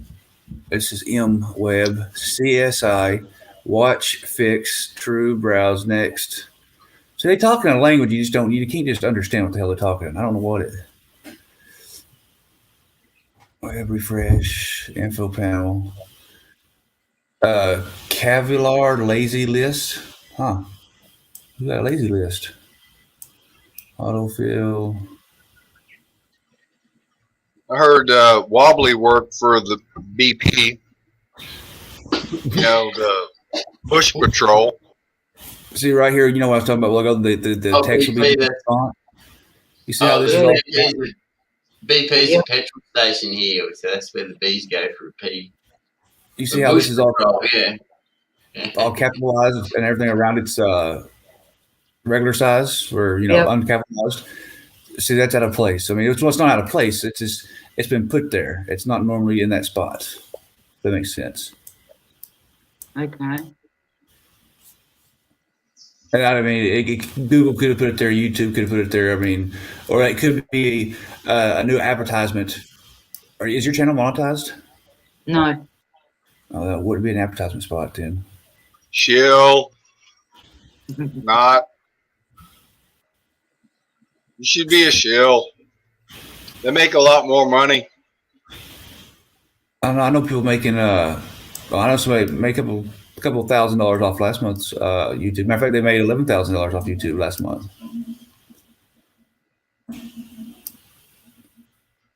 YouTube, so YouTube.com logo red. You got a red logo? No. Somebody does. First child paddling left. What? So you got a shell right here. So you're on the shell. See, child paddling right. What the fuck is that?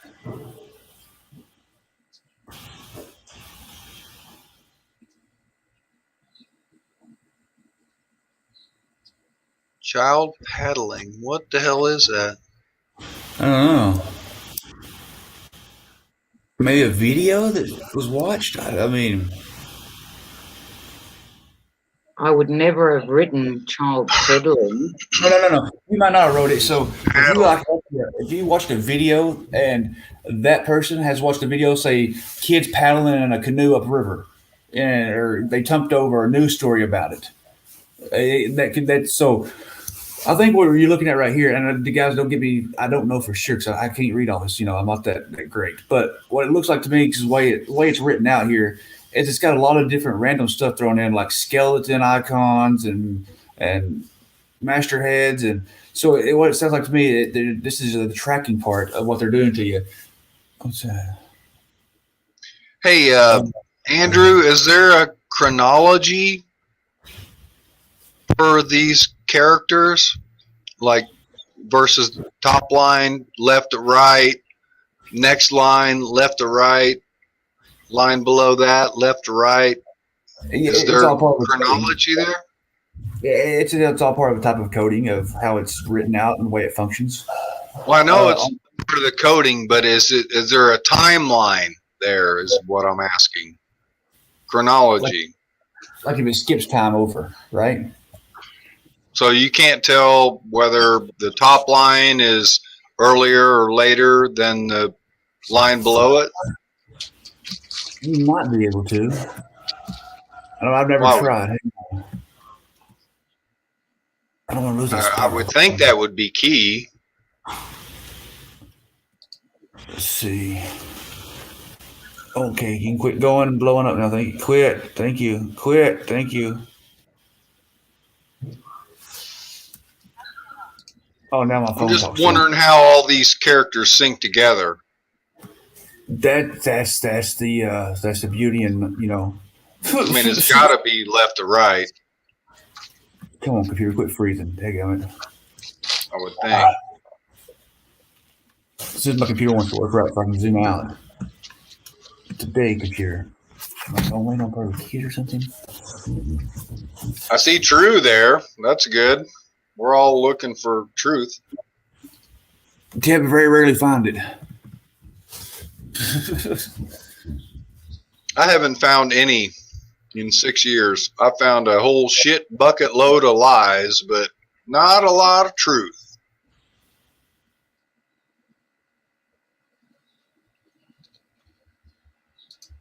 Hang on.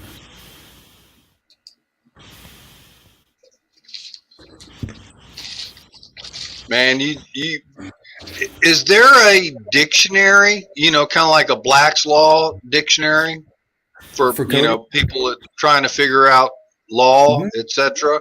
Is there a dictionary for like words like masthead and some of these words that we're coming across?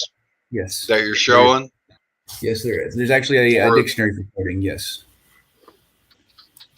Man, that would be a good source. Good luck remembering all of it.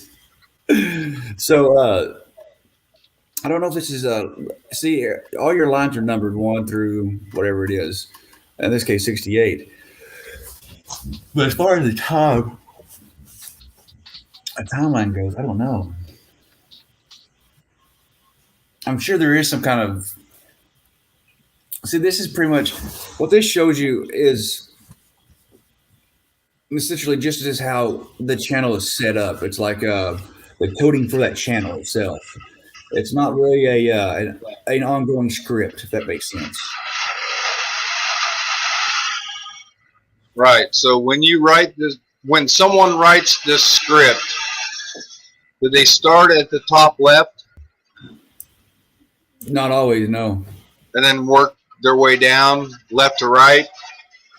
So I wrote some kind of script like this. Now this is mostly the HTML scripting, and I've wrote a lot of this back in the day for small minor BS fun stuff to make a program work like a little fun putting a bowling game together or some stuff like that. Um, but I've been like I say we're at the very top. You start writing right here. You'll always have your command line, your command prompt, right? That's what this right here is. It's like your command prompt in your computer. You always get your command, and then oh crap, what did I just click on? Yeah, there. I've messed around a little bit with HTML, and I've always started at the top left. Right, but then That's you get like that. You'll the get header, top of the page. Yep. That's what all this right here is. So Command that line I mean, headers. it's like the English language. It's left to right, and it Right. just drops But down line after line. once you get into it, you get way out here in Never Land. Where would it go? Yeah, You're you Never can Never go Land. in and copy and copy and delete, copy and paste, etc. But I'm just trying to drill down to when you're writing this code, is it start from top On, on, left and cascade down? on this particular code, I would say that's exactly what's going on. Um, Yeah. it's considered a line wrap. So pretty much is what it's showing is just going out and then lapping back around to the next line. So you're pretty much going, Yeah. left to right. There were some spots in here a while ago I've seen that was definitely put in afterwards because you could tell that the coding was definitely not left to right. It was right to left. The way it was typed in here. Yep. There you go. And like toward the top on this, well, you just scroll down, but there was error. What's something like that mean?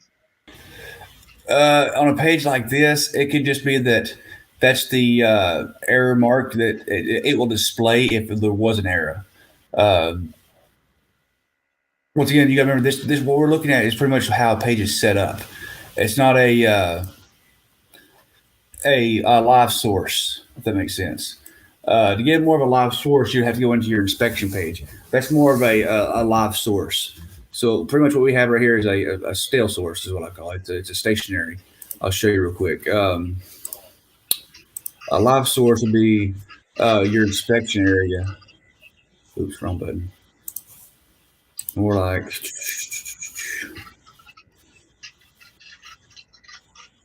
there it is. Nope, wrong one. Dang it. Yeah, I'm just seeing words like true and error and just wondering why those are placed in there because I can't imagine those being in any type of original code No. That would be or, original or an code. algorithm that is spot on. That it would be for that specific source because that specific source is showing the way it's set up, not necessarily the way it operates, but the way it's set up. So it'll show you all your error codes that you could possibly potentially get. Now, if you're looking for like a live tracking or something like that for errors, you get into your more of your inspection page. It's kind of more of a real time type deal. Like its source is going to be a lot different than the source we just seen. Get it moved over there. Grab. I'm just a paranoid conspiracy theorist. That's all. So I got four deals right here. I wonder what they are. Open so and so, 4 error warnings. What are you talking about? 4 error warnings.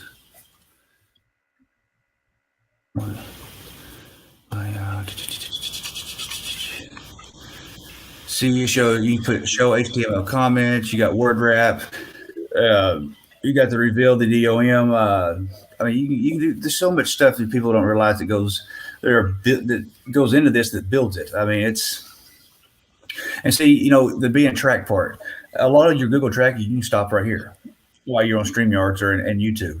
You can tell what kind of logging you want, what kind of logging you don't want, hide the network messages. You got your extensions, your debuggers. I mean, it has. Then over here on the other side, you got your workspace, you got your experiments. So you can play with that to make your computer run this program. So in this case, it'd be StreamYards. So I'm using this is StreamYards inspection source.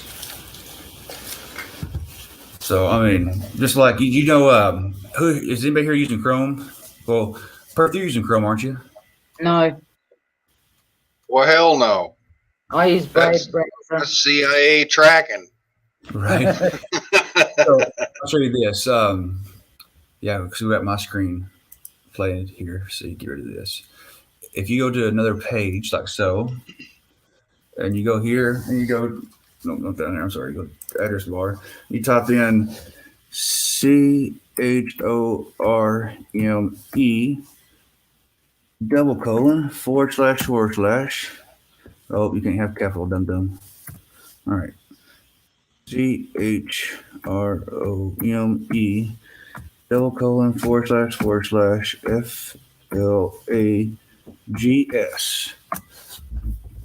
Oh, did I do it wrong? Oh yeah, here we go. You can't have that in there, dude. Come on, what are you doing? Now it's gonna back up and I start all over. Dang it. CHROME //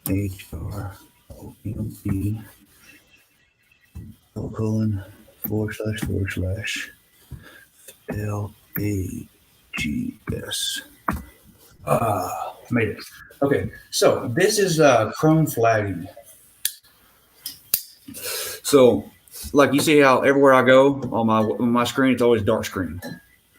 So what I did, it's an experiment. You can see the search bar here in the top. I'll kind of zoom in a little bit. The little search bar on the top of this page. If you type in the word DARK, it brings up force dark mode for web content or web platform content dark mode. So in other words, no matter where I go on the internet, whether the website promotes it or allows it or not, Google Chrome will make that website dark. So I don't, because most times your background's like a white color. Well, that blinds the crap out of me. I can't see what I'm doing. So I use the dark mode. Andrew, so that is just you do Chrome and then you do the / and then flags, yeah? Yeah, it's Chrome /, or the two little dots, where the two little dots are, and then / flags. Right. And like on Microsoft, it's Microsoft. Oh, I remember Microsoft. Dang it.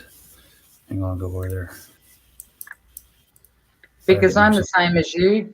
A lot of the pages that I go to, it's just too white for me. But a lot of the pages won't allow you the option. They don't give you the option to change it. So I might do that. Yeah, I do it. See, you see over here, I got another stream going. I wanted to make sure I caught what they was talking about. So my tracker picks them up and takes them to Microsoft and Microsoft Edge and starts recording them. But let's see, I want to go to history. I can't remember what Microsoft is. I got it here somewhere. Right, my Microsoft set up saying Brave is set up saying Brave has one also for Brave. If you just Google Brave flags or Brave experiments, it should tell you what to type in your address bar to get there. I guess I've probably already cleared my search history because I don't see it in there now. But like you say, even if I go to YouTube from here. Even though YouTube has the option to go dark, we can go anywhere else. Let's just go to eBay. See, all my eBay's dark. Right. Yeah. That's because I have I can't remember what it's called on Microsoft, but if you Google it, it should tell you. Let's see.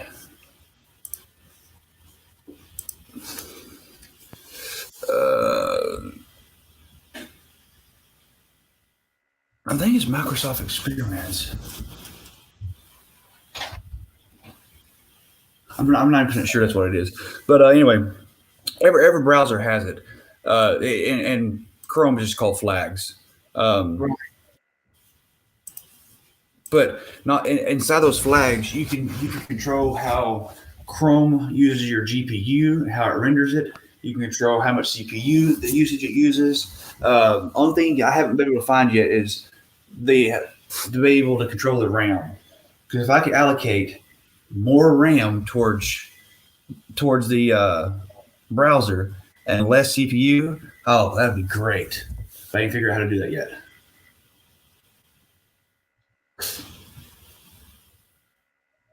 It's upsetting.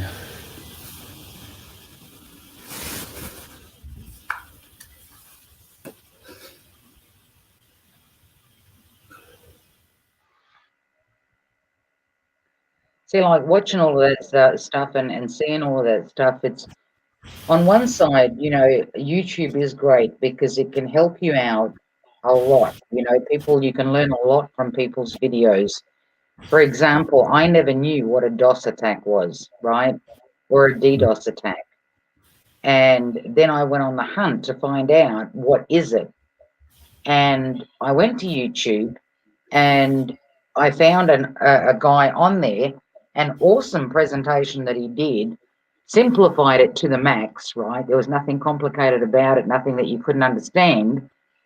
And that's when I found what a DOS or a DDoS attack was. And then I ended up going on the hunt to find out how to stop it, right?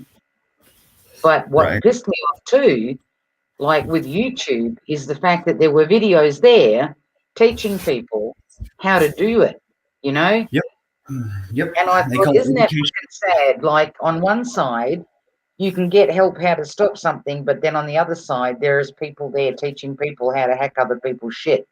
Yep. It's sad, isn't it? And I mean, I'll be honest with you, I learned a lot of my stuff from Googling. Because I mean, I don't know if you've ever been DDoS. I've never been DDoS, but I've seen other people, and it looks like it sucks.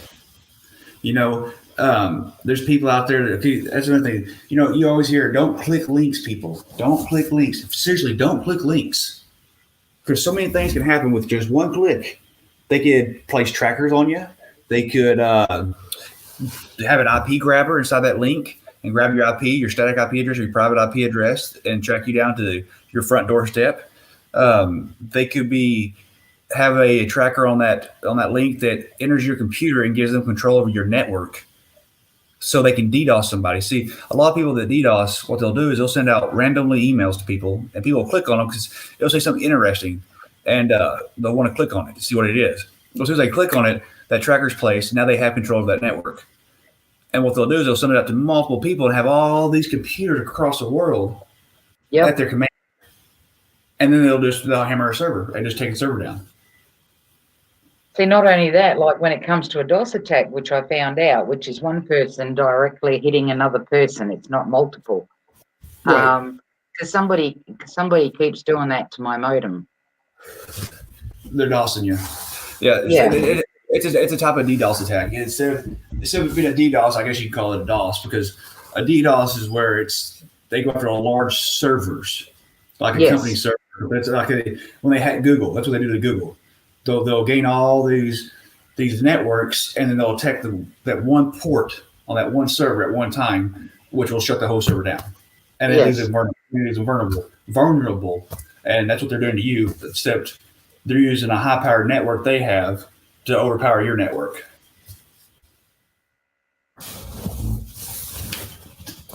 Which in return puts your network into a frenzy and pretty much shuts it down, and they can walk in there.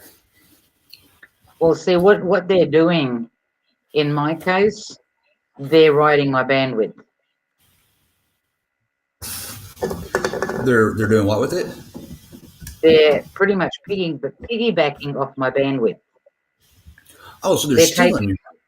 Yes, they're stealing my bandwidth. So they're not trying to control your network. They're just trying to ride the wave. That's right.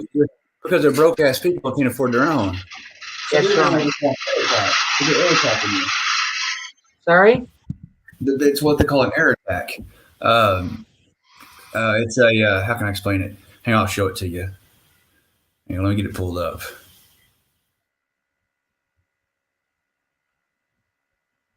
It'll take me a second. I gotta get another virtual machine up and going. .com, exactly, and that's what the guy's video that I watched. He pretty much had a picture there saying that the main person sends out, like Andrew said, all these emails or whatever to hundreds or thousands of computers, and then uses those computers to attack a server. Whereas the DOS attack is one person literally sending a shitload of packets or requests to my modem, so that when I ask my modem, I want to go to this web page, it can't open it because there is nothing left for me. So they're literally riding off, they're piggybacking my bandwidth. But put it this way, I've worked a way where they can't do it anymore. But yeah, the internet service provider, like I said, they're investigating because they've been tracking everything this whole time, and they found several different things that they're now searching for. Yeah, but more than likely, Perth, they're using a virtual machine with a VPN attached to it. Probably a good VPN, hopefully a good VPN, and they'll never find out who done it or where it came from. Well, put it this way, by us working together, I kind of have a fair idea as to where it's coming from because of things that I've seen. Right. Things that have been said, things that have been written, things that, oh, dude, give up on it already. Well, I promise it's not me.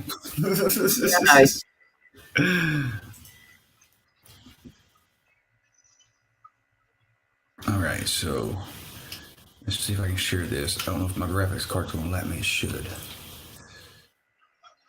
All right. That's interesting, but I'm wondering how someone could actually attack your internet service provider connection. How does that happen? Basically, what they're doing is they're throwing a bunch of, like she said, packets, which are requests. Like, say they want to go to YouTube, they'll throw a packet and bounce it off your head wall and make it land in your bandwidth, and therefore they're using your bandwidth. I mean, I guess that's the easiest way to explain it. They're piggybacking off of you. They're throwing an air attack at you. Can y'all see what I'm looking at, or? Yeah. Okay. So pretty much what they're doing, it's kind of like an air attack. Come on. Yeah, so it can go to her PC and then unfilter back out through her connection. Right, it's like a basketball goal. They're bouncing off the backboard into the string, into the bar bit. Yeah. So like here's all the packet tools that they do that with. You have your air cracking, which is what they're doing to you pretty much. They're DOSing you. They're air cracking you. There's no, not those. So this right here is where you can find people's IP addresses, and these are snoops. Here's forensics for you can go back through all their crap and pull their files up and all that stuff. Social engineering. Let's see. There's so many packets in here. I think there's like 400 something packets on this thing, tool packs. There's just so many of them.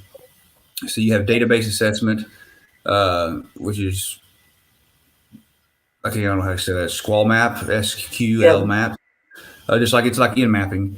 Um, let's see. .com, that's Vulnerable. exactly what they were doing. That's exactly what they were doing. And the sad part of it is that initially the internet service provider, right, their Mhm. so-called online tech support didn't even know what a DOS attack was. Okay. So I did a live stream and I queried the people in my live stream. I said, okay, you know, a lot of you guys are tech savvy, whatever, told them what the symptoms were. And straight up, people came back and said DDoS or DOS. So then I Mhm. had to go on the hunt. And when I spoke to my internet service provider, like the techie guys, I was telling them, I said, this is what it is. The Mhm. router, right? My router actually has a button in it that you can turn on, and you monitor at the same time, and um, anything that shows up that you know shouldn't be or whatever, it literally puts it like in a box so you can see it, right? Right. You can see it. And they didn't know about this, so I pretty much taught tech support that their own routers that they were talking to me about had that button in there, so now they know, right? And then they started tracking everything, because I don't have just the internet service provider tracking. I've got NBN tracking as well, right? So they've all been on it, and every day they'll call me once or twice and they'll ask me what has changed, what's been going on, yada, yada. So we're pretty much, um, I'm not going to go into what they're doing, but Right. yeah, Right. keep them updated with what I've seen, the possibility of where it could be coming from. Um, so yeah, that's where we're at the moment. They So can't do it anymore. They pretty much try, but they can't do it yeah, you put a net up. because, well, at night time, what I do, I unplug my modem. Right. Hey, I can unplug I it. try to make some clarification? So what you're saying is that your computer has not been compromised. The connection from, let's just say, the router or the modem out Yes, that is correct. is being compromised based on what Andrew was saying before. Yes, Right. it's a DOS attack. Somebody is singly attacking That's my crazy. modem and sending shitloads of packets. This is what I learned when I went on the hunt as to what is it. They send shitloads of requests. So therefore, by the time I say I click the button for YouTube, YouTube's not going to work for me and it's not going to open the page because it's run out of requests, because somebody else is sucking all the requests. It's do this, do that, do whatever, yada yada. This is an example. Okay. See, I don't know what kind of computer you have, but if you have a power enough computer that can run a virtual machine, or that can run, if you have a different computer that you can run a Linux distro.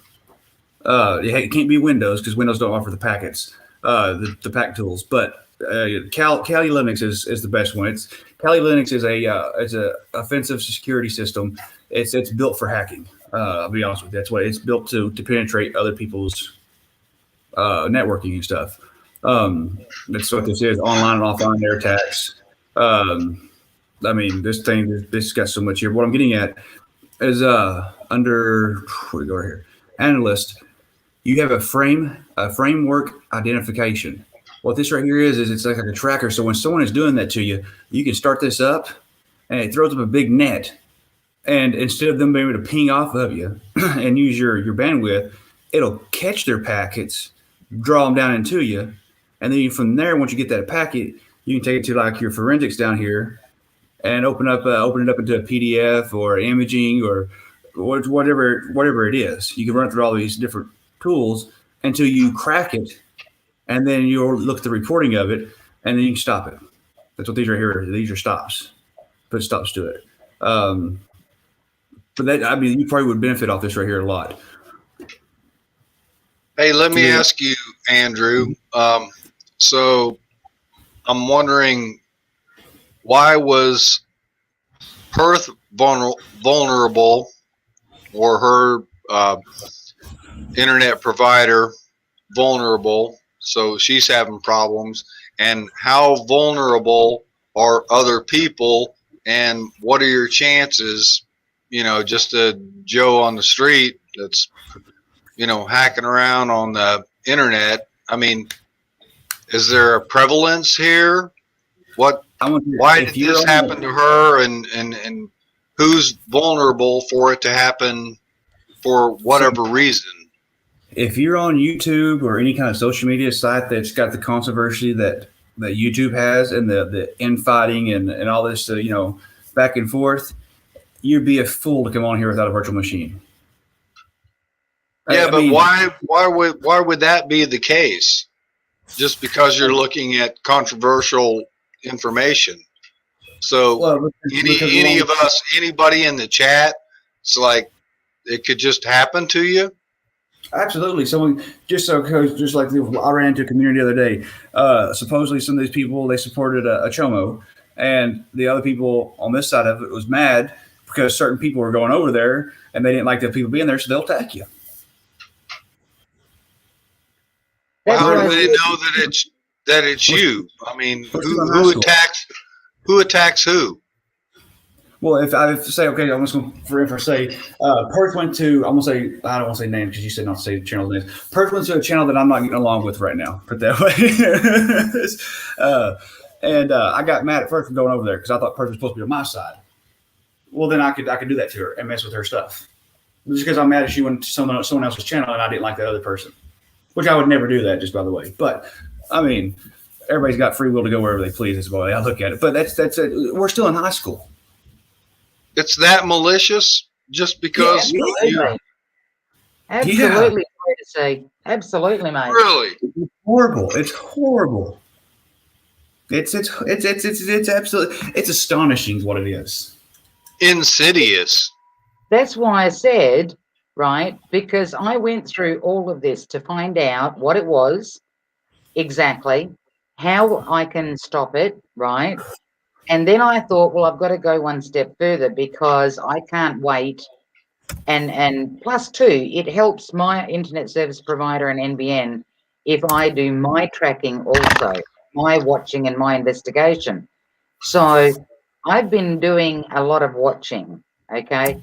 And it's easy for me to kind of do that because my daytime is everybody else's nighttime that's on the other side of the planet. So anybody staying up late, for example, on YouTube, a lot of the times they become more freer because there's less people around and whatever.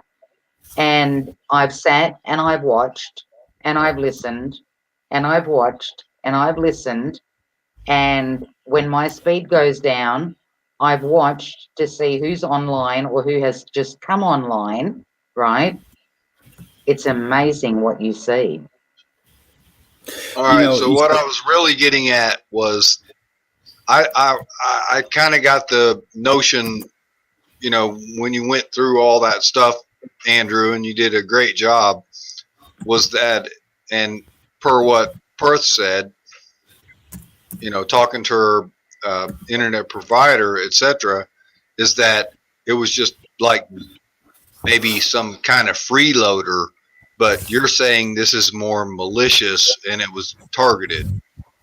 Well, both. It's a malicious freeloader. Some people go in there and what they'll do is say how they do it is you have a weak spot in your modem, your router. You have a unused port that is not being used, but it's open. That's what they call a backdoor to a router or backdoor to your modem. Is you'll have a port that's open and not being used, and it allows them direct access to ping off of you to do. Matter of fact, you'll allow them direct access into your router. I mean, I can walk into. I guarantee you right now, if I sit here, let's do this. Watch. Just to hear my little. I'm in an apartment. I live in some apartments, right? I guarantee I can go here. See. I don't know if y'all can see what I'm doing or not, but Command prompt. This is just on Windows. So I got 4 different operating systems going right now, so you got to kind of look past everything. I don't know if you can see it, but see. Let's go net command prompt. Go net. Going big fingers net stat. Drop it. Stat enter. So right now, let's see how much y'all can see this. What I'm doing. And I'm doing this locally, so it's not showing anybody else's IPs. I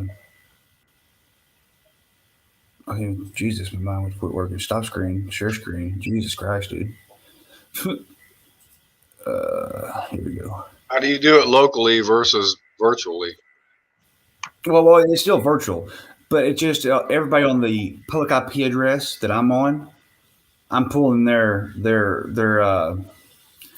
pretty much their information. I mean, just real quick and simple. It's not hard to do. You share the same public IP address. I mean, it's pretty simple. But right here, you see all these established. So what I've done is, necessarily, I've sent out packets, right? And these packets appear to whoever has this desktop. They have their shit locked up tight. These people have established a connection to an empty port. These are all the ports that are open. They're TCP packs is what I'm sending out. They're just a massive amount of packs, and it's got a massive amount of information.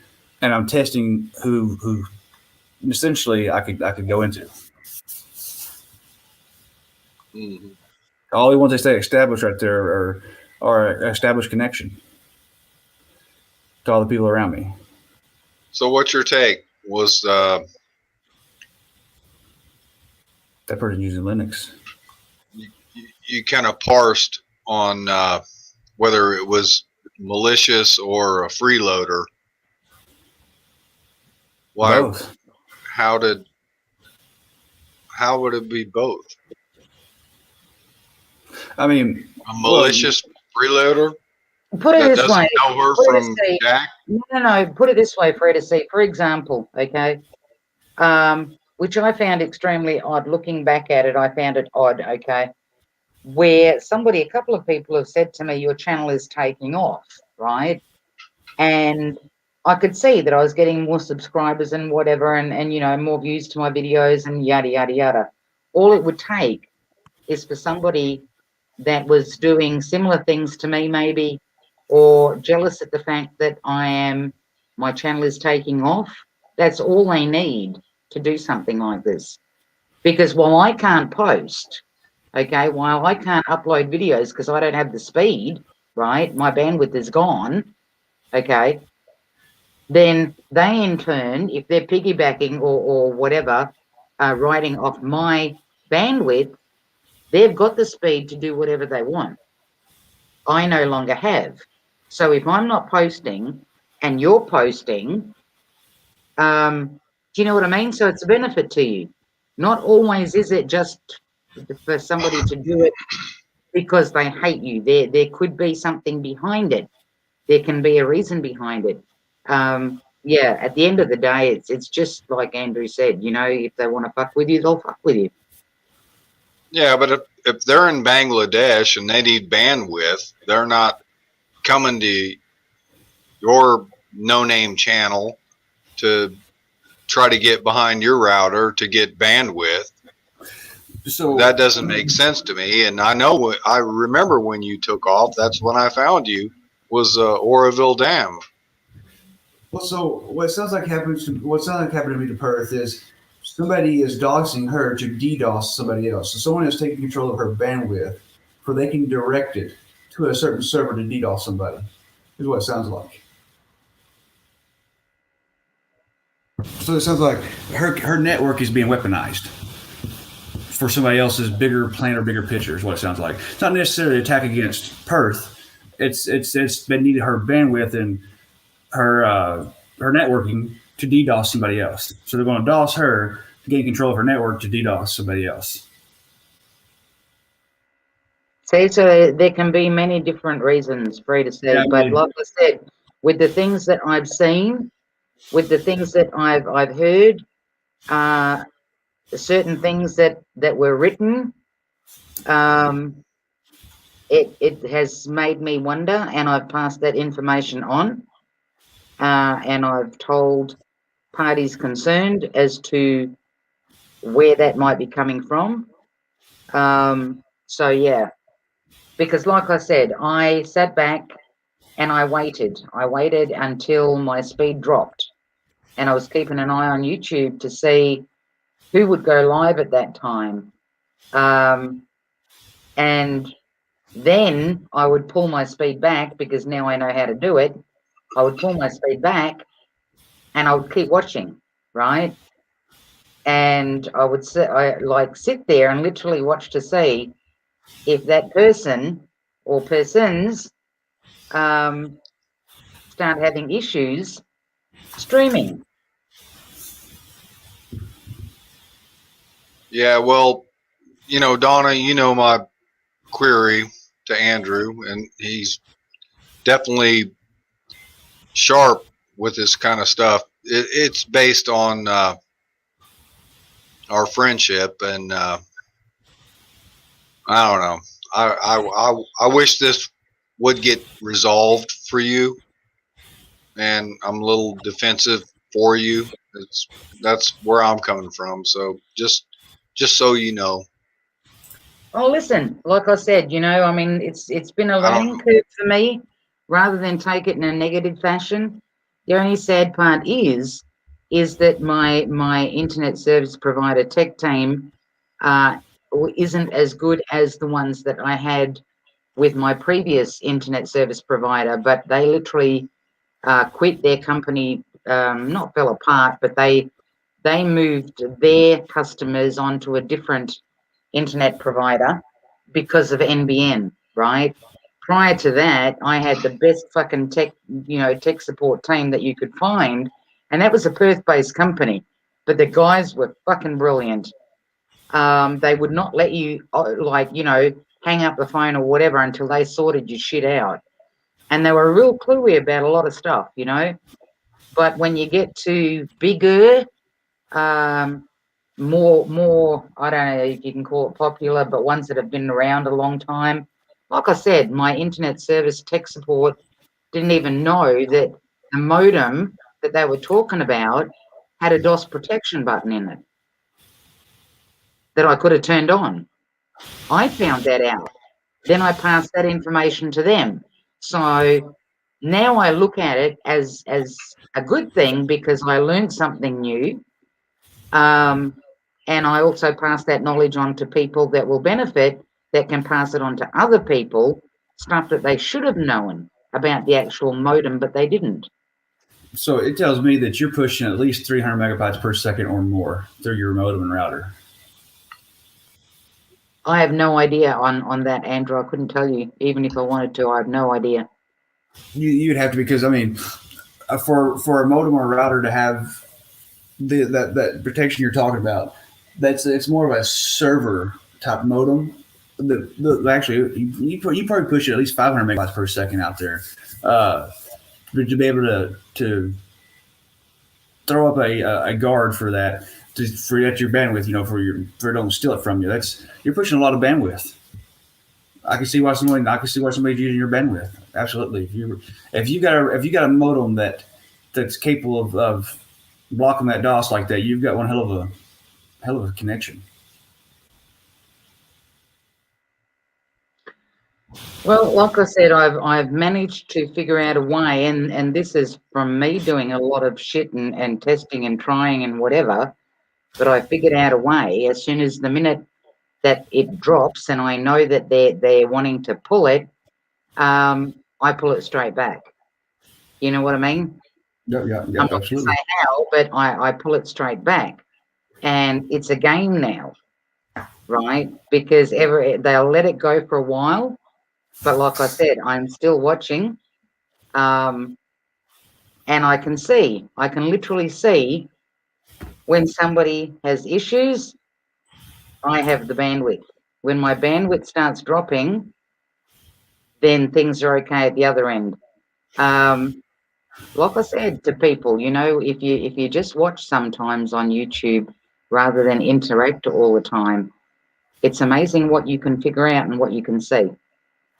It is. In you saying that. See, the other night, I guess. I mean, I'm assuming I was DOSed. I'm gonna have to say I was because it took me. I had to reset my router, which my router is also my modem. It's all on one. I had to reset it 3 different times, completely back to factory, to gain my bandwidth back. I mean, I was literally pushing 3 megabytes per second. I mean, it's horrible. I don't know how to explain how horrible that is. That's just completely unacceptable. I mean, to even stream an HD video, you need at least 10 megabytes per second to be able to even stream. Andrew, I was trying to watch a video. Okay, no, it got worse than that. Okay, it got worse than that. It got to the point where I couldn't open YouTube. Okay, the circle just kept going around and around and around. It wouldn't load shit. I'd try and open my emails, couldn't open my emails. You name it. It was like, if you're thinking about dial-up, on dial-up, I could open up 15 pages, no dramas, right? And everything would be cool. But this was just like fucking way worse than. It's like, it's like you've got no speed. It's like instead of pushing 100, you're pushing 1. And you're thinking something's wrong with your computer as far as you not have enough CPU or something, but it's not, because the rest of your computer works fine if you're off the internet.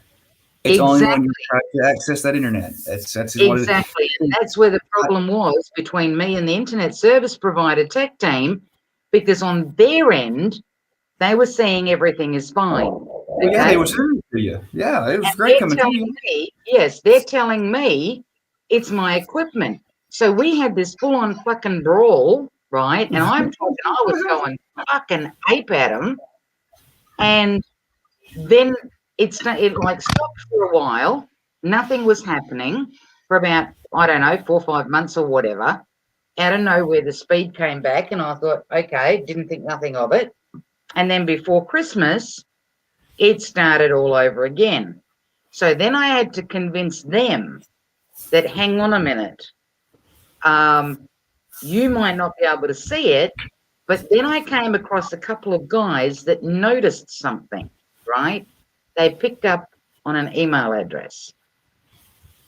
And that's when I remembered something from the first time. So we've been putting the pieces together. So now we're all on the same page, right? And they know that this is happening. Now we're all doing our own investigation and we're comparing notes.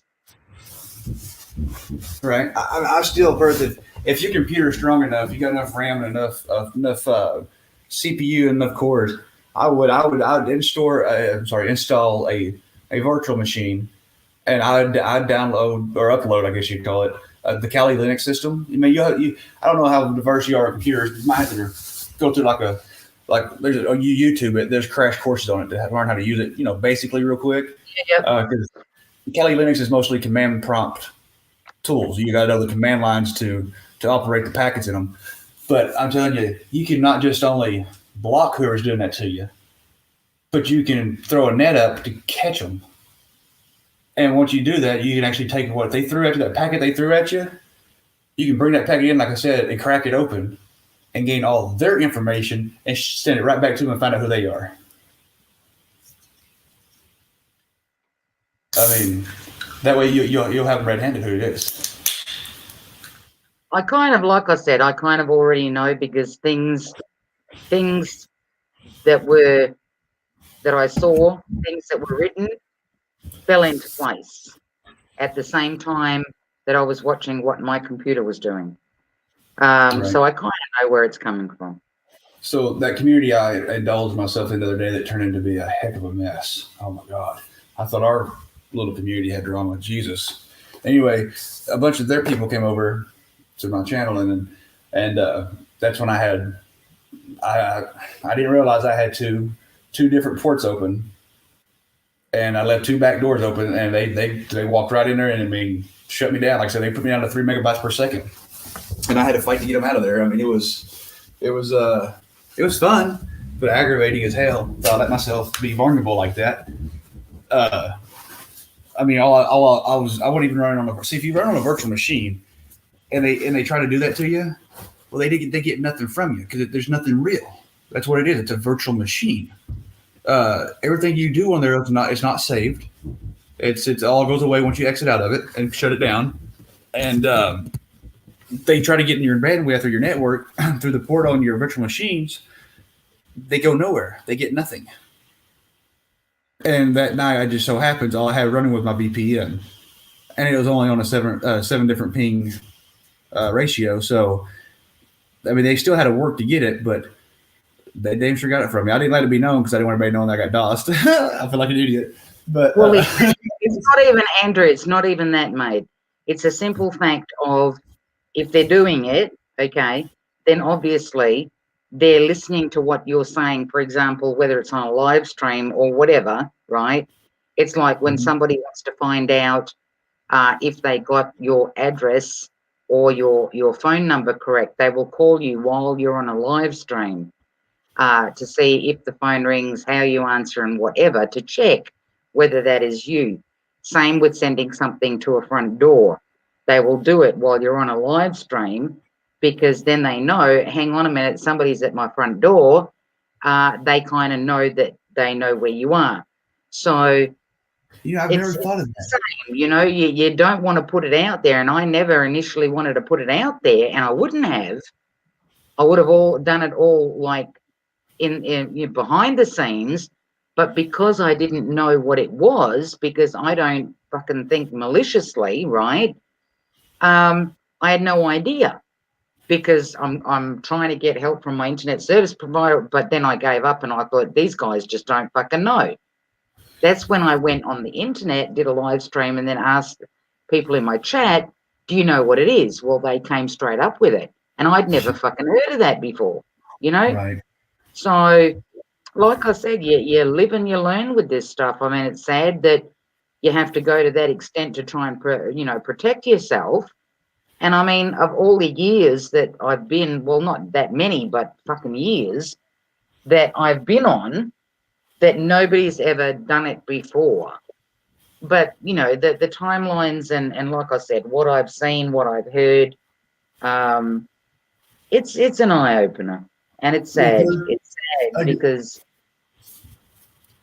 Sorry, I thought that. Go ahead. Sorry, I thought you just. Yeah, sorry. No, it's okay. I was just going to say that it's extremely sad that people that you think you associate with, that you hang out with, that that you say hello to, whatever, that they would actually go to that extent. So but see, in saying that, and Frida C knows, okay, I had somebody off YouTube befriend me for a very long time. When I used to play music on D Live, they would come across there. Ended up Skyping with them, not face to face, but just talked on Skype. Got to know my friends like Frida C and Jacob and Colette and all of my very close friends. And then it kept going because one person supposedly passed away, but then a family member comes into the show. This was all done just to get my address. It's amazing the lengths people will go. I know, right? To have complete false relations with somebody, just for what? What are they going to do with your address? I mean, they're not going to come over there. I guarantee you. I mean, so it blows my mind. I don't understand that. I really don't. And you know how I found out who it was?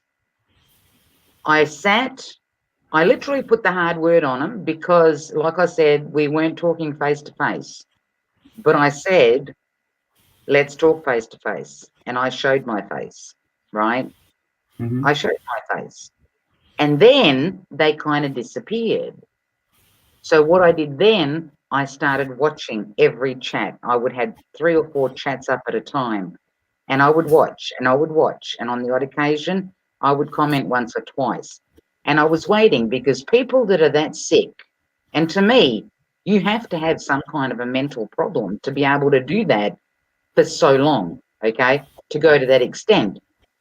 People like that want a pat on the back. They have to tell somebody that they did it, right? And bang, what do I see in chat? Somebody said something, and the only way that they would have known that if they had have seen me. And I thought, bang, I've got your fucking ass. And they didn't know I was watching. So I know who it is. So, essentially, what you're saying, as far as this whole DOS thing going, they're doing it. Somebody's doing it maliciously towards you. Absolutely. I don't think this is via email, because I'm forever everything of mine apart from probably 3 things, okay? And that's to do with my bro. Everything, whether it be you sending me an email or whoever, right? It will go into junk. Now, I go through my junk mail every day. I go through it before I go through to my inbox. And I've gotten accustomed to knowing what is junk.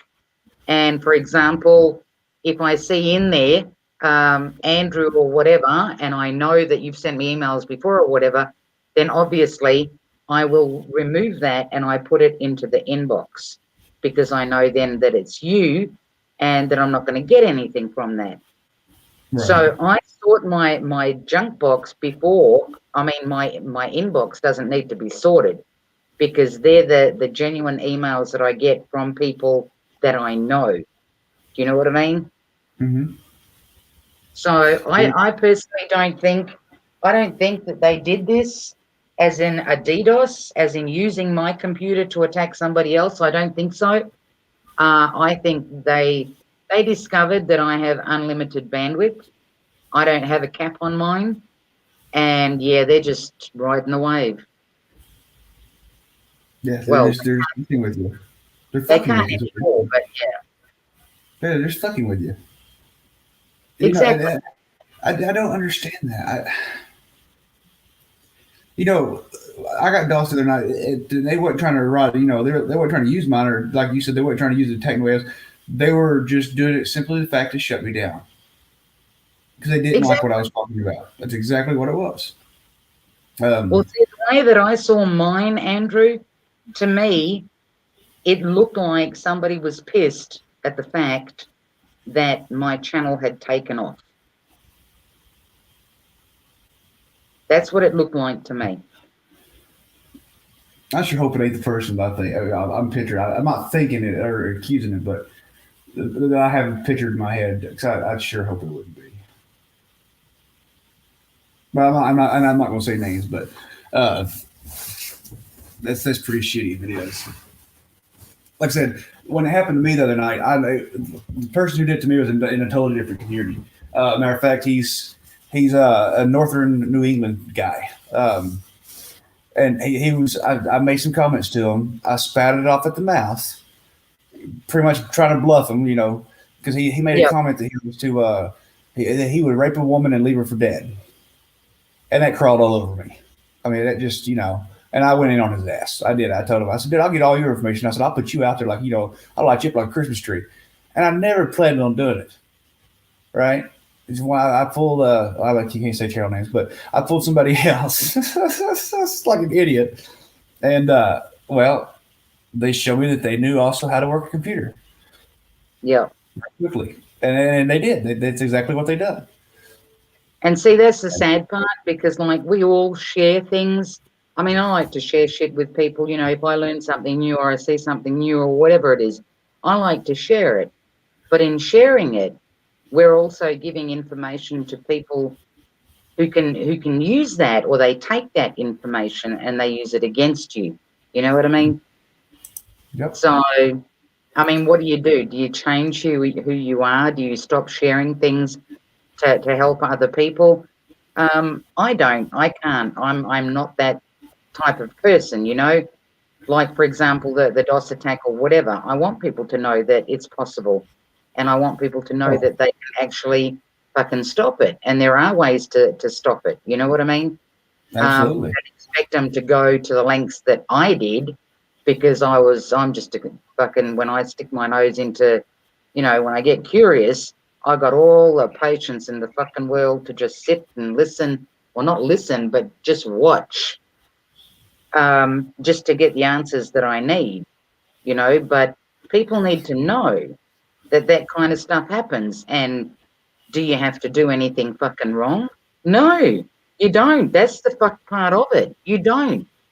You can have one person that simply just doesn't like you, and they can do that to you. Yeah. But to me, it was because when I started thinking, when did it start? What did I know, or did anybody say anything at that point? Because that's where my mind goes to, right? And that's when I thought, okay, it started then. So let's remember what was going on around then. And I kept going from there. And then, like I said to you, I would sit and I would watch. And when my bandwidth would disappear, I would see who's either trying to jump online, who's started live streaming, who's trying to jump on a panel but can't, or all of a sudden can. And then when I pull the bandwidth back, who drops off, who starts having issues. This is how fucking sly you have to get to try and figure shit out. And it's sad. It's a waste of life. It's a waste of brain space to have to do that, but you got to do it to be able to protect oneself.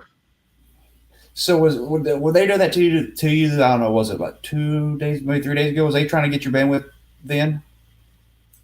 Was you having issues then? Put it this way, yes. And there was one occasion where everything was fine in the morning, and everybody went live, and everything was fine.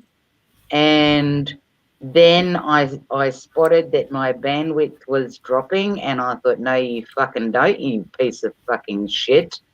So I pulled it back, and I'm watching all the live streams at the same time, and I could see somebody was having an issue, okay, trying to get on a panel. And I thought, okay, it's been passed around, so I know now there's more than one. So I asked Misty if there's any... Sorry. Uh-oh. Did I lose y'all? Who was that? Oh, it was another panel that I'm mirroring, and I pulled it up. I actually hit the mute button on it. Oh, okay. Sorry. Yeah. So I didn't. I apologies when I pulled it up. No, I didn't. I hardly heard who it was, so I don't know who it was. So yeah, I just heard. It's somebody you know very well. Put that way. But the thing is, to me, Andrew, like with all of this, like I said, to me, it's a fucking waste of my brain space. I initially came on YouTube, in all honesty, because I saw something that I needed to share with people, right? This was way back when I was covering the Oroville Dam. And I thought, it don't matter if people listen to me or not, and I'd never fucking live streamed before. And I was stressed over that because I didn't like the sound of my own voice when I first started, all the rest of it. But I thought, I saw something. I saw something that I need to fucking share with people, So that's who I am. You know what I mean? So for me to have to try and change that or stop being that just because somebody else is pissed off or thought that they could fuck with my shit without me being able to fix it, or without me knowing, or whatever the case may be, just purely out of jealousy. Because then that inquisitive mind of mine kicks in and says, well, I want to fucking know. I want to fucking know. Right. And the reason I asked you about a couple of days ago, because I happen to notice a person that normally don't have issues. You know, they might have them here and there, but normally don't have as much as they was having the other day, and they were just having one hell of a time streaming, getting videos to play, staying on their stream. I mean, I just found it kind of interesting. And I'm not, like I said, I'm not going to accuse nobody because I don't have the information you have, obviously. But it's funny how you sit back and just watch and people's actions, their words, their postures. They say it says a whole story about a person.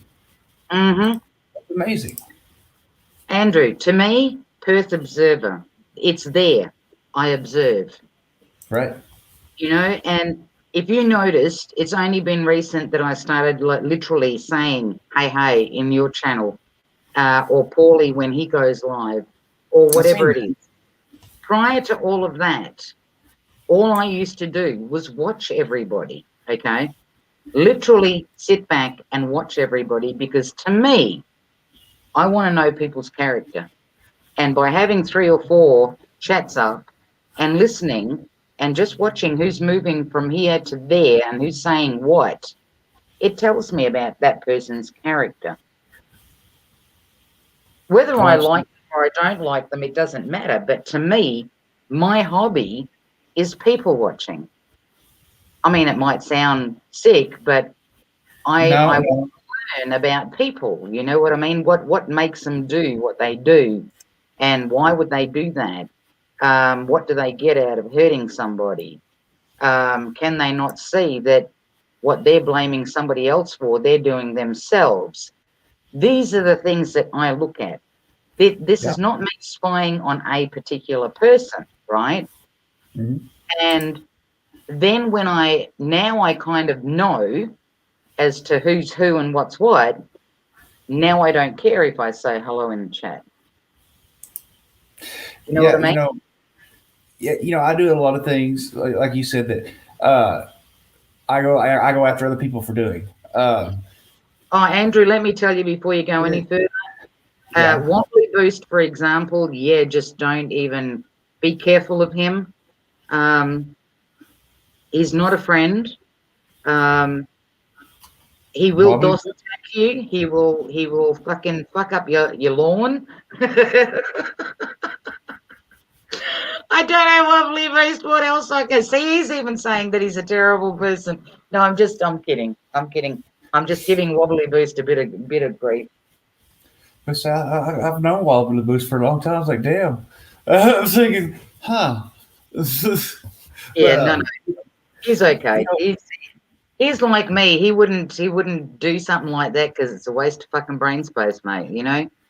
I do that to certain people, and it's not that I enjoy doing it. Like I said, I enjoy the drama, but there's a difference between the kind of drama that I run and that some other people run. There's a point where, there's certain places I won't go. And even if that being said, when it's brought to that, that place over there, I'm wanting at the end of the drama, I want there to be an outcome. You know what I mean? Whether it's good, bad, or indifferent, but some kind of outcome. But I go around and I tell people, you're doing this to people, and that's crappy. You shouldn't do that. And when they continue, I do it to them. So necessarily, I'm no better than they are. But I don't know how to. I'm not trying to make an excuse for it. I understand exactly what you're saying. But to me, like, I look at the fact like this, and some people might get offended, but if you think about it, okay, if you give it a bit of thought and you're honest with yourself, not just you, but I mean everybody, right? You'll know that it's true. To me, I look at the internet, not the internet per se, but YouTube. You have your drunks, you have your druggies, and you have broken people. We're all broken in one form or fashion, okay? So it's not me putting people down because I'm fucking broken too. Jesus, I've had shit happen to me in my life and yada yada and whatever. I mean, everybody has. But that's the way that I see YouTube, you know. So to me, I can't go and tell somebody else what to do, but this is just me or how they should be doing something when I'm broken also. You know what I mean? Right. I mean, yeah, exactly. I mean, I You know know, why you do it because your channel name says it all. So right. if people don't want to be a part of that, like I said to you earlier on in my day, what is it called? Right?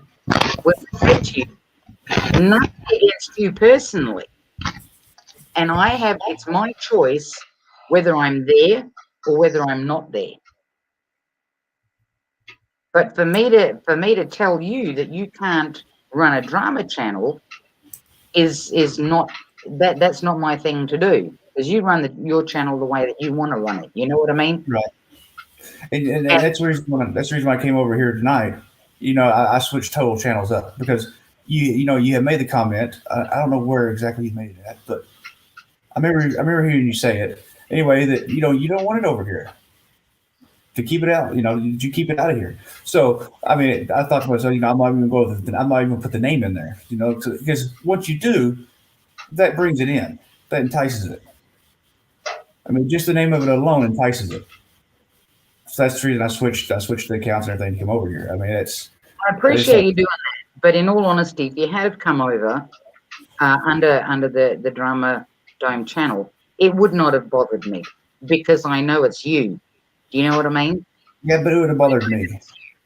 Um, but I appreciate you doing that, and to me, it's not that I want to be nasty to people and boot people out, but I mean, you've seen it. We come in here and we share shit and we want to learn from one another and we talk about, what's happening and where the fuck are we after all of this fucking last 12 and a half months and whatever. They're the things that we want to discuss. They're the things that people want to talk about without being called stupid, without being called you're a fucking idiot, without, people putting, do you know what I mean? Yes, I do. Yeah. I completely know what you mean.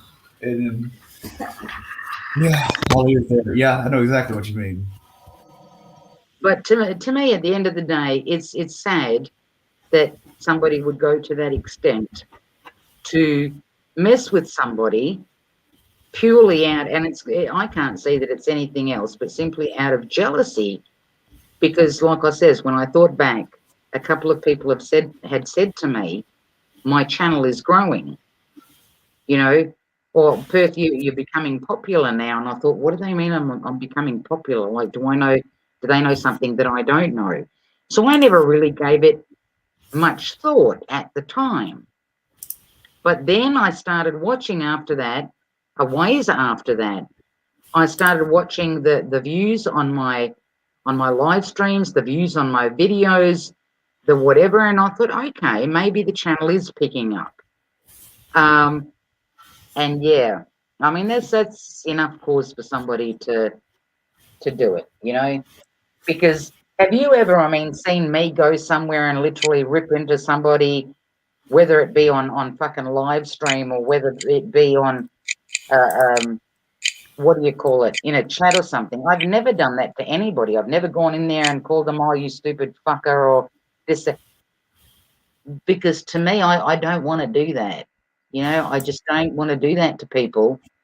Not saying that I can't, not saying that depending on the circumstances that I wouldn't go at somebody if they pushed me into a fucking corner, because obviously I'm not going to just walk away. It would also depend on what it's about. Um, you You know what I know, mean? yeah. It's not who I am. The other day was the first time I ever seen you, and you didn't go off by no means. You spoke your piece. You did it very calmly and respectfully. You got there, not that I could ever imagine doing it. But that's as far as I've ever seen you even go as far as that direction. I think you know what I'm talking about the other day on a certain deal. But I Yep. mean, and you still did it. I mean, if that was me, oh, I mean. I went off. I mean, I thought you did a great job. I did. I mean, and that what I'm getting at, that's most, I guess you can say, stern I've seen you get, if that makes sense. Because to me, Andrew, I try, okay, and I said this to a few people before, because somebody was saying, oh, I'm going to trigger you, or this, that, and the other, whatever terminology is used. Well, to me, it's pissing me the fuck off. It's not triggering, but you're sitting there trying to piss me the fuck off. So, and I turned around and I said, you won't get me to argue. You can sit there right now, for example, and call me all the things that you want to call me, and I will not utter one word. What I will do is not respond. Why? Because majority of people that will treat you that way, they want a response. So the best way to handle them is to not give them a response. So I would rather literally walk right the fuck away from them, never say hello again, but they won't get an argument out of me because I know that's what they want.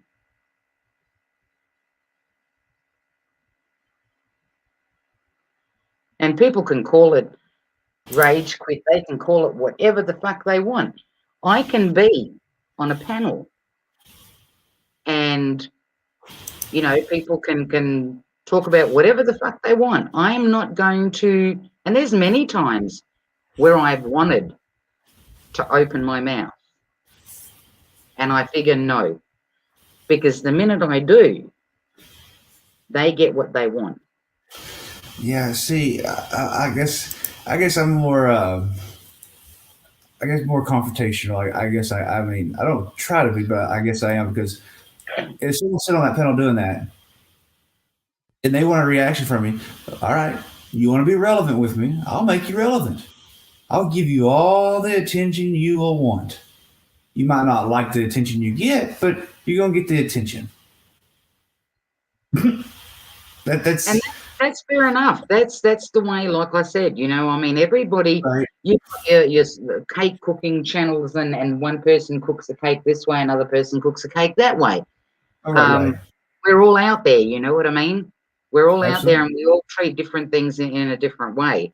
But to me, I'm one of those females that I've been through things, like I said, in my life, and I deserve to be spoken to with some respect.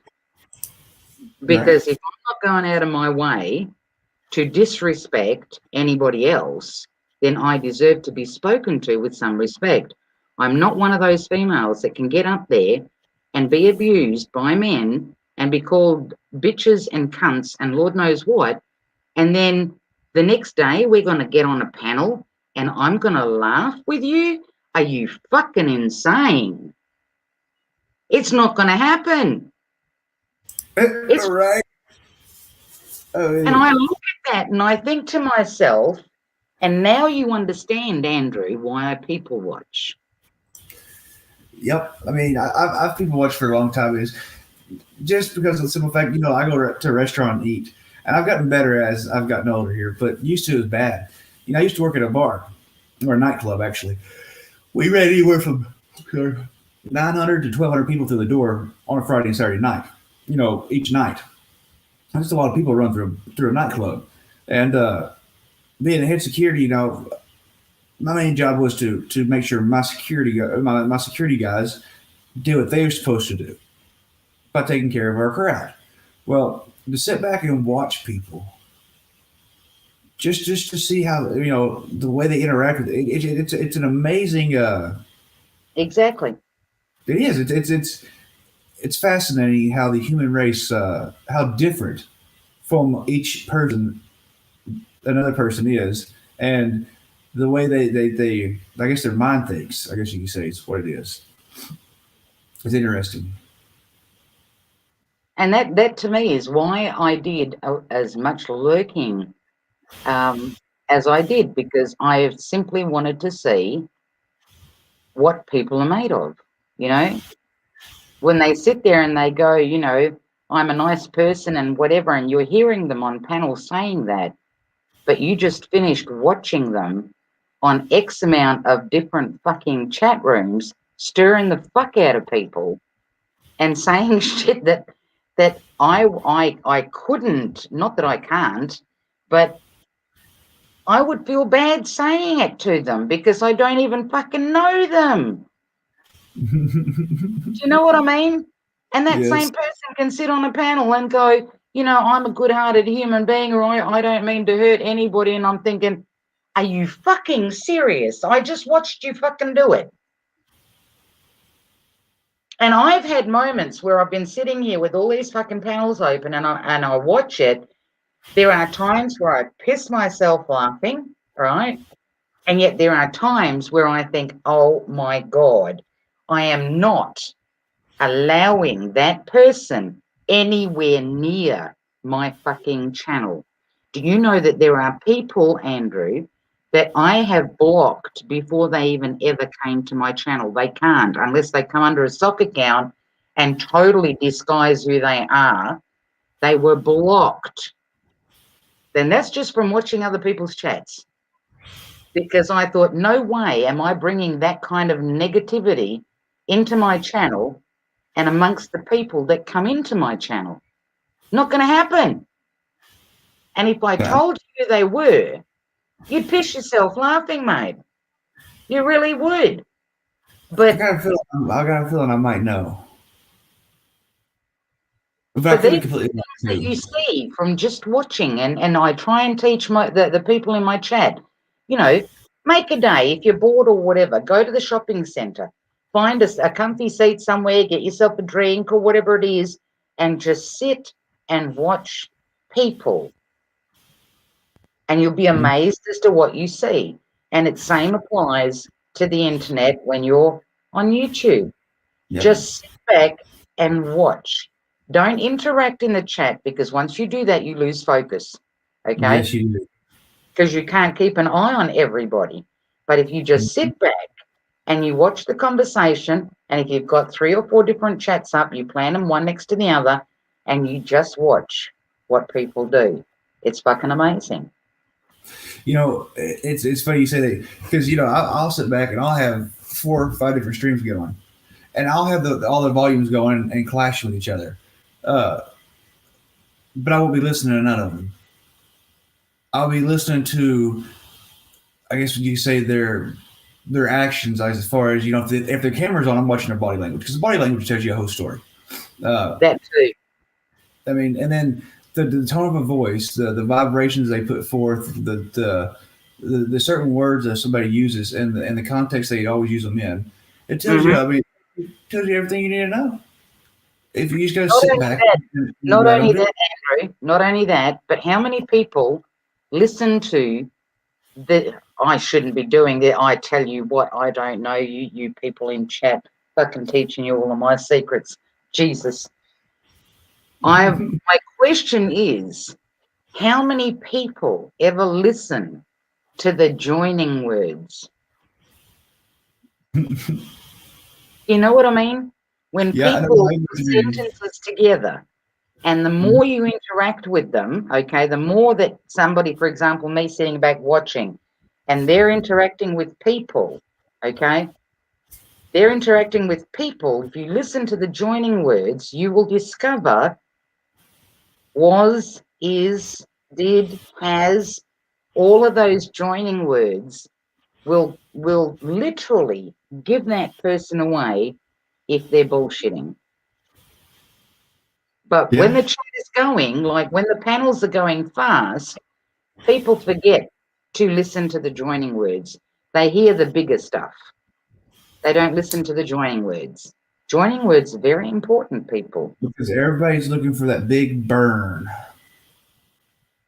They're using, oh, that's a big word. He got a bigger word in. Some big words don't really matter. And you're absolutely right, Perth. Those big words are just for show. It's the way it's the little words, though, that tell you whether a person has done something, did something, going to do something. You know what I mean? It's the joining words that you need to listen to because people forget. When they're in a conversation, they forget. You know what I mean? Yes, Because yes, they're I do. interacting. Hence is like I say, you lose focus. But if you just sit back and not interact and just listen and watch, be amazed as what you see. That's absolutely correct. Like I said, the bigger words they use are just for show. It's just flashing to draw the attention. And in the last couple of weeks, I'm sorry to say, but in the last couple of weeks or few weeks, if people, and you know more of those people than I do, okay, they just know me as coming in and saying, hey, hey. Mm-hmm. But if those people would just sit back and watch, they wouldn't fall for the same shit all over again. I think they would. But Look, I sit and I watch and I'm thinking, oh my God, like, what are you doing? You're falling for the same fucking crap all over again. The only difference is there's one doing it on the piggyback of exposing another. It's just it's crazy. You know, I've said this, and I'm gonna say it, I guess I hope it don't make nobody mad.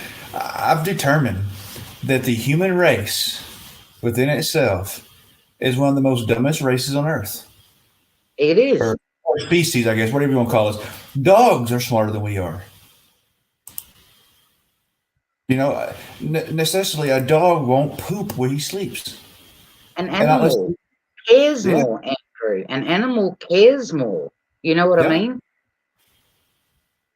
that's exactly right. I mean, it's amazing how we as humans can create so much stuff like computers, car, but a simple dog has more loyalty, more respect than any of us. Exactly.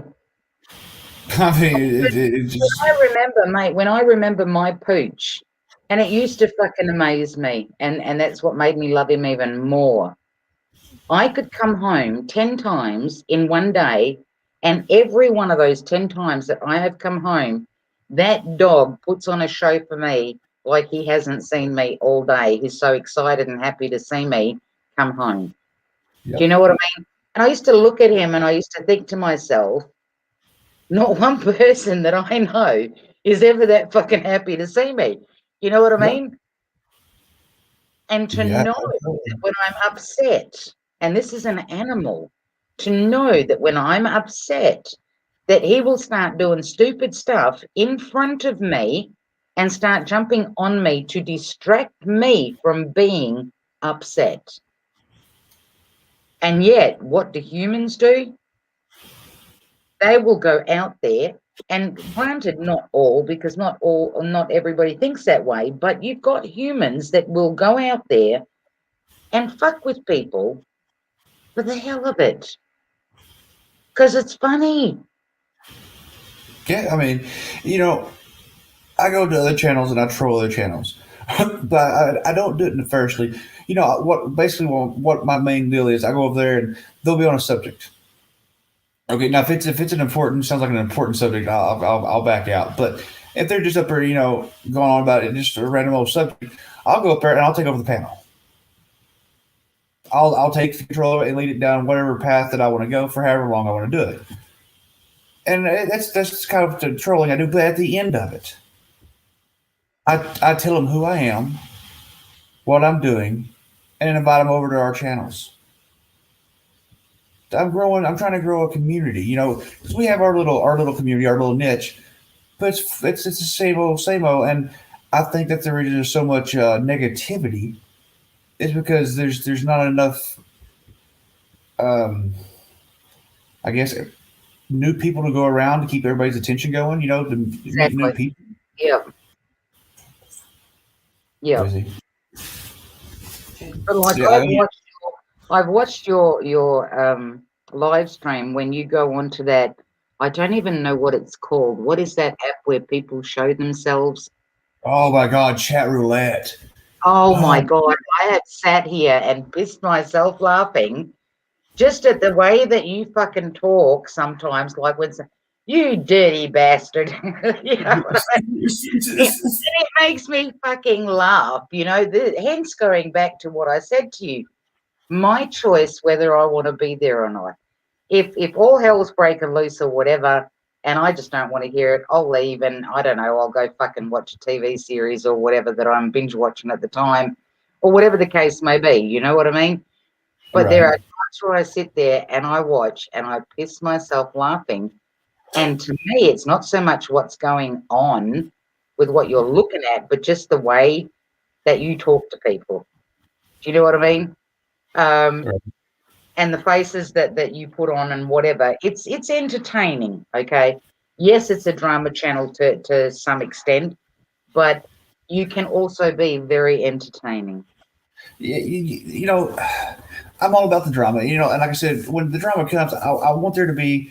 If you have two people confront themselves, right, or confront each other, you know, and they're going at it. Hopefully, by the end of it, they can either just agree to disagree and walk away and be done with it, or whatever outcome the outcome might be, good or better or indifferent. As long as there, you know, something was accomplished with it. You know, that, you know, to go up there and just maliciously go at somebody just because you want content is wrong, and I'm guilty of it. I mean, I've been guilty of it. I mean, I do it to emo all the time. I think emo deserves it. Oh, sorry, I'm sorry, I said name. Sorry, damn it. Uh, Sorry, I didn't mean to do that. But neither here nor there. I mean, I can't really grab at people for doing that because I do the same thing. But I don't go The after thing, people. the thing is, Huh? though, Andrew, you admit to it. You know, like Frida C said earlier on, you admit to it. Do you know what I mean? Yeah, but they don't make it right. No, it doesn't make it right, but you admit to it at least. You know what I mean? Which is more than what some do. That's true. But even what I do though, it's still.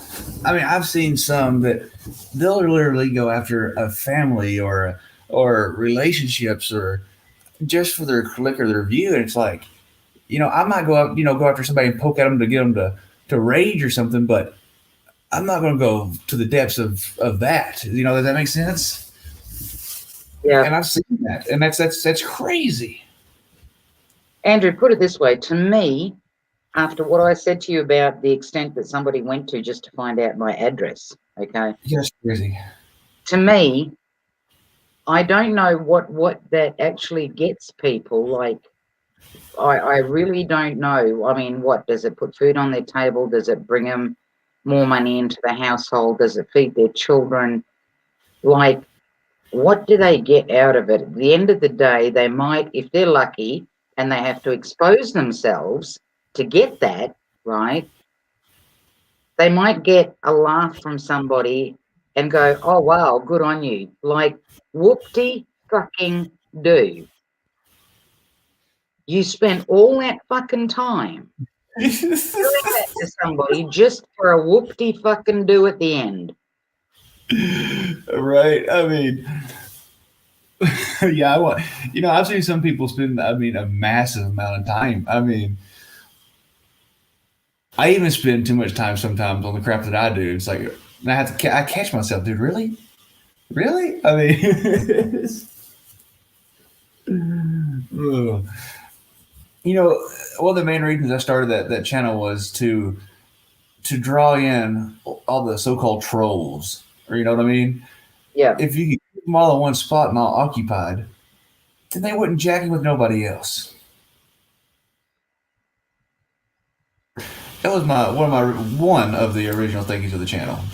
But Uh, the sad thing is, though, if you have 4 or 5 chats up, you'll see that you'll see what goes on.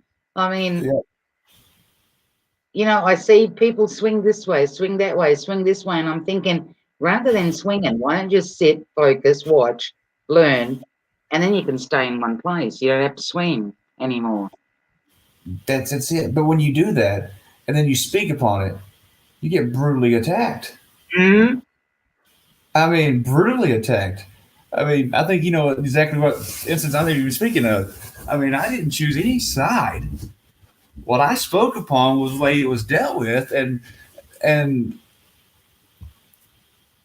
that I was gonna put it out there. If you call someone a friend or consider them a friend of any sort, unfortunately, as wrong as it might be, they get special treatment. Now, if they've done something wrong, by all means, yes, call them out in public eye. Absolutely call them out. But you don't do it the same way you would a stranger, someone else. Does that make sense? Yeah. You know, oh man, that just, I mean, that just blew my mind. It shows the true colors of people. Like you said, sit back and just watch. And that's why, Andrew, sometimes I don't mind sitting back and watching that, because it's a good way, like I said, because when people are interacting, they forget. Okay? They forget. They're not thinking, they're just spouting to me. Mhm. And they forget that actually is their true character coming out. You know what I mean? Because Right.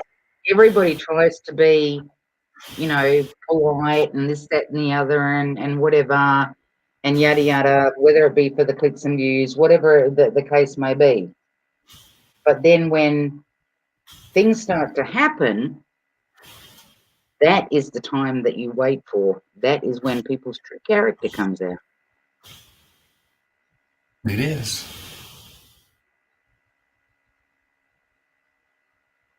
And it's an ugly thing to see. It's just, oh my goodness. Be careful, Free to See. I'm going to end up on your doorstep. Free to See just wrote in chat that he sent Perth a postcard. No, I don't know if you're safe, dude. I really don't. Yeah, you do. I haven't shown up on your doorstep, so Oh, listen, I wouldn't you know care if it's you all did, good. because I've actually spoken to you on Skype, face to face. I know who you are. We've spoken for a long time, and it wouldn't bother me if you did. Do you know what I mean? I To wish I me, could. the only time that it would bother me is if somebody maliciously got my address, and I welcome those people, if they have my address, come to Yeah, my door.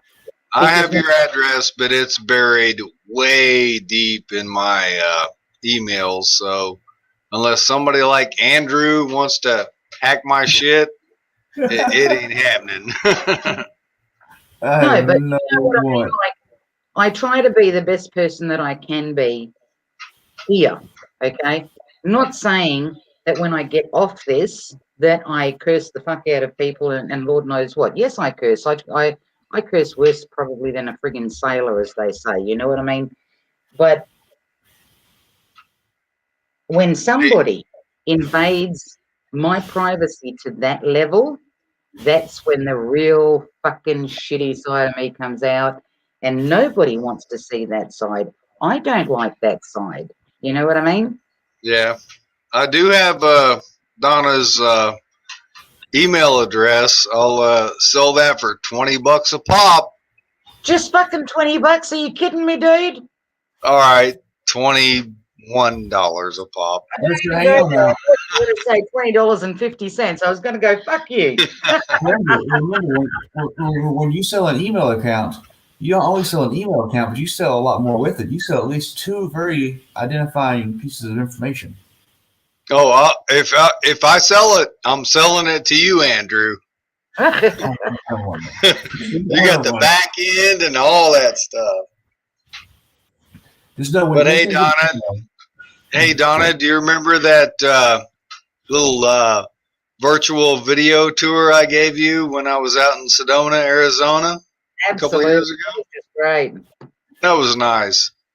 It was. I remember that place very well, and when I think about it, I think about walking you through the place. That was really, really Can I nice. please tell you something, Free to See? I actually shared a little bit of that with Colette. Not that there was anything hidden, but Oh we no. were talking in that, and I was saying to her, because she was talking to me about crystals and stuff and how she likes crystals and whatever.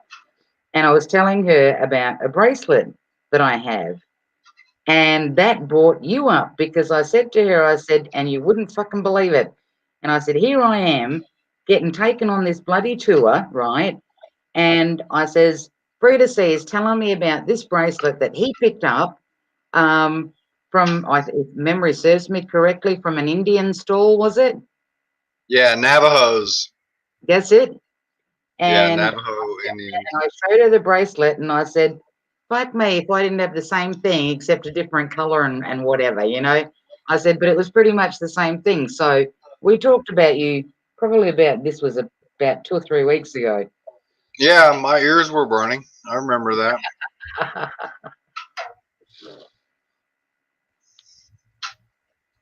But Yeah, yeah, good times, man. I remember, back, God, call it 3 or 4 years ago, 2, 3 years ago, when we started kind of hooking up. And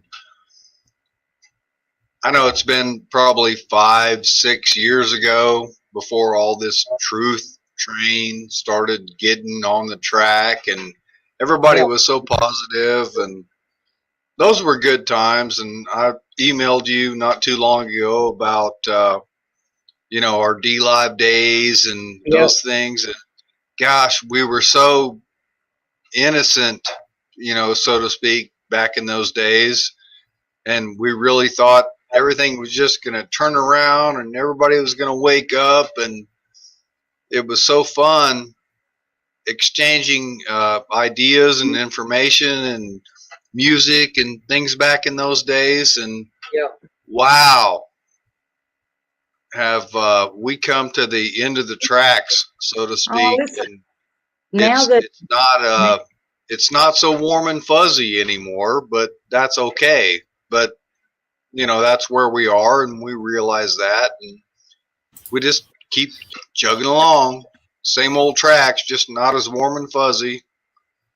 oh, they can be. I'll get back up into D Live and we can smart around with the friggin' stickers or whatever they bloody called, and the stupid ass fucking lemons and the treasure chest, which to me is just so fucking childish. But at least we got a laugh out of that. You know what I mean? Yeah, and we did when we shared a lot of music, but D Live doesn't work for me on. I have a laptop, an old laptop, and a pretty decent PC, and D Live will not function for me on either of those. And I've gone to some other live chats, and a lot of people are saying the same thing. It's not, that way for everybody, but yeah, D Live is a turd now for me. As in logging in, or as in get just No, it won't. It just won't play. Won't play. And a lot of people are saying the same thing. I think it might be a Windows 10 thing or an Apple thing. okay. My guess. Yeah. If you're on Windows 10, turn off your prefetch. Go to I your, don't have Windows 10.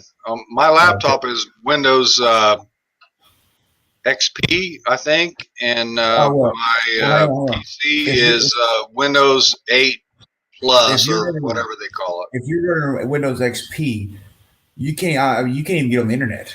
I mean, you can't even get on Google. They don't support it no more. Here I am. You're on XP right now. XP or 7? Which one's newer? If you're on 7, I can see that. Okay, but we'll call it 7.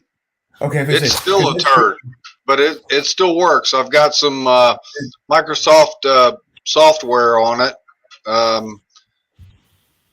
Publisher is the one that I'm hanging on to desperately, but it's not supported anymore. So we'll call it Windows 7. But yeah, I'm about ready to get flushed out of the whole computer game. There you go. Wobbly Boost just posted in chat. He says D Live will not play stream for me. No, I'm going to go to D Live. I can tell you this: Windows 7 is a very sought after Windows. A lot of people still use it because of its. I've never used Windows 7, so I really can't speak. I just know what I've been told. It's a hell of an operating system. Well, I got one for sale. $1,000. $1,000. It's all yours. $1,000 Andrew, bucks. I'm using Windows 7. I have been since it first came out.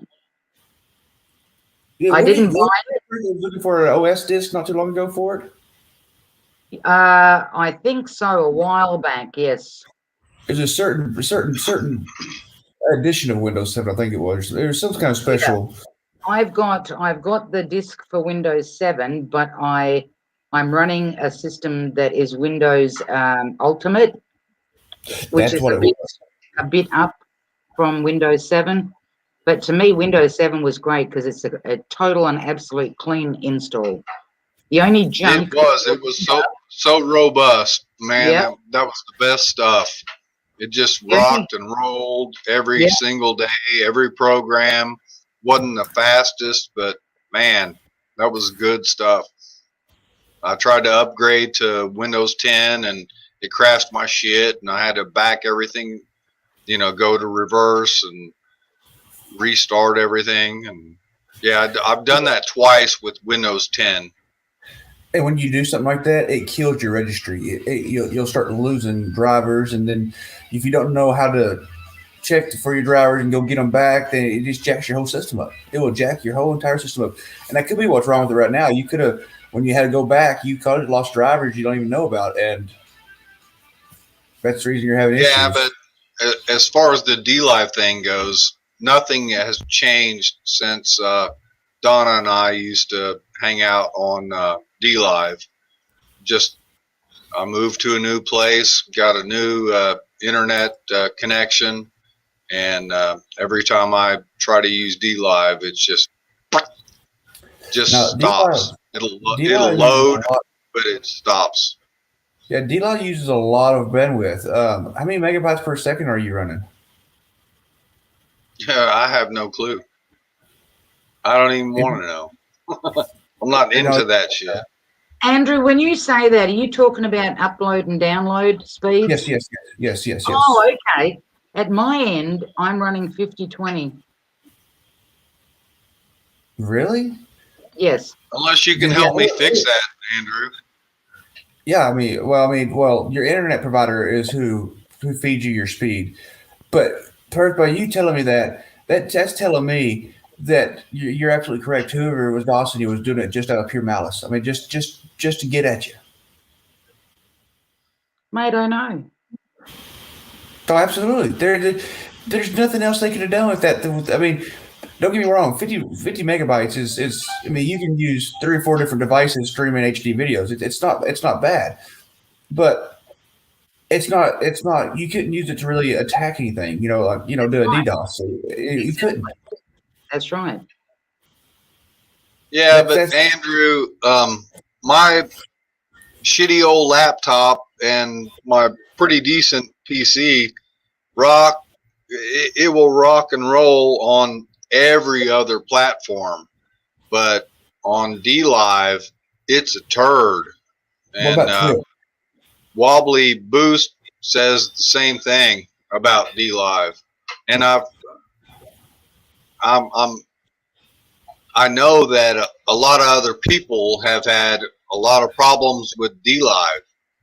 So I don't know. It's not just my old shitty system. I tried not long ago for E2C to go and stream music on DLive, but I couldn't because this was prior to me knowing that I was getting DOS attacked, right? And of course I couldn't because the bandwidth just wouldn't fucking play anything. You know how I have usually I put a picture up and it's the moving pictures, all right? It wouldn't move. It was jerking. It was just fucking freezing up. It was whatever.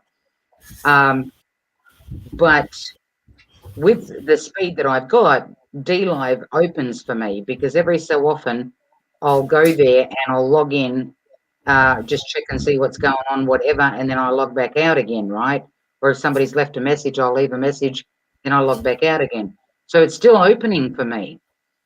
My issue not being able to open it was simply the speed factor. Because it opens for me and I can load the video, but as soon as I click play, it's just like Wobbly Boost just said in the chat, it's a turd.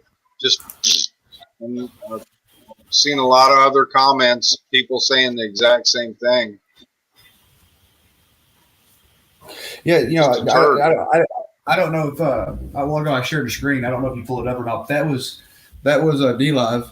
I mean, it operates just fine with me. But um, when you go on Twitch at all? What's that? Not me. No. Do you go on Twitch by chance? Oh no. Because what I'm getting at is Twitch and D Live are primarily the same type of platform. They use the same JavaScript. They use pretty much the same thing as each other. You know, kind of like YouTube and I guess Google, because YouTube is Google. I guess you can say those two. You know how Google Hangouts used to be and all that. They're one and the same.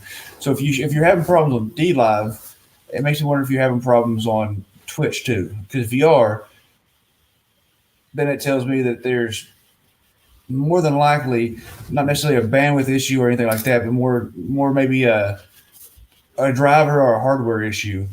But if you're just fine on Twitch but still buffering on D Live, I would most definitely say it's a D Live bug or something. Free That to makes sense. see. Have you tried a different browser? What's that? Have you tried a different browser? Yeah. Oh yeah. I went all the way through everything I was capable of.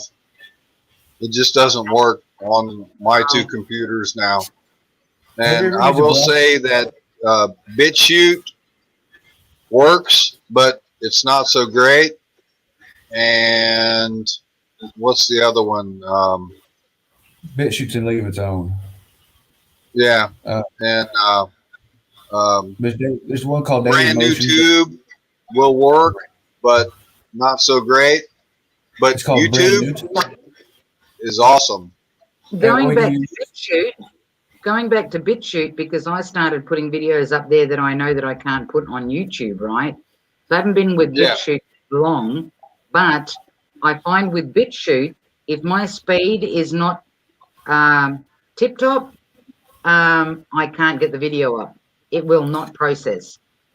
So, and that's where I had to stop BitChute definitely when my bandwidth was going, because there just wasn't enough speed. It would load it, but then 3 days later I could go back and check and it still wasn't showing to people. You couldn't play shit. It was still saying processing and you know, waiting on processing and publishing or whatever. But if my speed is tip top, then the video, I watch it load. When it goes up quick, then usually in a span of probably 30 minutes, it's processed the video and it's good to go. Yep. Exactly. So, and hey, did you that's say not. Brand New Tube? Sorry? What is Brand New Tube? Okay, I'm sorry. Did y'all say Brand New Tube? Like that's a platform? Are you talking about TrueTube? Is that free Friends in No, Code? I know about TrueTube. No, I know all about TrueTube. But are y'all? Someone said I thought he said Brand New Tube. Yeah, Brand New Tube. You can actually stream there, but I don't know why people aren't using it. What is it? I mean, I don't guess I've ever heard of it. Oh, okay. It's That's kind of like Andrew. That's kind of like Library. Have you heard of Library? no, it's like BitChute or YouTube. It's called Brand New Tube.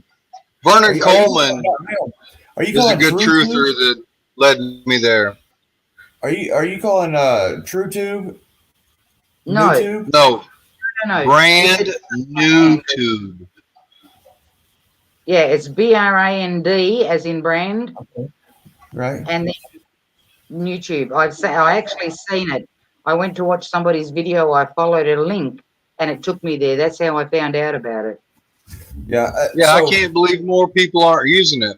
Vernon Coleman is a really good guy to kind of follow, and he gets his full-length videos on Brand New Tube, and they've kind of sponsored him, and they shut him down on YouTube other than, you know, just a short video, a trailer to lead, you know, his YouTube followers to Brand New Tube. But yeah, you can stream there, and So who owns the server? Do you know who the domain is? Who the domain owner? This way, Sam Reports in chat has just written, I don't want anything to do with Brand New Tube that is owned by the freaking Queen of England.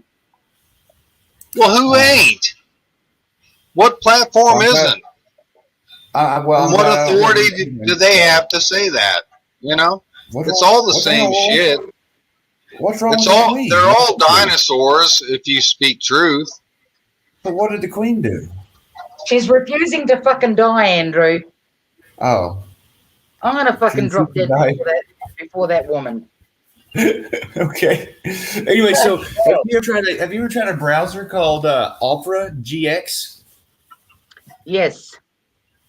It's a pretty good browser. It's not real resourceful. Using like a Chrome browser is a resource hog. I mean, Chrome is horrible on your resources, but I Opera had Opera at one GX. stage was my backup to Brave. Well, But then Opera. I came across, what was it? I think it was Google Hangouts. And it stopped working with Google Hangouts. So I had to go to fucking Chrome. And Well, that's when I got Opera. there's two different operas. There's Opera, and then there's Opera GX. Oh, okay. The GX one must be new because it wasn't around when I tried the Opera thingy. I never saw it. I swear to God, it wasn't there 3 months ago either when I first set this computer up. But when I reset this computer to get all I got 1, 2, 3, 4, 5, 6. I got 7 different browsers I use. But anyway, when I went to setting up all my browsers again, I went to go get Opera. This GX came up. I got to reading on it, and I was like, well, it's got hardware boosters on it. It's like a gaming browser. It's for gaming people. Okay. So it's got a lot of boosters on it that might help your older system boost to be able to use the DLive. Andrew, before when you said to me what speed was I on or whatever, and I said to you 50/20, I was waiting for your reaction because I've heard you guys say that you're running 100, you're running, this, that, and the other, and I go on, rub the fucking salt in the wound, why don't you? And we're supposed to have the fastest fucking internet down here. The Five Ghost Eyes has the fastest internet down here because they're spying on the rest of the world. But for the rest of the Australians, yeah, no. NBN was the biggest fuck up they ever brought out as far as people having so-called fast internet. You can have fast if you cough up $400-500 a month. You can probably have fast internet. But yeah, no. For $100 a month, you get 50/20. Oh my God! I know, right? Rip off. That's highway robbery. I mean, no, I'm not gonna make fun of you. I'm not. No, I was waiting for your reaction, and then when you went, what? Like now I understand, and I knew exactly where you were coming from, and I knew that you didn't want to say it, but it's not the first time because we were talking about that one night. I can't remember whose channel I was on, or whose panel I was on, and we were talking about speed, and they start going 100 something, and I'm going, hang on a minute. Hang on a fucking minute. 100 what? And they're going, and I'm going, are you talking about the speed? And they're going, yeah. And I'm going, well, fuck you. And you're complaining about your fucking internet. You know what I mean? Right. Look in the basement. Pull it up if you don't mind. If you don't mind, pull it up in the basement. Watch this. So this is a speed test by my carrier. We have Cox. But I mean, I don't know what it's going to show. Yeah, all you have to do is see. Oh, you've got to be fucking shitting. No, Perth, you got to remember. Yourself. Now, hang on. But you got to remember, Perth, I've got 2 other browsers open with StreamYards going, restreaming other streams. Plus this stream going, sharing this stream, and I got 4 different tabs open. Plus I've got a VPN going, 2 virtual machines going, and I'm still carrying my download speed at 156. Now my upload speed's crap. If I got 9.4 on my upload, I can't upload videos. Really? See, on my upload, on 18, if it's sitting on 18 or 19, I can upload quick. Okay. Well, reasonably quick. Okay. That's my upload, is my 18, 19. My download is 50. What's your ping? My ping is sometimes 4, sometimes 5. Well, that's not bad. That's good. A ping of 15 is horrible. That's horrible. It's horrible. It shouldn't be. A 2-3 millisecond ping, that's not bad. But For a 15-second ping to receive and send back, that's horrible. So what it is I send out a packet, pretty much, ping off the server, and it takes forever to get back. It sucks. But Frida, you know earlier how you were saying that you didn't know what yours was? All you have to do is type into your search bar at the top, right? Ookla, OOKLA. Oh. Yeah. And it'll Well, open I'm not going to do that, although I appreciate the suggestion. What I'm waiting for is all my shit to fail so I won't have any options to ever get back on this shit again. So that's where I'm at. I want my shit to just break down and say bye-bye, which is actually what I'm getting ready to do because it's late here. It's raining hard and I'm tired. I've had a good chat with you guys. Voy, man, in the background, cool guy. Andrew, rock and roll. Gary, Wobbly, Donna. Yeah, I'm out, but this was fun. But no, I'm not gonna be checking my ping rate anytime soon. Well, no, you were asking, Frida said you were asking earlier on how that you didn't know where to find that. All I wanted to say to you I didn't ask where to find it. I said I didn't care. Well, if you ever I'm over that shit. If you ever do get interested, just type in Google search speed test, and the first thing that pops up, it's a generic speed tester, and you can just I've done that stuff before when I was interested in it, but I'm not interested anymore. So I hope this old XP or 7 or whatever it is, and my other Windows 8 will hang on for a while, so I can stay connected with y'all. I got Donna's email address, and I'll just leave it at that. If that's an XP that you have that's getting on the internet right now and StreamYarding, that's a hell of an XP. I mean, it's the best. I've had this laptop for like 10 years. Thing just keeps rocking. What brand is it? Is it a Dell or Asus, man? Acer, yeah, Acer's a good brand. Acer's a good brand. Yeah, it's a good one. But hey, it's good talking to you guys, man. Andrew, sharp dude, man. Do something good with the shit you know, dude. Help some folks out. But then I wouldn't be able to be a piece of shit. Negative. Boy, keep it square over where you are, man. Best of luck to you, buddy. I try to keep it playing level. Sleep over there. Boy, you still with us? Yeah, he's still there. Good guy. All right, man. It's raining hard again here. I'll see y'all. Catch you later, man. Thanks for hanging. Peace. Peace and love. I really mean that. Hello, boy. Come in, boy. Check, boy. Earth the boy. Earth the boy.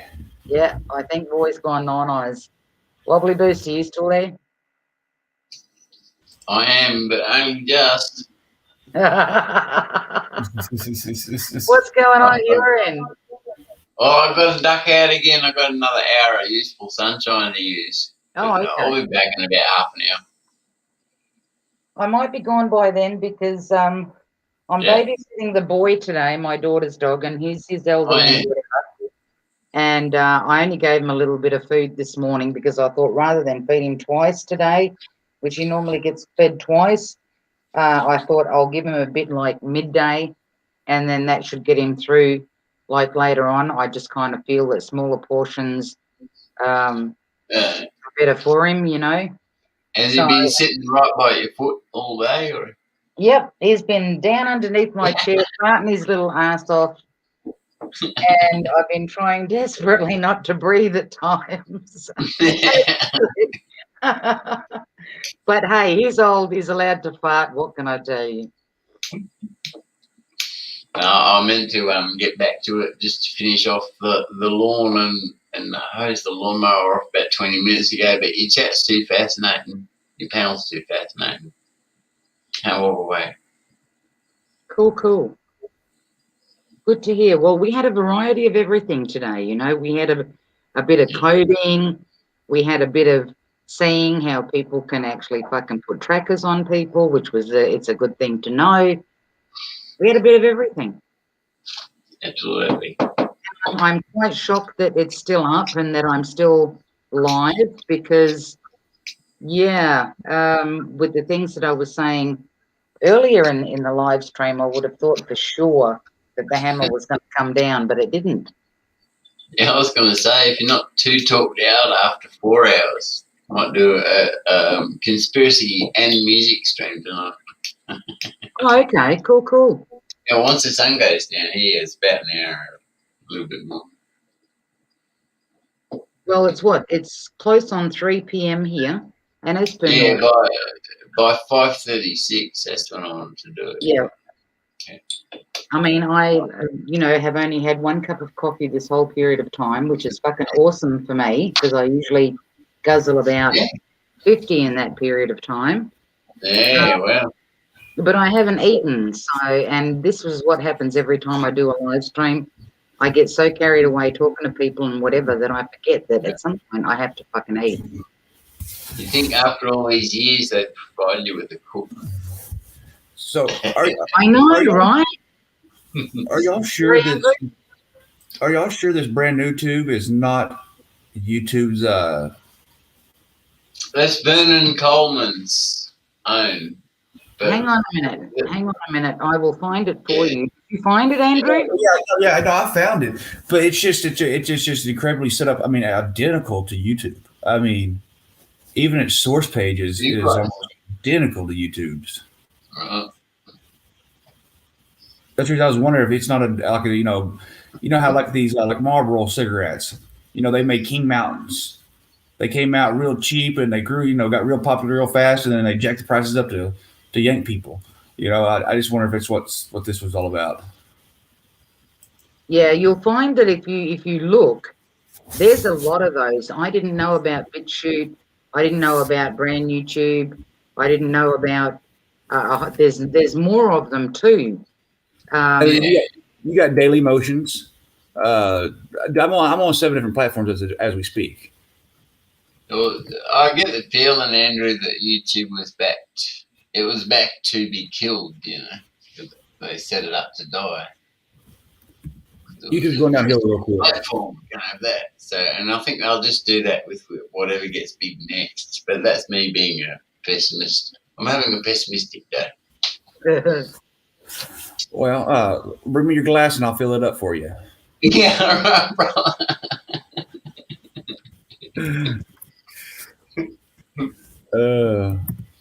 But yeah, it's what's bad is I'm over there running a show on my channel and I'm not even over there. Oh, okay, you're still live on your thingy. Bloody hell, dude. On your channel too. Let's go. Yeah, and people sit in there, and people just sit in there. Hey, I love my people. I know. I've actually watched that. I've watched when you've put stuff on and literally gone to fucking sleep, and I know that you've gone to sleep, and people still sit there and they talk in there. And one night, like I was tracking it, because like I said, when you're night, I'm day. So for me, it's not. I'm up. You know what I mean? Yeah. And it went down to, I think at one stage, probably about, I don't know, 10, 15 fucking people or whatever. But people were still going in there conversing, still hanging about. Yeah. But like Free to See, Andrew, it would be neat for you to literally pull your channels together and do what you're capable of doing. And I can see now that you are way more capable than I think even you know. And you would have an awesome fucking channel, mate. My problem is, Perth, is I interject myself into a lot of stuff that ain't none of my business. On the sole due fact that I mean, I know I'm no social justice warrior. I'm no hero, and I don't try to portray to be, but I just can't sit back and watch people do things to people. It's just jacked up. I You know know, that. and You can still, hey, listen, you can always keep that side of it and you can keep the drama dome or whatever. But all I'm saying is with your computer skills, what's stopping you from doing 10, 15-minute videos and putting them into the computer section of YouTube? Because people are always looking for help, and monetize that and just let it fucking run. You know, once a week, put up a video, something about computers or something about coding or whatever it is. Um, you know, when I go in there and look for fucking information, there's always a shitload of people that have gone in there that have asked questions that, you know, they don't know about this, or how can I do that, or can you help me do this, or can you give me directions on doing that? I mean, you've got that capability there, right? And don't let anybody know where it is, right? Just simply start a channel in that section of YouTube and just let it run. so, You'll Perth, make it. what if I told you I already have? Well, there you go. Good for you. I see. I have 4 channels. Obviously, I'm in the drama troll community, is what I call it, and then I got the activism community, and then there's other 2 communities that I've never let anybody over in these 2 communities know anything about because Good for you. I don't want to mix them. That's right. And if I did, the people come over and try to destroy it, and I mean, screw that. Put it this way, Um, Andrew. To me, I'm trying to figure a way of where and what to do with this channel, okay? Because I want to make it better for people. I don't have the technology. I don't have the funds to purchase technology. right. Uh, so I kind of started thinking, what else can I do with what I've got? And I thought to myself, if I do go down that route and open up maybe another channel, okay, it's going to only go out to the people that are constantly here. You know what I mean? Right. I'm going to try and hide it the best I can, It's hard. so that the two don't mix. So hard. good on you for doing that. You know, if you've got one out there that's just away from everything, smart thinking. I've got 2 out there that's profitable and away from everything. Um, and in order to do that, you do have to, I guess, I don't know, I don't want to say it's illegal. I don't think it's illegal, but false identify yourself as a different name. Which I used a friend of mine's name. He knows I'm using it, so I'm not. I mean, I'm not really false identified, but he let me use his name to get these channels going because if I'd put my name anywhere on them, if you Google search me, I mean, all my other stuff comes up. Exactly. So You have to do that. You're hiding it. Mate, put it this way. At one point in time, a friend of mine, he kept getting his channels taken down. And he couldn't open up any more channels at that particular time. So what I did, I took my family's details, opened up channels, and I gave him 2 channels that he can use whenever he wants.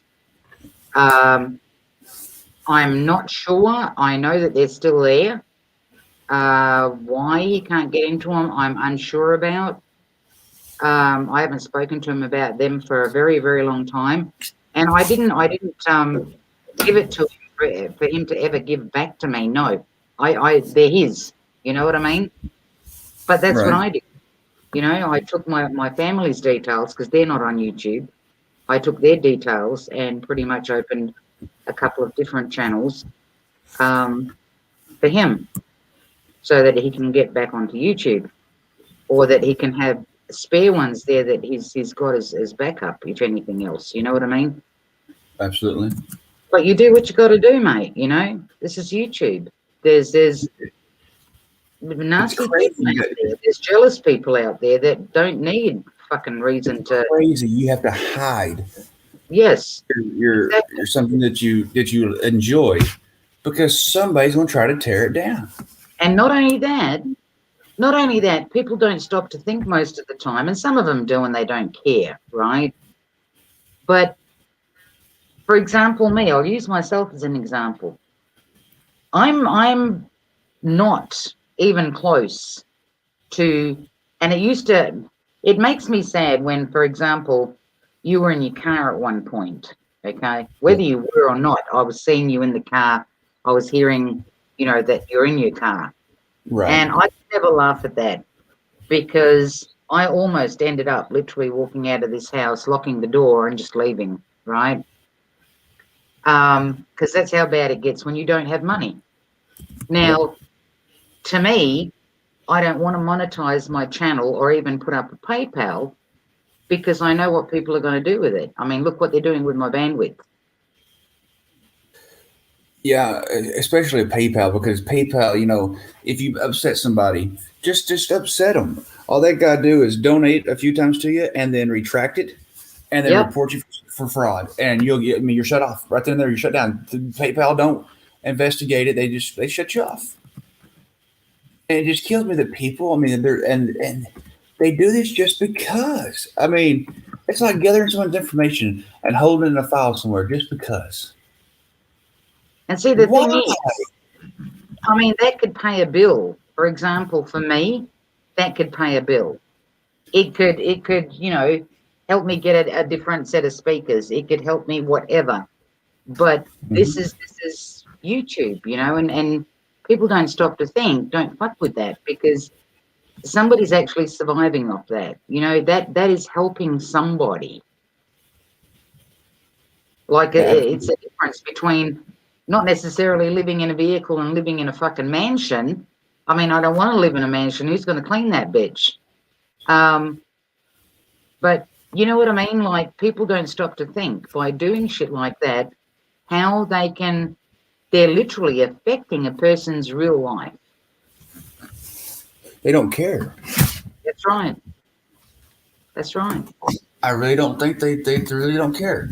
And what's bad is I've always been told when you accuse somebody falsely of something or you go at somebody, just because, it's usually a pretty good indication that you're portraying yourself onto somebody else to make it okay for you.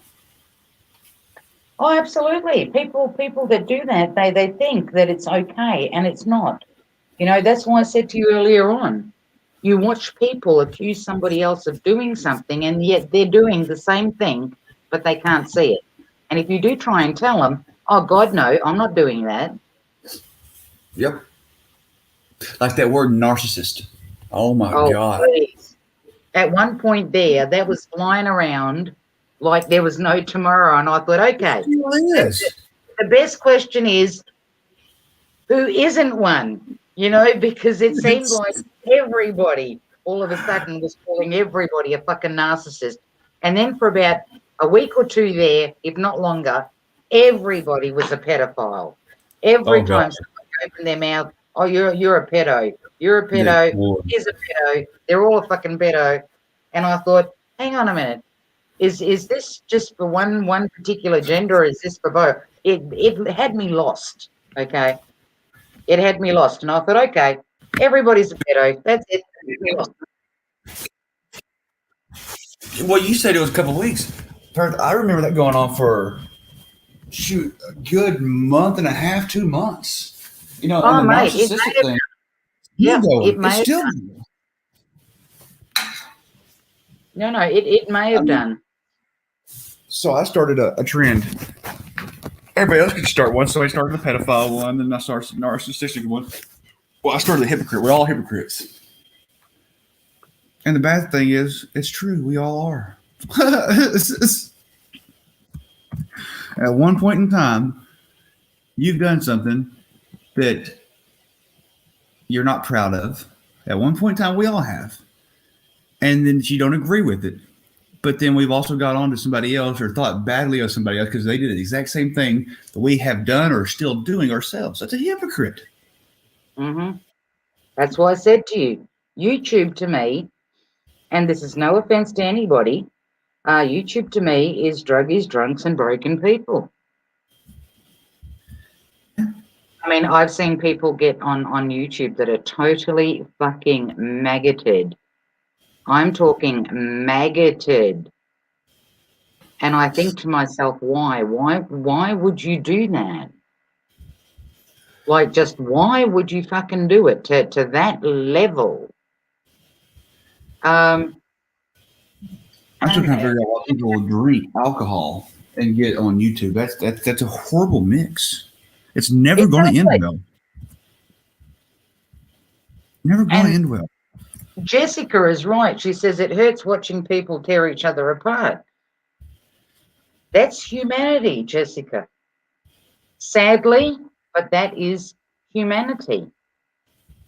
And I think it was Aussie Angel earlier on in my stream about 4 hours ago that turned around and says, I think it was Aussie, that turned around and says that humans are the best at killing one another, you know? Yep. So basically killing and hurting each other, we're very good at that. And we enjoy watching it happen. That's the sad thing. Exactly. Everybody loves a good shit show. Excuse my French. You know what No, I mean? listen, hey, I've said a shitload fucking worse, and shit is in every sentence that I fucking say practically. But I mean, everybody loves it. Everybody loves that train wreck. Nobody can look away from it. It's the truth. No one can look away from it. Everybody wants to see that train wreck. My advice to people at the end of the day is to just keep their money in their pockets, okay? Or just give it to me. Well, you have a PayPal address. I fucking don't, so I can't say give it to me. But at Finally least have one of us gets it. But yeah, because everything that I am seeing, and this is the thing, I can't see how people are falling for shit. It's sad to watch, but at the end of the day, I guess people learn best when they get fucked over. Then I think that is the closest or the best thing to wake them up, rather than hearing it from somebody else or anybody else. But Perth, are a lot of these people being fucked over? Or are a lot of these people putting themselves in a position to claim a victim?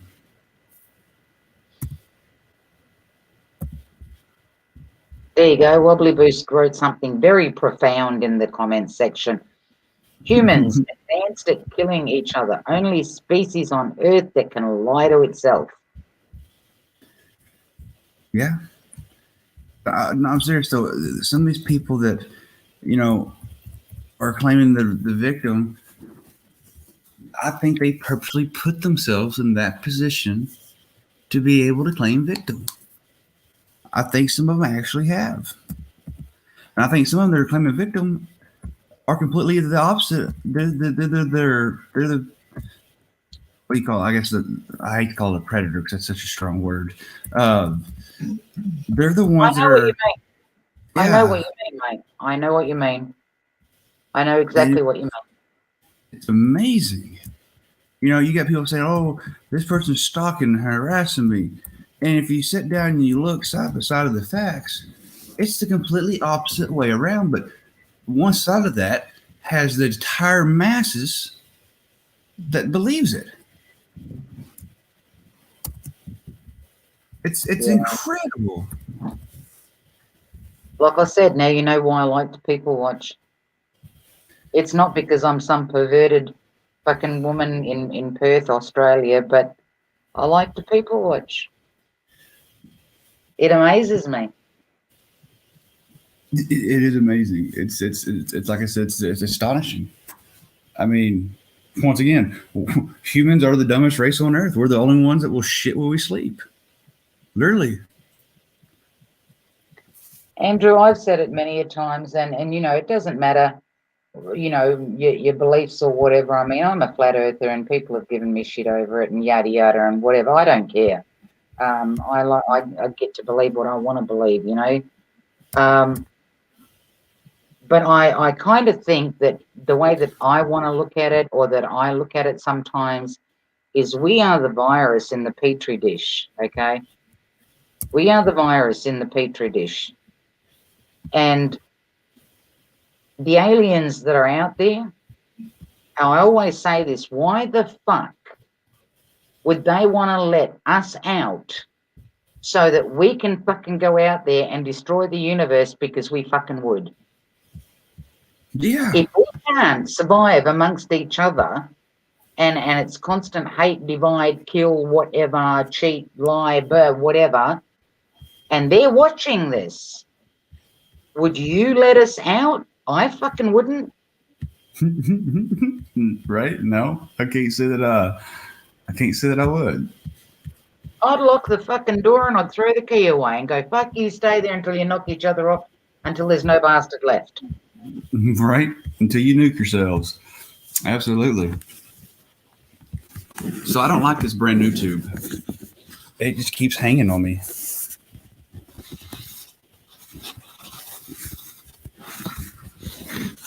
I don't know why it's hanging up.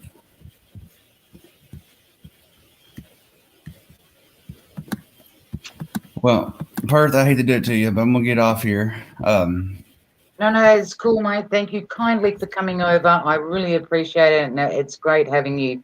And I think everybody was totally bedazzled with you today and your computer stuff and the stuff info that you shared with people. I appreciate it.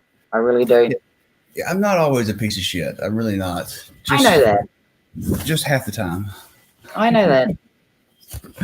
And I mean, don't ever construe it. I don't like to be that way, but sometimes I just feel that there's no other way, and that's what has to be. And unfortunately, there's a lot of good people out there like you, Perth, that you're not going to stoop to that low. And I mean, I commend that, and that's awesome. I'm that person, I guess, that I will stoop to that low. I mean, don't think that I can't. No. I know you could. To me, it's very easy to get on a panel and go, "Oh, listen, you fucking snot-nosed prick, cunt, whatever." I mean, that's easy stuff to throw out. You know what I mean? Right. No, absolutely. But I know you can. I watch what goes on around us, and I can see that we're all heading in a fucked up direction. You know, yes. So. Yeah. No, that's what I'm saying. I commend you for not getting yourself wrapped up into it like that. Like I said, by all means, I know you could. I mean, and it would be easy to do. I mean, but you hold yourself and you don't do it. Where other people like me, for instance, I mean, I'm always up in it. I mean, just constantly. There's one night, I kid you not, there was 11 live streams going at one time bashing me. And at that time, I hadn't done nothing to nobody. It was amazing. So what did I do? I went around to every one of them, got on the panel. I mean, the first thing it says, this is a little uncomfortable. It was, but that's me. I don't like confrontation, but I mean, if the opportunity arises, why shy away from it? But like you said, that's what your channel is called, and people have the choice, whether it be your channel or my channel or any other channel. They have the choice to either be there or not to be there. You know what I mean? Absolutely. And, I got to give a lot of people in my chat over there, I that a boy type deal, because I went over there, I put your link to your channel over there and mine, and I told him, I said, look, people, I said, there's no drama over here. I said, you'll get your ass banned quick. I said, so please don't come over here and make me look stupid, because I'm inviting y'all over there in the chat and stuff. I said, don't go over there and be stupid. If that's what you're gonna do, just stay where you're at. And just about everybody stayed where they're at.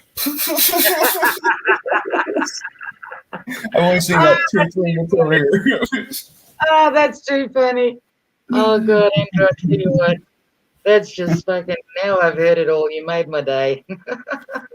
But, I was like, well, damn, at least they had enough respect for both of us to, that was good. I got a kick out of that. I think the word's already spread that, Perth Observer don't take no shit over here, so On the odd Well, occasion, you get the one that comes in and tries or whatever, but yeah. the way But you that's handled not all. yourself, the way you handled yourself on a panel a few days ago, um, said a lot about you. Anyway, it was good. I mean, the way you handle that, I mean, I grew a lot of respect for you. I can tell you that. I mean, like I said, I couldn't have held myself like that. But I got a temper, so I mean, and you spoke pretty. Well, you did. You spoke directly at, but not directly to, if that makes sense. So the person that you were, I guess what I'm saying is the person that you were speaking to didn't feel belittled. If they did, they were idiots because I don't see where they could have felt that way. They couldn't have felt belittled. They couldn't have felt attacked. They couldn't have felt any kind of way. Period. Because of the way you presented yourself. That was commendable. Because to me, Andrew, like I said, I don't want to hurt anybody. I know what it's like to be hurt. I don't want to hurt anybody. But to me, my whole thing is, if you're going to hurt me, then I'm going to try and find a way to show you. And an opportunity presented itself. And I watched and I waited. And when I saw a similarity, and I thought, okay, now I can use that, because rather than me explain it, it's better if I show it. And that's all I did. So you did it in a way that most people can't. Being honest, I mean, you did. You did it at a, like I said, you did it in a way that no one could say, "Oh, I felt belittled," or they couldn't have felt any animosity or built up any animosity against you for the way you presented it. I mean, there's no way. But you did it so well. Trust me, I was in the back going, "Yes," because you spoke truth. Exactly. And the funny thing is they tried. I don't know if you noticed or not, but they tried to double, they double down on it and slip you up. It's like, no, you can tell you had to sit back and you knew the pattern. You knew yeah, it was great. It was great. So like I say, but anyway, I'm gonna get off here, darling. I guess No I'm gonna see dramas, what. mate. Again, Andrew, thank you so much for entertaining my chat and me and everybody that was on panel. Thank you for coming over. Yeah, And you're always welcome. Yeah. Absolutely, and that goes both ways on like whatever channel I'm on. I don't think I'm so. I know that you had something about is it a bus or something or other you had at one point? So that's just a backup check. So I have 157 different channels right now, 158 different channels, 159 different channels now. Wow. But they're just sock accounts. They're just So what I do is I record a lot of different streams. Okay, I don't always publicly record them because I don't feel the need to, unless they just want to be stupid, and then I do it. But, just to make them mad. That's how I make people. I just restream your content. I never realized how effective it was to make somebody mad by just restreaming them. Oh, they'll get so mad, but they won't strike you because then everybody will give them crap. So they just get so mad and they ran at you. It's wrong of me to do this. It really is. But they deserve it anyway. But so people like to, like you said, to sit back and watch people. They like to say things, and then a month or so two later, they turn around and say a completely different thing to go with the masses. And that's, to me, is about as fake gets. And I mean, that's something I just can't back up. I can't stand behind it. And when I'm asked why, I presented. So, I mean, I think the last time I counted, I had like 21 terabytes of memory used. That's a lot of hard drives. That's a lot of money. Why not let YouTube be my storage unit? Make all these channels, keep the channels private, and just feed content to it. Actually, I heard you talking about that the other day. I can't I remember mean, who it was that you were talking to, or was it today? And that's uh, when you said that you put different videos. That's where you store them. So mhm. Like if I'm doing uh, Candy Shack over here, well, I have a Candy Shack drama dome. It doesn't mean it's a bad thing. It just that's where all the videos from that one goes. For I keep them oh, separate. okay. Yeah. I heard somebody say it or whatever, and I thought, oh, I didn't know about that particular channel, but I didn't know whether it was like a one, not a main channel, but like a backup kind of main channel, if you know what I mean. Right. But I know that you had this one and the Drama Dome, and then obviously the ones that you've made in other people's names, like you said. But yeah, I wasn't sure about that bus one, So or it had a picture of a bus. It might have had a picture of a bus or something. yeah, it may drive it. It's the replacement bus service. It's the DD replacement bus service. So that channel came out. That Shiva actually made that name. He sorry, I said his name again. Shit. Uh, he so somebody got butthurt at me and tried to file a complaint on me against my probation. Uh, accusing me of doing a lot of heinous acts towards them on the internet, and they did a job to convince it that probation had the sheriff's department and stuff show up at the house and deliver me a letter, and I had to go to the probation office, and they requested I didn't have to, but I went ahead and let them do it just for the giggles. They requested the laptop and my phone, and they went through it. They took all the videos off of it. I mean, they took a copy. They didn't take the videos away from me. They took a copy of them, and I've never heard nothing since.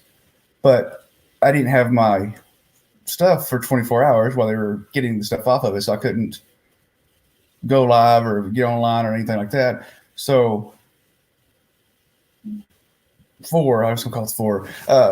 He came up with the replacement bus service, and that's how that came about. It was a joke, top deal, because while the main bus was down, I guess the replacement bus came. But it was Yeah, funny, yeah. and I just hung on to it because I thought it was awesome. Yeah, there's like 7 or 8 of those. Well, listen, you found a way to utilize space. There you go. Storage. Yeah, it's Why too not? expensive trying to do it yourself. I mean, you buying hard drives or even cloud space. Well, see, mate, I've got external hard drives, and every so often, like I'll re-download my videos, and then I clear the hard drive because obviously I've added videos, and then I pump them all back in there. So it's a continuous cycle. You know what I mean? Mm-hmm. And all you got to do is just make a new channel, and like I said, you don't even have to make the channel public. You can keep the channel private. So there's a setting that says you can privatize your channel, and you can still upload to it and do all that stuff, but just the public can't see it. Yeah. And then unless you give them a link to it, and once you give a link to it, I mean, it's just like regular. If you have an unlisted video up there, and you give somebody a link to it, they can go watch it. But other than that, it's just a private channel, and it's good for storage. The only thing is, about every month or so, you'll have to upload or put a video on there just for a week or so, just for YouTube don't purge it to get it off the Yeah. get it out of their database. Other than that, I mean, 'cause I didn't realize I had to do that, and I lost quite a few videos on there's 2 channels. And I was pretty upset about it, but that's when I found out that you have to show some kind of activity every month on it. I don't care if it's just an hour worth of view time. There's Yeah. got to be something there for it to stay up and going.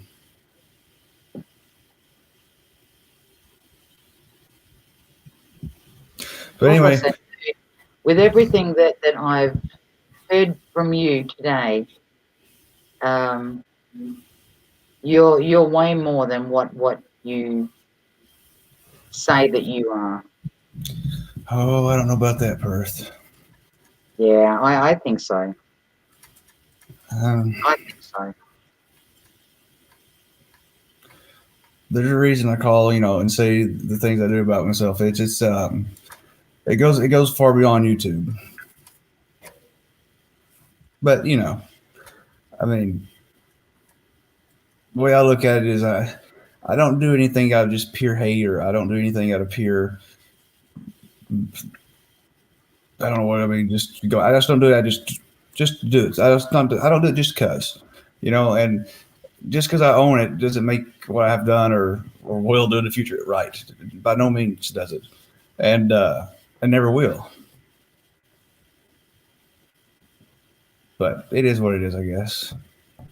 I mean, Well, just know that yeah, I see more in you than what you see in yourself. So where you take that and where you go with it, that's totally up to you. right now,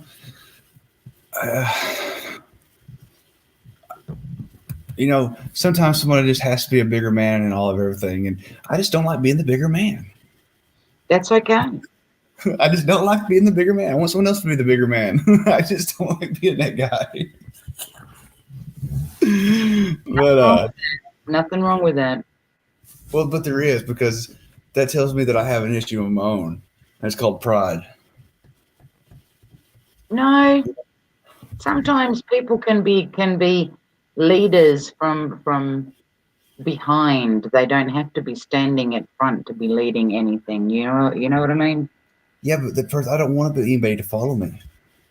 I don't want to be a leader, nor am I going to be a follower. I want them to do them, or whoever, whatever, and I'll do me, and we'll walk shoulder to shoulder. And that's good too. I mean, I'm not above nobody. I mean, I don't want to think that I'm leading people either, because look, I screw up on a daily basis, and I would be horribly sad to find out someone screwed up because they followed my lead. And that very well could happen, people. Don't follow my lead. But I always advise people only take what resonates to them and leave the rest, to the wolves. Yep. Alrighty. Well, I'm gonna jump. I'll see you later. Water boost and he said that valve, that boy. Yeah. I think you're sleeping, but bye, buddy. Yeah, I definitely think he's going to sleep. At least he muted his mic. I True, love when people go sleep on stream and all you hear is next thing you know, it's like, where the hell did that come from? I mean, all righty. I'll talk to you later, Perth. Later, mate. Bobbly, you there? Boy, hello.